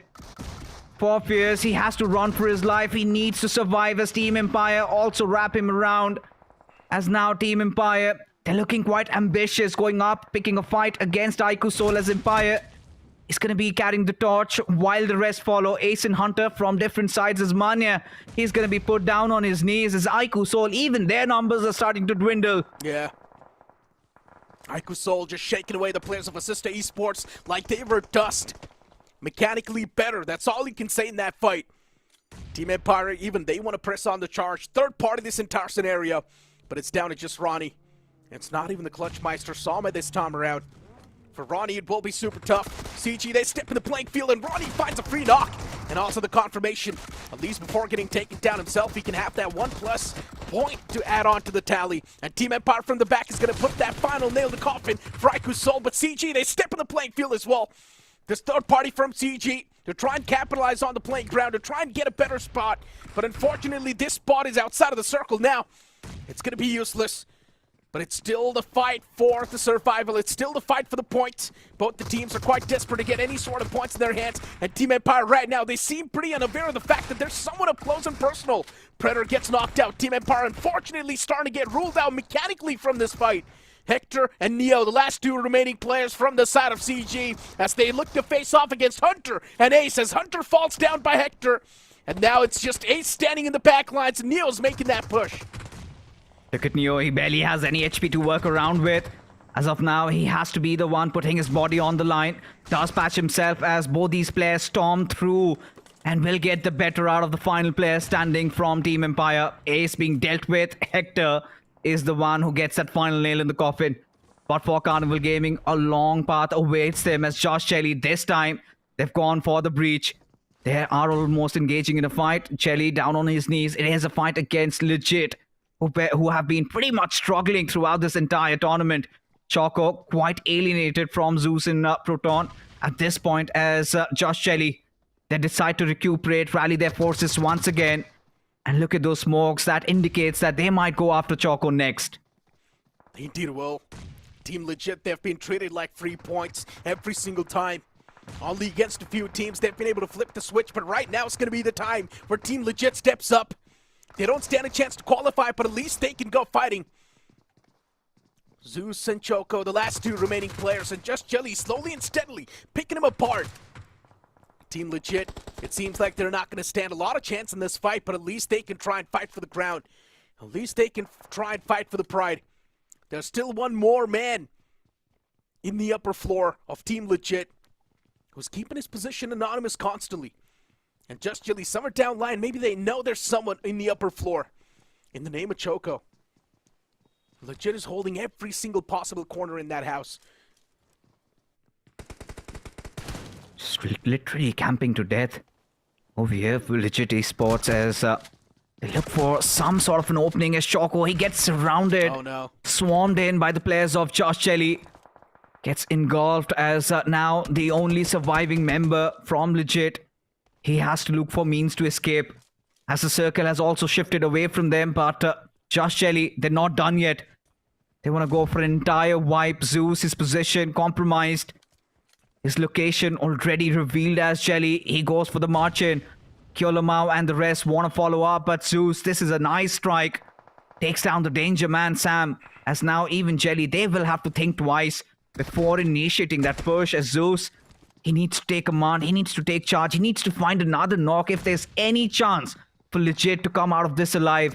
Yes, it's an impossible task. Now his position absolutely given away as just Jelly. They keep charging on Ninze and Jelly. They will have to piece this one out together, working with those Molotovs, but quite unrequired as Ninze, he gets that final blow and Team Legit, they're out of this game. Legit taken out, and just Jelly getting 4 eliminations so far. Looking pretty good. And they've also got all the 4 players standing, so that's another going to be added bonus. GT up against the players of Genesis, while all the other teams were fighting for the elimination points. 8-Bit and CG, they prioritized the circle and placed themselves in a good spot. Look at 8-Bit, all the 4 players intact, and they've got the only cover to play with, the only compound available in the circle. And 8-Bit's going to be unshaken. You asked me a question, where's Phoenix? I guess they were evaporated in thin air between all of that chaos that was going on. And this looks so bad. But now, as we move on ahead, we've got 8-Bit. This time, they're going to be locking horns against Genesis as they wanted to get inside the zone, but 8-Bit really in no mood to give them that luxury. 2 players done and dusted, and for Genesis, it has to be Grind who has to do that healing battle there. As for 8-Bit, they've already secured 5 finishes, but Gujarat Tigers, such a good position, wanting to get inside the circle, just around the edges. They have to reveal themselves. Now, this is the position where 8-Bit could really capitalize on the situation, but look at this. Neo from elsewhere, he gets a couple of knocks for himself, and just like that, Arman, he's also been dealt with. Yeah, CG's gonna try to be the opportunistic one. And that's what they're exactly doing. Third partying all the way from the back, securing a few elimination points. Just get the cherry on top of the cake. GT does not exactly want to fight too deep. Instead, they're just trying to poke from the back lines. Let the opponents do their job. But third partying this right now can be the best possible thing CG can do. 8-Bit's got all the 4 players, and if they manage to wipe out GT without taking any sort of damage, then it will be tough for the players of CG to convert a chicken dinner. Someone needs to try and make some sort of play happen. Maybe someone from CG can try to flank, and that's exactly what Hector's doing. He's trying to wrap all the way from the sidelines, trying to take as much control as possible inside of the circle, considering it shifts up a little bit on the northern side, favoring the players of CG a bit more. And 8-Bit, they're still not able to find any sort of cure to this problem as GT now slowly and steadily getting picked off, and Hector with this off angle is able to punish the players even more. GT is getting picked off and they will be wiped out as Hector's going to be the one to wipe him off completely. And now they need to face off against 8-Bit. 8-Bit's got all the 4 players on the board for CG. It's just the final 2 surviving. Hector does fall down, but he falls down valiantly. He's done enough for his team as now Neo, a lot of burden on his shoulders as 8-Bit swarm in at his way, his position quite in the open. As 8-Bit have him surrounded, Neo barely gasping for breath, and Ovis will be there to deal that death blow. As 8-Bit, they stage their comeback, they finally get a chicken dinner. Albeit not with a lot of finishes though, 7 to their names. And could walk away with 17 crucial points, but for Team Jelly, 4 finishes, and now they will be walking home with maybe 6 or 5 position points. So around 10-11 points is what they're really looking forward to. Make it 9 or 10. As even for Genesis, back-to-back consistent games, this time they also have 5 finishes to work things around with, and all these teams rising up to the occasion, and seems like the overall standings, we're going to see a lot of stirring up over there. Indeed we will. CG had 14 elimination points, by the way, in that game. It was incredible. A big game from CG. They were picking every single fight they could, and they were able to secure a lot of elimination points as well. Third-partying Iku Soul, third-partying Team Empire. They were able to thrive in that chaos. But still, the chicken dinner goes to 8-Bit. They're deserving ones. What a comeback it's been so far in the week 4. Especially when the sword was right on top of their necks. 8-Bit, they perform. And this is what the big minds can really have. Maybe not a lot of firepower, but the big minds can thrive in pressure. And at this point, it's so difficult to comprehend what are we really looking forward to in that final game, because 8-Bit staging a comeback. I think week 4 so far has been the best for them. They lost out on a chance to get the chicken dinner in the previous one. This time they ensured in such a tricky circle, they're present, they are available, and they took the right decisions. But this could have gone either ways, could have really backfired even for 8-Bit for a moment, it felt like, because if Hector had not meddled in that situation, because 8-Bit were also scared to death because Gujarat Tigers were posing such a threat to them. The moment they decided to back off from their situation, suddenly out of nowhere, Hector comes in, scoops in multiple frags right in front of their faces. So that sort of enabled 8-Bit to get that free hand to go after the 2 remaining players. But Carnival Gaming, for me, was the best team out there inside this game. Especially all those fights they indulged in. They showed so much of valor, so much of courage, and that has paid off. Like, they were around that 194, 195 points, but getting around 20 plus points in this one, I'm pretty sure they have gone past 200, 10 or even 50. And we also saw an almost a 1v4 from Beast. But unfortunately, that final man, Pucar, saved the day for his team. But let's be honest, Vasista Esports, they made a lot of mistakes while they were approaching on that staircase. They whiffed a lot of shots as well doing so. Nothing taken away from that. Only if those shots were connected, Beast would not have stand a chance to clutch that out in the first place. But a lot of the shots were whiffed, and that's why Vasista Esports were almost on the verge of getting 1v4'd. And imagine if they would have been 1v4'd, that would have been even worse for their mental.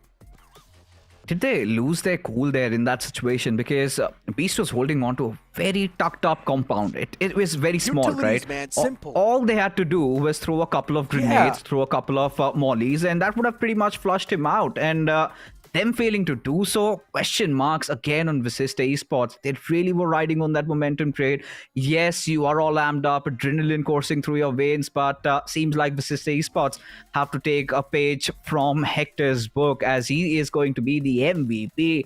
And boy, oh boy, Hector stepped up big time this time, especially that fight against Aiku Soul and Team Empires combined. The way they inflicted those blows one after the other. Hector was such a key element in all those fights. The only reason why Pucar got the best companion is because he recovered his team from that wipeout, or almost an wipeout. He saved the day for his team. That's why he's got the best companion over there. He revived 3 of his teammates in that scenario. Then you've also got Omega being the finisher, considering he was the one who got the final blow against the enemy. But in general, Hector definitely being the IGL, still doing so good for his team, getting the most amount of elimination. And as I mentioned, CG had 14 eliminations at the end of that game. And considering they did not even place themselves on the second spot in the previous game, but they still placed themselves on the second spot in this match ranking. Yeah, both these teams did not fare off really well in the previous game and have redeemed themselves. But one team that has been quite consistent is Genesis. Games after games, they are collecting so many points for themselves, but misery continues for K9 yet again. Previous game just for this time 1, and it's not acceptable. For Versatile also, I think nothing much to really sweat around. They're just having a gala time. But for Wind God, things are starting to look a little windy, a little shaky, because this is one of those games they literally dropped the ball without having any answers to Aiku Soul and their relentless aggression. Wind Gods, I'm starting to feel a little shaky about them. This has happened to them in the past. Infinity is aware of that. They missed out from 6 points. And they're so close to that 200 points marker. At this point, it's so difficult to say if they can really make the cut with so many teams on the chase. Wind God, they need a big one. They need a chicken dinner. They've still got one more game to go, right? And that's also going to be the classic grounds of Erangel, so maybe they can make the comeback happen. Considering we started things off for this group specifically on the off map, so maybe that's why Wind God Esports wasn't able to get the win in their sails. But in the upcoming game of Erangel, maybe they can get the classic map down. But once again, speaking of the teams like K9 Esports, Metal Esports, exactly I want to speak of Metal Esports over here. Getting taken down by the players of Vasista Esports in such a manner, I genuinely did not see this coming. I thought Metal Esports, at least if you try and compare them to Vasista Esports, they're much better. But no, instead, Vasista Esports, when they flipped the switch and when they went aggressive against Metal Esports was completely shaken. But again, it was a fight divided into two halves, if I believe. It was initially one of their players being taken down, but then later on, Medal had to deal against K9. That is where Sister Esports third party. But I completely get you. This is the point where Medal Esports need to understand that so many teams have already staged their comeback and they're starting to blow a lot of steam away. So they have to recover. Still one game to go. But before that, folks, we're going to be tuning in for a short little break. We'll be right back. You don't go anywhere. So we're just gonna do our thing. Ain't never do the Broncos thing. We're gonna bring you down. If you think you'll stop us somehow, just let us do our thing. This ain't never do the Broncos thing. Hey, किधर मिलता वो collector? तो तुम आई collector? हम आए collector, guns का collector, attachments का collector, helmets का कलेक्टर और इन सब का स्किन्स भी कलेक्ट करता है BGMI लैब में। M416 की है? M249 की भी है। गन्स, हेलमेट्स सब मिलेगा fab in the BGMI lab. मैं भी collector.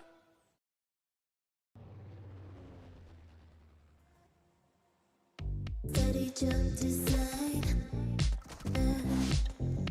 Think I know your kind. Yeah. Steady jump design.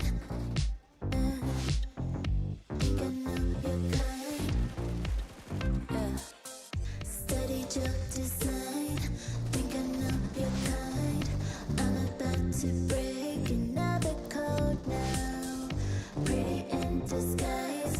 Bugging up your life. This is my syntax. 3, 2, 1, deploy.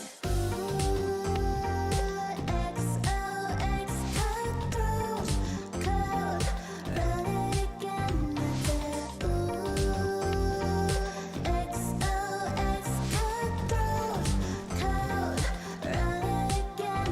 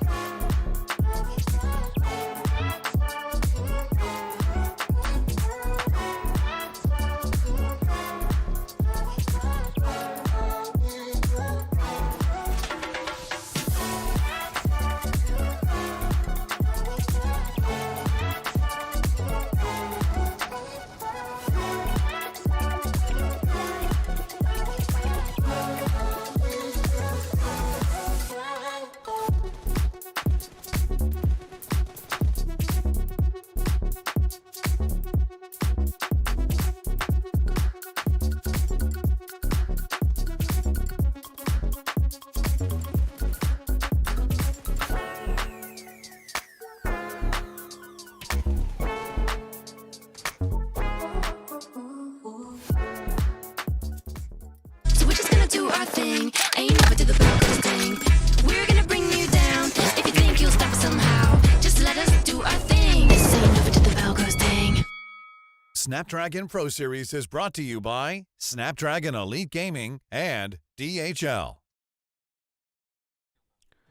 Welcome back after the short break, and yes, just one more game to go for today's Day in Shadow. As we know, the way the storyline is functioning right now, it's definitely adding on a lot of the spice in the overall standings. A lot of the confident teams now starting to self-doubt themselves, including a team like Vikendi Esports, who was dominating from the start of the challenge season. Now even Medal Esports is starting to self-doubt, considering we're not really seeing the confidence in the fights anymore.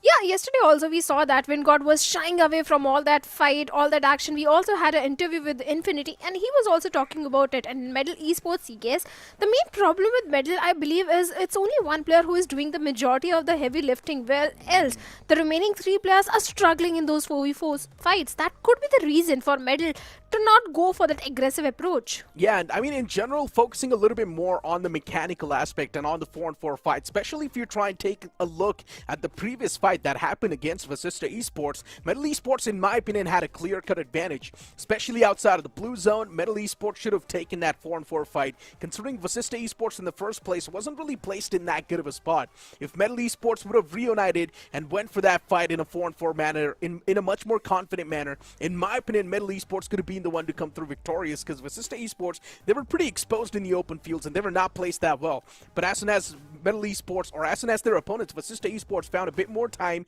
to adjust in that scenario, they started to pretty much clinch on their feasts and pretty much take down the opponents. I mean, in the overall standings, we've got the second page too. Of course, the struggling names, we've been looking at them since the start of the entire day. You've got Wingard Esports now entering that danger zone. Just Jellies just getting the constant average, keeping themselves on the edge, keeping themselves on the safety line. Oh yes, Team Just Jelly, they're just doing whatever it takes to stay in the top 16, but K9 Esports, they need to be more cautious. Hidden Ones, even they are sitting on the 15th spot, but they had a really good day today. Metal, like you said, they're trying to shy away from all those fights. They need to have that confidence and go for the little aggressive approach, at least in the good fights. 8-bit, they just had a chicken dinner and they've already taken a major jump in the overall ranking. They need to continue doing the same thing, because only then they can propel themselves in the top 16. But Genesis, this is a team I want to talk about, Neeraj, because let's be honest, the highest anyone has accumulated points is 51. That was Versatile in week number 1. That's the highest.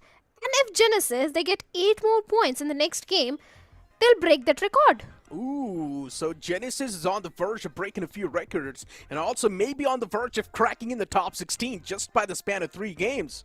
Genesis is definitely making a lot of big statements, and let's just hope they're able to back it up with consistency in the upcoming 4 games that are left over. In today's day, they've only got 1 more game to go, and that's going to be the map of Erangel. One thing is for sure, we might just see a lot of that early game action, but teams like 8-bit and Metal Esports, they just need to make sure that they're going to keep their heads tucked down and not really be a part of that action. They do not need a lot of points to place themselves in the top 16, while teams like Phoenix Esports at this point in time, they've been throwing a lot of games. Even the previous game was a prime example. Phoenix Esports had the circle to play with from the start till the end, but they still choked. I do not even know exactly what happened to Phoenix Esports, because they were evaporated within seconds.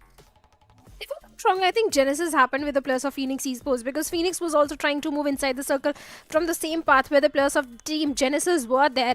And if you go and take a head-on fight against such a team who is already running on high on confidence, that thing tends to happen. And although Phoenix was outnumbered also in that situation, so Phoenix, they really need to buckle up their shoes, because a team like Phoenix Esports should be in the top 16. They should be, but you know what? Without wasting any more time, we straight up jump in the upcoming game of Erangel as the plane flat path's going to begin all the way from Georgiapol towards Yasna Poliana. Now, this plane flat path is heavily tilted up north. If the teams do want to move down south towards the Snoka military base or even Norupnoi, it will be a tough stretch. I would love to see if we're going to see any sort of drop clashes, and also I would love to see an aggressive start to this game. There's so many desperate names, including Phoenix Esports, including Vasista Esports, and the only way a few teams can stand a chance to qualify is by getting back-to-back chicken dinners in all the 4 games that are left over from which one of those games is being played right now. And that sounds next to impossible. But hey, as you said, Shadow, even impossible says I am possible, right? Yeah, of course, that is possible, but look at the amount of cluster towards the side of North Georgiapol. We have the players of Team Jelly in quite a segregated approach. Then we also have the players of RGC who just had a chicken dinner, and they are also running high on confidence. And we also have Genesis. Even 8-bit is also towards the side of Zarki. This is going to be such a chaotic fight if it tends to happen. Even Gujarat Tigers can also chime in. 8-bit is someone who likes to move all the way down south, right towards Fair Pier, but considering the plane flat path wasn't exactly favoring that spot, 8-bit decided to drop in towards Zarki. But as they were moving towards Zarki, they realized there's already someone over there. But look at this, Versatile and Vasista Esports. They once again lock horns. It's a big ego clash that's happening. And Sonraj clearly mentioned in the interview as well, he's not even trying to deny the fact that he's targeting Vasista Esports, and we've seen that happen time and time in the games as well. In my opinion, the major hand of Vasista Esports not qualifying is VXT. could be the reason, because VXT every single time either the head-on fight towards the drop location of Vasista or somewhere else during the rotation clash, VXT always tend to find the players of team Vasista. Vasista in the previous weekend did win a good fight against the players of K9 Esports, but the main thing is, can they do it once again? Because VXT, hey, let's be honest, they've got nothing to lose, but Somraj finds a perfect knock onto the player Gamla Boy. A great opening for the players of VXT. As usual, VXT is supposed to dominate this fight on paper. Because of course, victory currently is coursing through their veins. VXT is doing pretty good on paper. Even in the overall standings, they've been dominating, and Somraj is going to be the one to break the ice first. Vasista Esports, a team that is way more than desperate, but I guess Vasista Esports themselves knows that at this point, there's no god that can save them from the brink of death. Raiden, though, still gets picked off from Picard. That's a great knock, considering Picard found that from such a far away space. Toy still alive, who can try and save the day for Raiden, but sounds a little bit tough. Considering Vasista Esports now, they're just rushing down the knocked out player. And they're going to try to hand out the death blow to Raiden. Without any problem, they will do so as well with ease. Fierce is the one to put that nail in the coffin, and with that knock, the situation's taken down with 3v3. For VXT, they've got nothing to lose. Even if VXT gets taken down by just wiping out one player of Vasista Esports, they've done their job. They've pretty much spoiled the game for Vasista Esports. And I guess with this entire moment, we can finally put the cherry on top of the cake and say Vasista Esports is not qualifying for the grand finals. Yes, they are not, because they are sitting on the 28th spot, and already Sanhok and Vikendi didn't go entirely in their favor. So when day number 1 and day number 2 didn't go in their favor, it was bound to happen. And even if Vasista, they do come on top in this particular fight, the chances of qualification are very slim for Vasista. And Toy being so close to the player, Rage God and Fierce is not looking really good. Toy needs to be a bit cautious. At the same time, Pukar is also providing all the backline support which his teammates need from that rooftop angle. But just look at the players of VXT. They're not overcommitting in this fight, and they're just waiting for the players of Vasista. They indeed aren't. I mean, both the teams planned it super patiently. The fact that even VXT is not making a lot of moves on the board just makes me think that VXT wants to win this fight pretty bad. And I guess, as I mentioned it, at the end of the day, it's also an ego clash, right? So yeah, Somraj would want to make sure that he's bagging this victory. There we go. Finally, the silence broken down, and Picard knifing Somraj to death. Oh, a little bit of the salt on top of the wounds, but considering Vasista Esports isn't even making it, so they're completely fine with that. Even Wingod Esports panning one of the players of legit esports. What's going on there? A few scrappy fights breaking out. It's not really a big action, though. Just a few individual players being picked off here and there. Even on the small screen, you can see Aiku's Soul locking horns against 8-Bit. And I guess Aiku's Soul, they really want to make sure that 8-Bit does not qualify here. I'm not sure what's going on. Aiku's Soul is targeting 8-Bit. No, man, because both these teams, they dropped in towards the side of Zarki, and 8-Bit decided to go all the way towards the side of Primorsk and Aiku's Soul. They were in a hunt. They were chasing 8-Bit, and Ash already down. The trades are coming back and forth, and 8-Bit, they have been wiped off from the server. What is this rivalry we're seeing? So many desperate teams. For some reason, it feels like they're locking horns with the top teams for no reason. And we're seeing so many unwanted rivalries. Man, if you're someone on the struggling side of the spectrum, this is a prime example for you. Do not pick a bone with the team that's doing good in the overall standings. Just don't do it. Always try to be in their good book. Simple. If you leave things for the 11th heart to be in the top 16, these things tend to happen. Every single time, in every single tournament, we witness such sort of scenarios. And Rage God on the other side, well, he has also been knocked out. Pukar was doing the majority of the heavy lifting in this particular fight, but seems like Vasista, once again, they are being dominated by the players of VXT. VXT left with only 2 players, and now Vasista with just only 1 player, Fierce, because 2 of the players are already knocked out, and there is no chance that Fierce can go for the rescue mission onto the fallen comrades. For some reason, it feels like 8-Bit is once again back on the same spot they started things off with, on the 18th spot. When can things stop getting worse for 8-Bit? Oh man, that too against Aiku Seoul. Out of all the other teams, Aiku Seoul is the one to lock horns against 8-Bit. Oh boy, I would love to see what happens on social media after this, but we've got Vasista Esports. Fear standing still. He's the only man standing for now for Vasista Esports, and at this point, even Vasista Esports, they're pretty much going to be playing with a clear mind. They do not care about the world. They're just here to fight against VXT. That's it. And Versatile, they're just here to wipe out Vasista Esports. Clear goals. They've got their goals set. You know, Neeraj, I think Aiku Seoul is not yet done. Because look at the position. They're somewhere towards the outskirts of Pochinki, where we have VXT and Vasista going up against each other. So maybe Aiku Seoul can also head over to Pochinki and pick a bone with the plus of team Versatile at this point. Or maybe CG, because if you go a little north, you will find the plus of CG also trying to migrate inside the circle.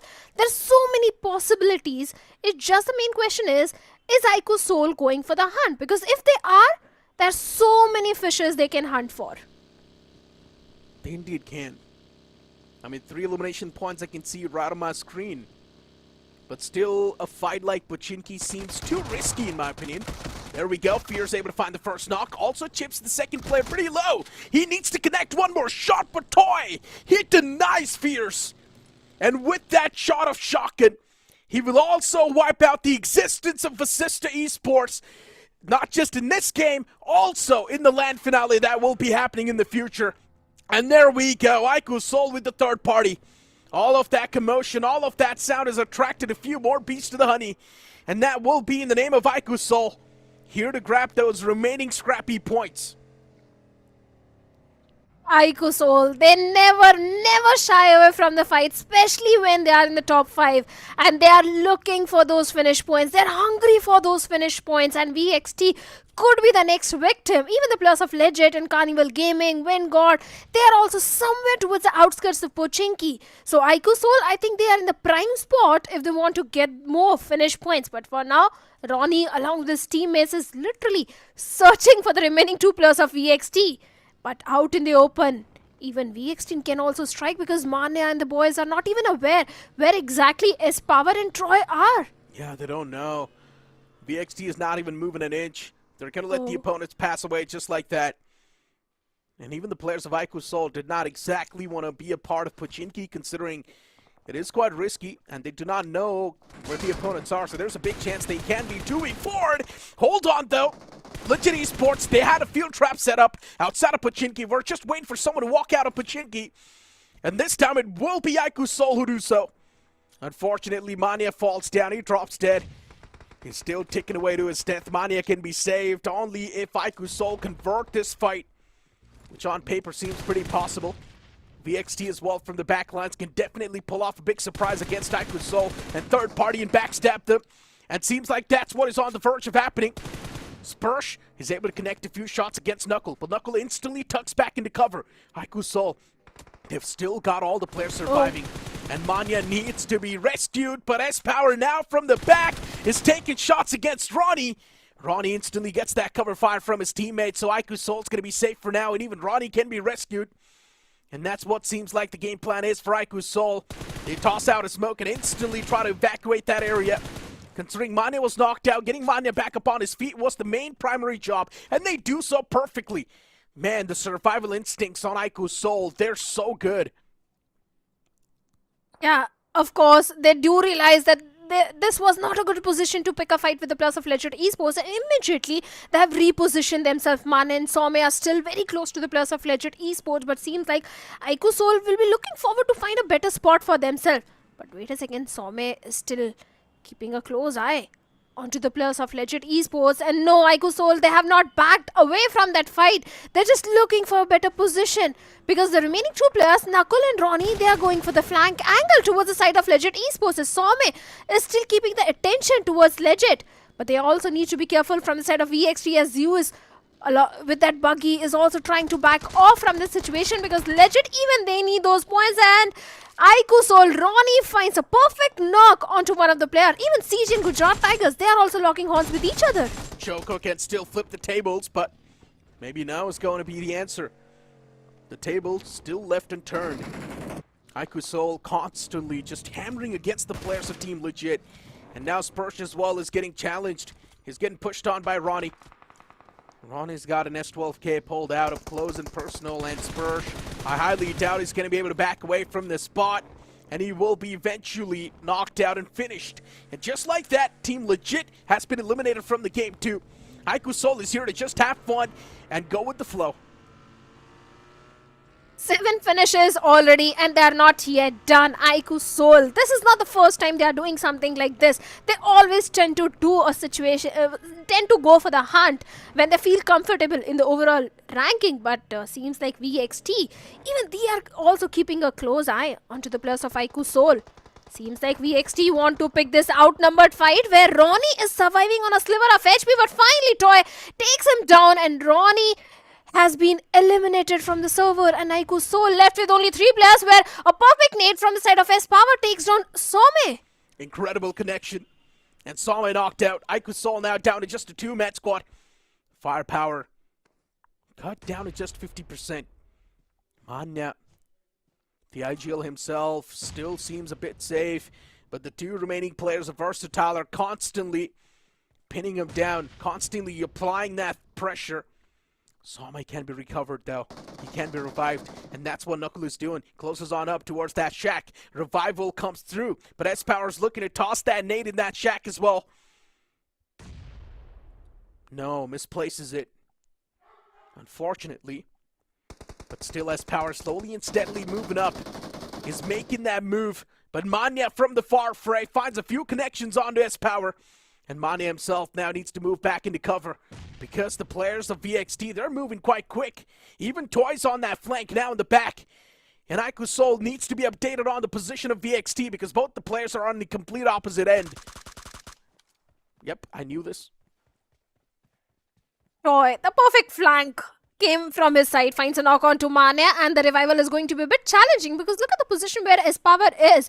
If anyone from the side of Aiku Soul goes for the rescue mission, I think S-Power is going to have a clear line of sight, but somehow Knuckle do manage to go all the way towards the fallen comrade, but Toy finds one more knock onto Some. That suppressor plays a massive role, and Some had no clue where the shots came in from. Some was still looking against S-Power, considering he had no clue that Toy's in the back. And that's why VXT, they're able to convert this 2-on-4. But Aiku Soul can still make it a 2-on-2, considering the knocked out player still taken away. But eventually, as Power denies the possibility. Now Knuckle trapped in a corner. He's completely getting choked to his death. 4 bullets in the shotgun, and what a jump shot that was. S-Power, he finishes things off in style against Aiku Soul. A 2v4 executed to perfection.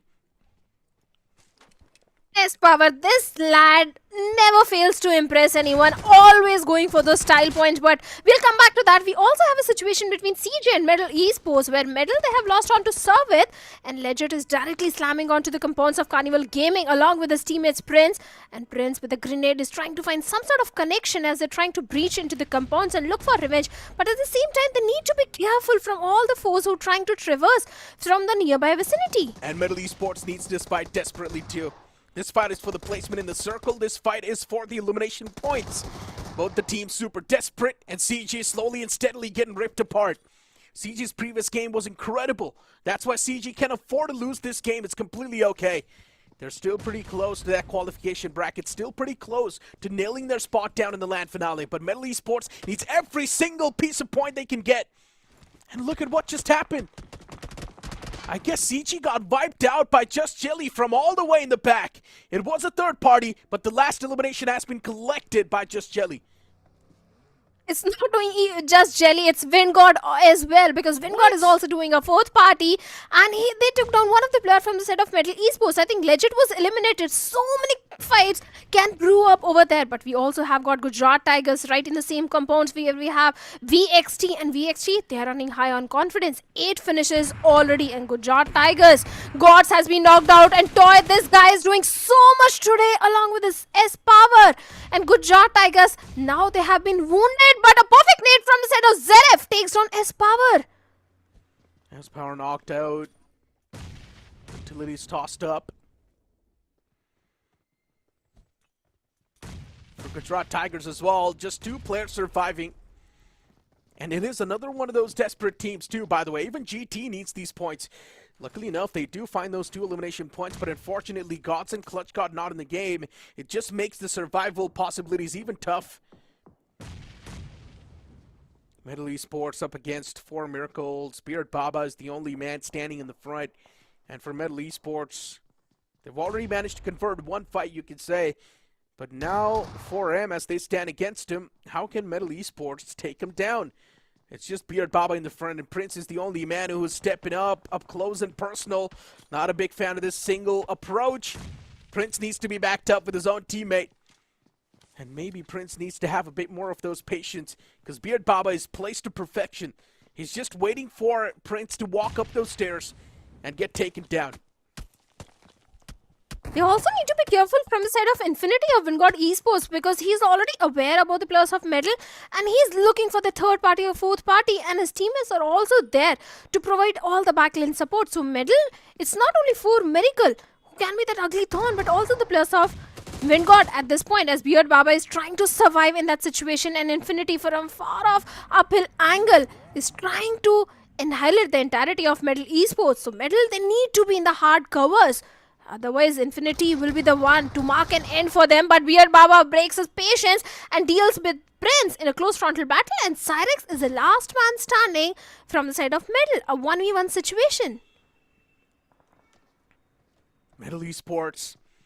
Cyrex is now moving up. I mentioned this too, man. Giving the isolated duel to the opponent, especially making it a one-on-one. When he's got the advantage, it's even worse. Metal Esports challenging the fight 1 after 1. It's not working out. And now Beard Baba, he suddenly just swings back to life. He's catching too much hurt from the top, and he will be eliminated eventually. And Cyrax finds the confirmation too. But oh man, at the cost of what? Losing out on 3 of his own teammates. For Cyrax, survival now seems even tougher. But considering he's got a decent spot inside of the circle, if he manages to hold down this spot, if he manages to hunker down this compound, maybe things can be better. But Cyrex, he also needs to replenish his utilities as well. He does not have any first aids nor utilities. Look at the amount of teams who are trying to migrate inside the circle. From the western part, we have Team Just Jelly, then Gujarat Tigers, Vingod. So many teams are there. And all of this, I think Team Empire and RGC, they've kept themselves away from all that commotion. This game is super important for Team Empire and for Phoenix Esports. And Phoenix, speaking about them, they are picking a fight with the players of Team Genesis towards the northern side. But they need to be careful from the approaching team of K9, because K9 can do a third party. But it's the stage 4 and there's only 9 teams alive. If any of these teams manage to survive till the late game with all the 4 players, there's a big chance they can be the one to come through victorious, and that's what K9 Esports is doing. Just try and keep your numbers intact till the end. And Phoenix Esports right now is falling prey against K9 Esports. Taking a fight against K9 at this point on time seems like a bad choice for Phoenix Esports. They've already been doing pretty bad in their 4-on-4 fights. Phoenix just needs to make sure that they're playing for the survival, that they're getting the rescue mission done on Venom. And that's what seems like the game plan is going to be. Phoenix Esports is there to get the revival on the fallen comrade, but K9 Esports, even they're getting a little bit too ahead of themselves. K9 Esports definitely do want to get the elimination points secured for themselves, but how can they? There's a few smokes blocking the vision, and K9 Esports does not have a proper confirmation. Of course, they're looking for that confirmation and they need to find a good spot for themselves. Even Phoenix Esports are also looking for that northern control of the circle. But Genesis, they are towards the eastern side. They also need to be careful from the approaching team of Team Empire. Even Gujarat Tigers, Zeref is also in the close proximity to the players of Genesis. So much is also happening towards the eastern side. But like you said, only 9 teams and 28 players remaining. So I think everyone can find a good piece of real estate for themselves. Even the players of K9 can hold on to those ridges towards the northern side. But the fight between Phoenix and K9 is going to be super important because both of them are trying to be in the top 16. Yeah, so many teams over here are trying to be in the top 16, right? Wingod Esports, Just Jelly, Team Empire, Gujarat Tigers. You've also got Metal Esports, K9, Phoenix. Pretty much every single team that's surviving in this game is not confirmed to move on in the top 16. Everyone's desperate in this lobby, including Wingod. This will be an interesting game. All the desperate ones let loose in a single game. Let's see who's going to be the one to get the chicken dinner. The gods of BGMI just get even more cruel. But Wingod Esports from the top is now looking to rain down death and destruction against Just Jelly. Just 3 more players surviving on that lower ground. An uphill battle for Just Jelly, something they would like to avoid, and that's what they exactly do. Because Gujarat Tigers, they make the rotation happen. They're not too much in the safer shoes, considering just on the back is also going to be the players of Just Jelly. And Just Jelly is a constant threat that can stab you in the back. Of course. But Jelly, the entire team is playing like a pack, like a unit. But Gujarat Tigers is also that ugly thorn in the path of Just Jelly, where Zeref is trying to get all the information. One single grenade can be so deadly for the players of Team Just Jelly. Either from Gujarat Tigers or Wingod, they need to pick their battle. But Arman, surviving on a sliver of HP, he needs to patch himself up. But look at the amount of smoke which has been used by the players of Team Jelly. But despite that, Q Lamar finds a knock onto Arman and leaving Zeref all by himself. But at the same time, Jelly needs to be careful from the side of Wingod Esports. Arman, he's backing away from that spot. Considering he's knocked out, he wants to get the revival upon himself by Zeref, but Zeref is also someone who cannot really go for an extra bit of risk like this. Just Jelly closed on up. Zeref is the man up close and personal. 3 players against Zeref. He finds the first strike, but that's all he's going to find. Just Jelly in a decent spot inside of the circle as well with that Vipe. Just look at Cyrex of Metal right in the center. BGMI gods are definitely favoring Cyrus, and all he needs to do is just stay super silent and let all the other teams fight amongst themselves. Wingod, they do have a certain height advantage onto the players of Team Just Jelly, and they're just waiting for Jelly and the boys to be out in the open, and that is when Wingod might strike. But they also need to be careful from the side of RGC. But Phoenix and K9, like I said, are fighting amongst each other towards the northern side. And seems like one of the players from the side of K9 has been knocked out. Slug out in the blue. There is no chance of a revival or rescue mission coming for him. I'm not even sure what Slug was doing all the way in the back like that. But Omega is still trying to get things under control. Phoenix Esports, they lose out on the player. Slug gets confirmed by the play zone. It's a big question mark what was Slug doing all the way in the back there, but fine, I guess as long as K9 Esports, they're able to convert this fight, everything's going to be good in the hood. Backlines are clear. The only possible threat's going to be Phoenix Esports. If they manage to thread the needle, if they manage to wipe out Phoenix Esports right here, right now, things can be better. And Beast knows exactly where Altu is. He knows that general direction. Now finally spots out Altu. Goes for that spam. Not the confirmation that Beast was looking for, but maybe this Molotov can put the icing on top of the cake the man's looking for, and that will do the job. Beast takes down the last player before he gets knocked out. That well-placed Molotov's going to do the deed. As Team Empire now, the backlines don't seem too secured. Genesis' Shiro is doing a lot of hurt. As eventually Empire will wipe out Genesis from this game too. Well, certainly Genesis, they have also been wiped out with just 2 finishes. Wingod Infinity, he's also picking a fight with the plus of Team RGC. They do have the numbers advantage, but just look at the circle.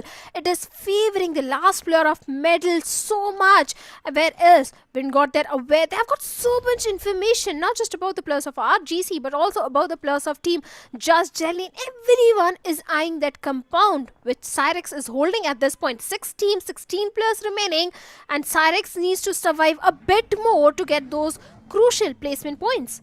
Exactly. Wingard Esports, looking at their placement, they've got all the players alive, all the pieces on the right track. RGC approaching K9 Esports. Even that's going to be another possible fight brewing up. And Cyrex's position's compromised, but I love this position from Cyrex. He's keeping himself anonymous. He's in a spot where he's not going to be expected. RGC, they approach Omega and the boys as K9 Esports is trying their best to fight back, and eventually they wipe out the existence of RGC. And that's going to be a few more points added to the tally for K9 Esports. They will survive for a bit longer. K9 Esports, they desperately needed those points too, and this seems like a big game for K9 Esports. The game that they were searching for, the game that they were looking for. Now Cyrex can be the one to put the big spanner in the works for Metal Esports.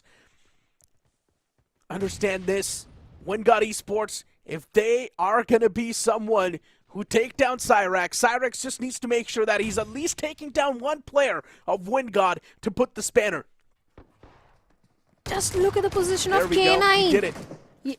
Yeah, Cyrex definitely is going to rain on the parade of Wingard Esports. Already he has picked one of the players from the set of Wingard and looking for more connection. But just look at K9, how beautiful they have the entire control of the circle. This is their game to lose if they play all their cards right. But the entire team of Jelly is keeping themselves away from all that commotion. But even they also need to make a move.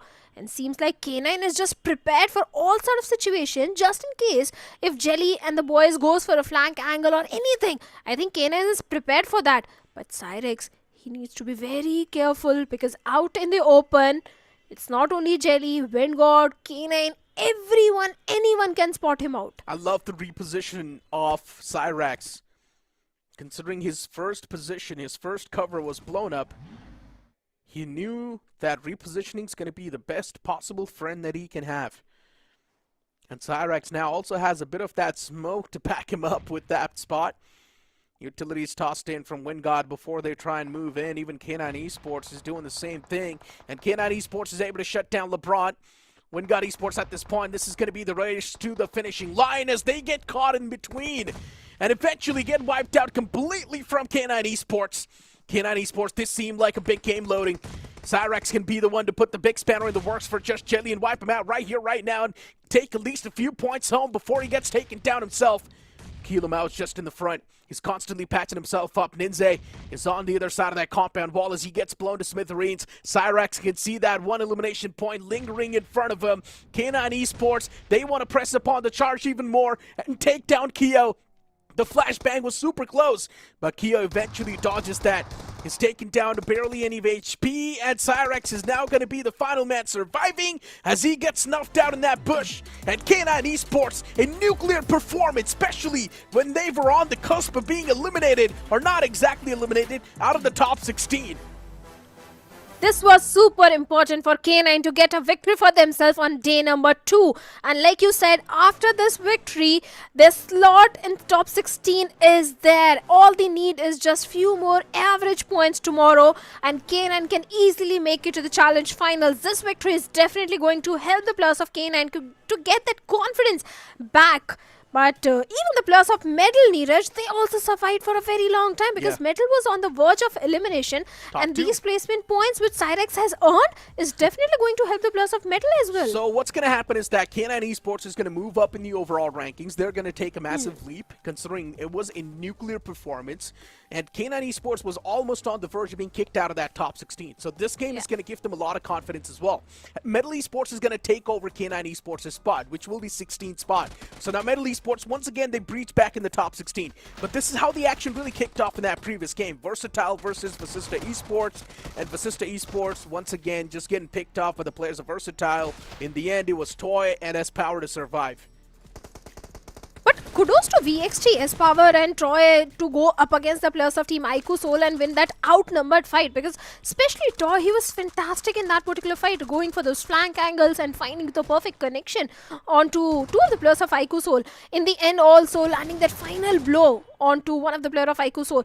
VXT always feeling that confidence, but Medal, they were on the curse, or they were on the verge of elimination when they went against the players of Carnival Gaming. But Cyrex, he did survive for a very long time. He did. I mean, just look at the way the final few situation unfolded too, right? I generally thought that Cyrex can be the one to put the big spanner in the works for just Jelly, but that was not even needed. But if Cyrex wanted, he could have collected that +1 point and get taken down. I mean, every single point helps at this point. Metal Esports is that desperate. Even if they can get 1 point more squeezed out from a game, they should take the odds. But hey, it's completely fine. Cyrex did his job, being the only survivor till the final few moments. Imagine if the entirety of Metal Esports was alive. Or imagine even if 3 players from Metal Esports were alive. They could have been the one to snatch the game away. See, Metal was doing everything perfect against the players of Team Carnival Gaming because they had the numbers advantage. They already got a knock onto Hector. After that, Viper was also knocked out. It's just that the third party which came from the side of Wingod Esports and Team Jelly, Metal was not prepared for that third party, and eventually they lost onto the numbers because it was the same compound which Cyrex was holding till the very last moment. It was just the third party that kind of ruined the game for the players of Metal Esports. And let's be honest, CG is one of those teams that's already made the qualification cut, right? They've got 216 points on the board, and this game they did not really have a lot of points in return, but it's completely fine. They've already made the cut, as I mentioned. The match MVP of the previous game is going to be Toy from VXT with 6 finishes, and finish contribution is 67%. A mega game from the boy with the map impact of 10%. VXT's been doing pretty good on paper, and even in the overall standings, they've been dominating every single team that stands against him. The previous game, Iku Soul, they definitely did try to pick a bone with a lot of teams, including 8-Bit, and they are the main reason why 8-Bit is currently sitting all the way outside of the top 16. Now you've got the stars of the match on the screen, best companion being Omega, and finisher being Ninja Boy. Well, certainly Ninja Boy is the finisher with 6 finishes and 4 assists. So K9, this victory is definitely going to help them. And stars of the match, Toy was bound to be there because the way he played today, especially against the players of Assista and against the players of Team Iku Sola as well, it was bound to happen. Indeed. Let's move on and have a look at the match rankings, right? Because that's going to clear the fog a bit more. Looking at the match rankings, look, I mean, the way K9 Esports has placed themselves, getting 24 points on the board, as I mentioned, it was a nuclear performance from K9 Esports, especially when they were super desperate, and they got that too. Middle Esports 11 points, Wingod Esports getting 10 points, VXT 9 points. Everyone's looking pretty good, especially in the top 5 of that previous game. And as I mentioned, when we saw the top 9 teams alive in that game, every single team that was alive in the final few moments was desperate. So that was the good thing. At least we did not see that vacuum come through. Of course, Genesis also with 3 points and Iku Soul 7 total points. Soul was going for the hunt and they were just looking for those finish points. They were not looking for the placement point. But Phoenix Esports, they needed those placement points. They needed those finish points. But only 3 points to their name. This is definitely going to hurt the players of Phoenix Esports. Because let's be honest, day number 2, they're still not inside the top 16. Day number 3, I don't know how they're going to make it. I mean, look, at this point in time, there's too many teams on that danger zone, and considering there's only 3 more games to go individually for teams and 6 games in total for this challenge season to be completely done with, and then after the challenge season, as we know, from 31st, the LAN finale will be starting. A lot of the questions, they're starting to arise. Can this team make it? Can that team make it? Can they move on to the finishing line? These questions, they just keep on racking up on top of each other to the point where at this point, I'm just starting to self-doubt myself as well. I mean, I went for the prediction of 185 points being the cutoff, but if the same thing keeps on happening, if the no names, they keep on going super aggressive and get eliminated off the rip, that means we're not going to see that vacuum come through. But hey, something that's going to be great for the viewers, and that's going to be claim your seats now. Scan the QR code on the screen and claim your tickets for the Noida Indoor Stadium. The LAN finale of the Snapdragon Pro Series Season 6 will be starting from 31st January till the 2nd February. So do it right now. Make sure you're going to be the first one, because trust me when I say this, the seats are being claimed pretty quickly.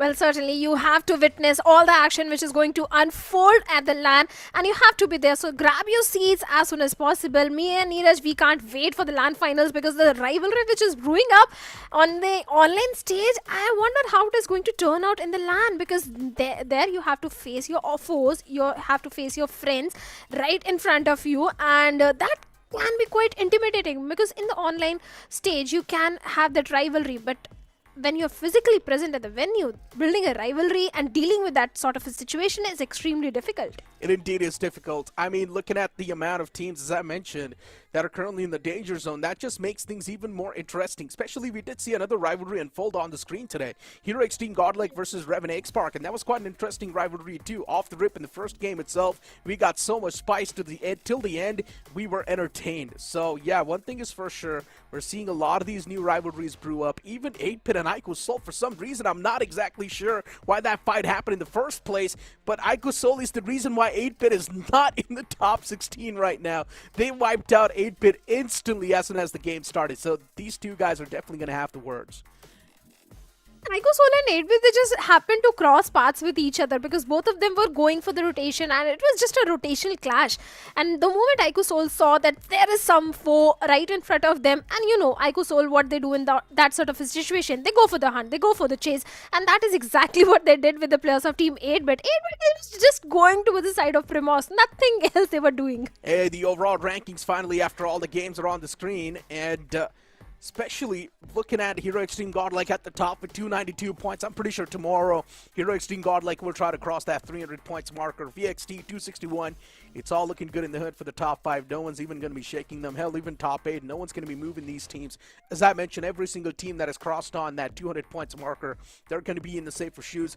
The real struggles are going to begin on the latter half of the board because that's where everything will be flipped apart, or there's a big chance it can be flipped apart. GT on the 11th spot. I was a bit concerned for GT, I'm not going to lie, considering the games were not going too great. But GT on the 11th spot, now they've found themselves in that safer shoes. Oh, they are definitely safe. Even the players of Team Just Jelly, they have crossed that 200 mark, sitting on the 12th spot. Even Wingod, they have got 205 points. It's just that Revenant, X-Park, K9 and Middle Esports, these three teams are still, I'll say, are in the danger area because one bad game and they can be out of top 16. But K9 says they're feeling so confident in those 4v4 fights, their chances of staying in the top 16 are quite high. Even the players of Hidden Ones, they are also having a gala time because even they have propelled themselves in the leaderboard. For now, they are in the danger area, 17 spot. One good game and Hidden Ones can be in the top 16. I mean, Hidden Ones could definitely be in the top 16, man. Looking at the points difference is really making me anxious. Imagine what's going to be happening in the players' heads. 8-Bit was on the 18th spot at the start of the day, if I'm not wrong, and now they're pushed down to 19th. And understand this, tomorrow 3 more games will be played. Phoenix Esports, the only way they can stand a chance to qualify is by getting 2 chicken dinners back to back. Phoenix Esports 2 has a chance, but they just need 2 chicken dinners. And looking at the way they played Vikendi today, I highly doubt Phoenix Esports can get those 2 chicken dinners. So maybe you can't say Phoenix Esports is pretty much done for too, because they're throwing a lot of those games that are supposed to be theirs. Oh yes, Phoenix Esports, the way they are approaching those fights, every single time I see Phoenix Esports, they are so far away from each other. Either there's a 2v2 split or a 1v3 split coming in from the side of Phoenix Esports, and that tend to not really work for the players. They need to play as a unit, they need to play as a pack, but just few games remaining. Let's be honest, only 3 games remaining for Phoenix Esports. Can they make it top 16? I think it's highly unlikely. Yeah, I mean, it is definitely unlikely for Phoenix Esports to make it till the top 16, but if you still have got some sort of opium, as I mentioned, 2 games back-to-back, and Phoenix Esports can stand a chance. Tomorrow, even 8-Bit themselves, they need a chicken dinner. My prediction was 185 points as the cutoff, but now it's gone over that. It's 187. The team on the 16th spot has 187 points. What was your prediction again, Shadow? 170. Okay, so And that's already out of the way. said 190. So 170 is already out of the way. 190 as well is going to be out of the way. So I guess 200 is going to be the closest one. And I think Suffixes was the one to mention that the cutoff might just go 200 points. So tomorrow in 3 games, anything can happen. You never know. Maybe the teams at the top, they can start to dominate once again and create that major vacuum. We might just see the points table completely stopped at 195 points, and that's going to be pretty much the cutoff. Anything can happen. But I mean, in general, with the way things have been looking like for all these teams on the struggling side, even Metal Esports, man, let's talk about them a little bit. Especially that fight in Vikendi when we did see them take a fight against the players of Assista Esports. It was the players of Assista Esports who took a fight against the players of Metal Esports. It did feel like Metal Esports was a little bit hesitant, and they wanted to back away from that fight. And that's one of the main reasons why they lost out on 2 players in that fight itself. could be the reason they are feeling the pressure to stay in the top 16, because let's be honest, Medal is also one of those teams which is trying really hard to get those average points in every single game. That could be the reason that Medal is not so eager to take those 4v4 fights. But let's be honest, all the teams who are taking those fights, like Red Ross, let's be honest, Red Ross is also one of those teams which was struggling, but the way they were taking that aggressive approach, the way they were going for those 4v4 fights did help Red Ross to build their confidence. I think Medal and Revenant X-Park, they also need to do the similar thing instead of shying away from the fight. It's really easy to say though, right? Especially when you know that you need a chicken dinner. It's really easy to say for us to go for the fights and gain that confidence. But as a team, when you know that for qualification you need a chicken dinner, you cannot even go for the early game fights, because in your head, early game fights means unwanted risk too. There's so many aspects that really come into play over here for Metal Esports, in my opinion. Being proactive and just playing the way they like to play, prioritize the circle, be in that good spot as soon as possible. Metal Esports has always been one of those teams to play defensive and to at least have that good spot in the circle in the first, and then maybe go for the elimination points. And I guess Metal Esports should play the same way once again. Yeah, 100% agreed, because if you look at the IGL's decision also to hold on to that compound, the zone prediction, the rotations of Metal Esports has never been a problem. It's just that they don't go for those fights eagerly. They shy away from the fight. That has been a problem for the players of Metal Esports, because previously Metal used to look so confident. And if you look at the stats also, I think Legit and Sarvit are still doing a decent job, because in the finish leaders, I see Legit and Sarvit getting decent amount of finishes. The remaining two players also need to provide all the backline support.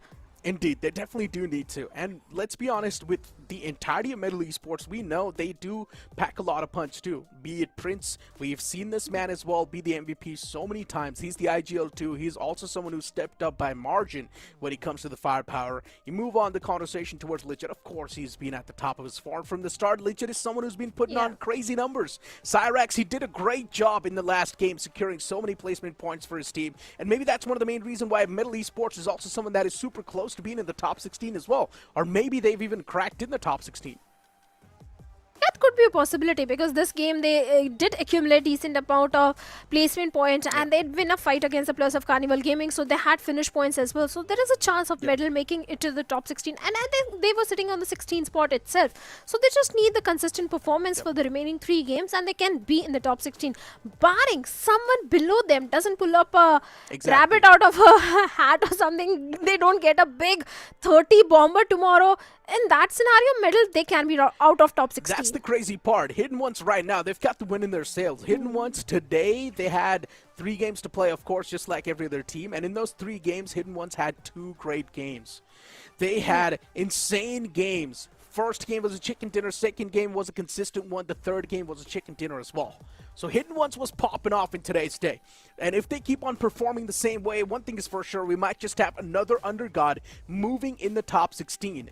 But if Hidden Ones does not pop off the same way, and we see the usual Hidden Ones where they do good in one day and do completely bad on the other, if we see that inconsistent Hidden One, then I don't think so the top 16, they've got a lot to fear. Even Team Empire can be one of those names that can possess a big threat to the lobby, but it all really comes down to the final few moments, right? It all really comes down to the circle as well. Even sometimes the RNG, the luck can play a big factor. Even Genesis also, Neeraj. If Genesis also pull up a really good game tomorrow, if they keep up the same consistency, even Genesis can be in the top 16.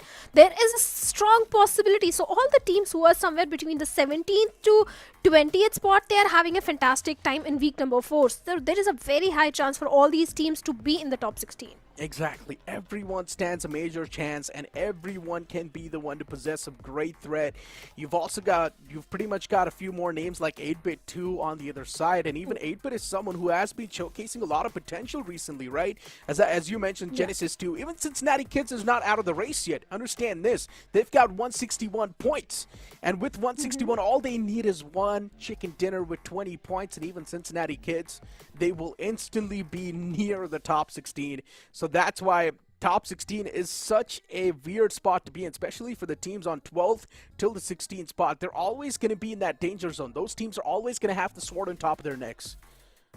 But problem with Cincinnati kids is they're not feeling themselves. They're not in the form. Yes, they are getting those average 15, 14 points every single day in this week.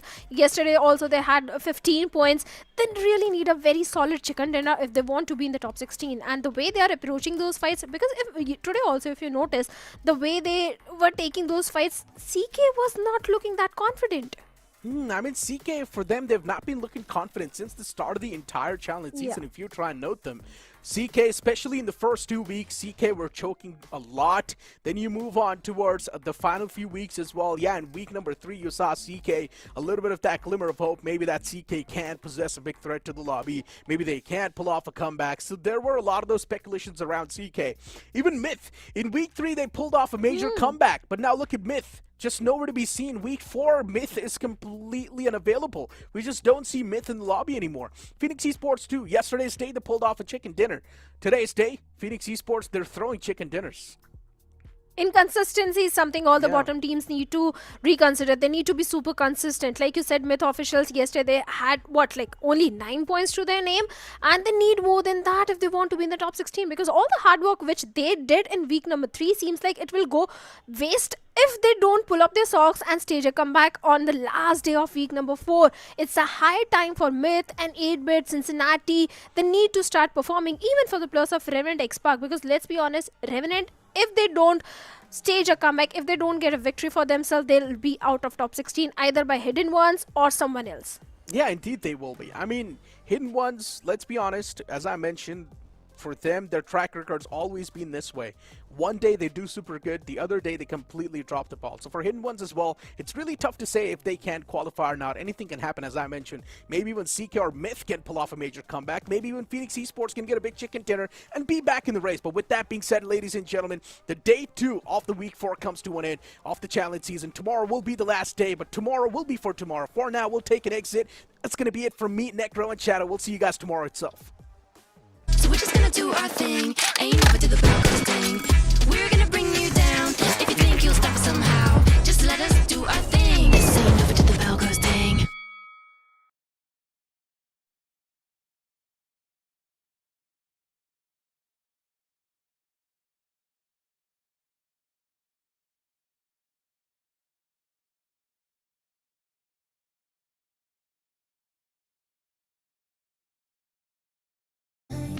I'm about to break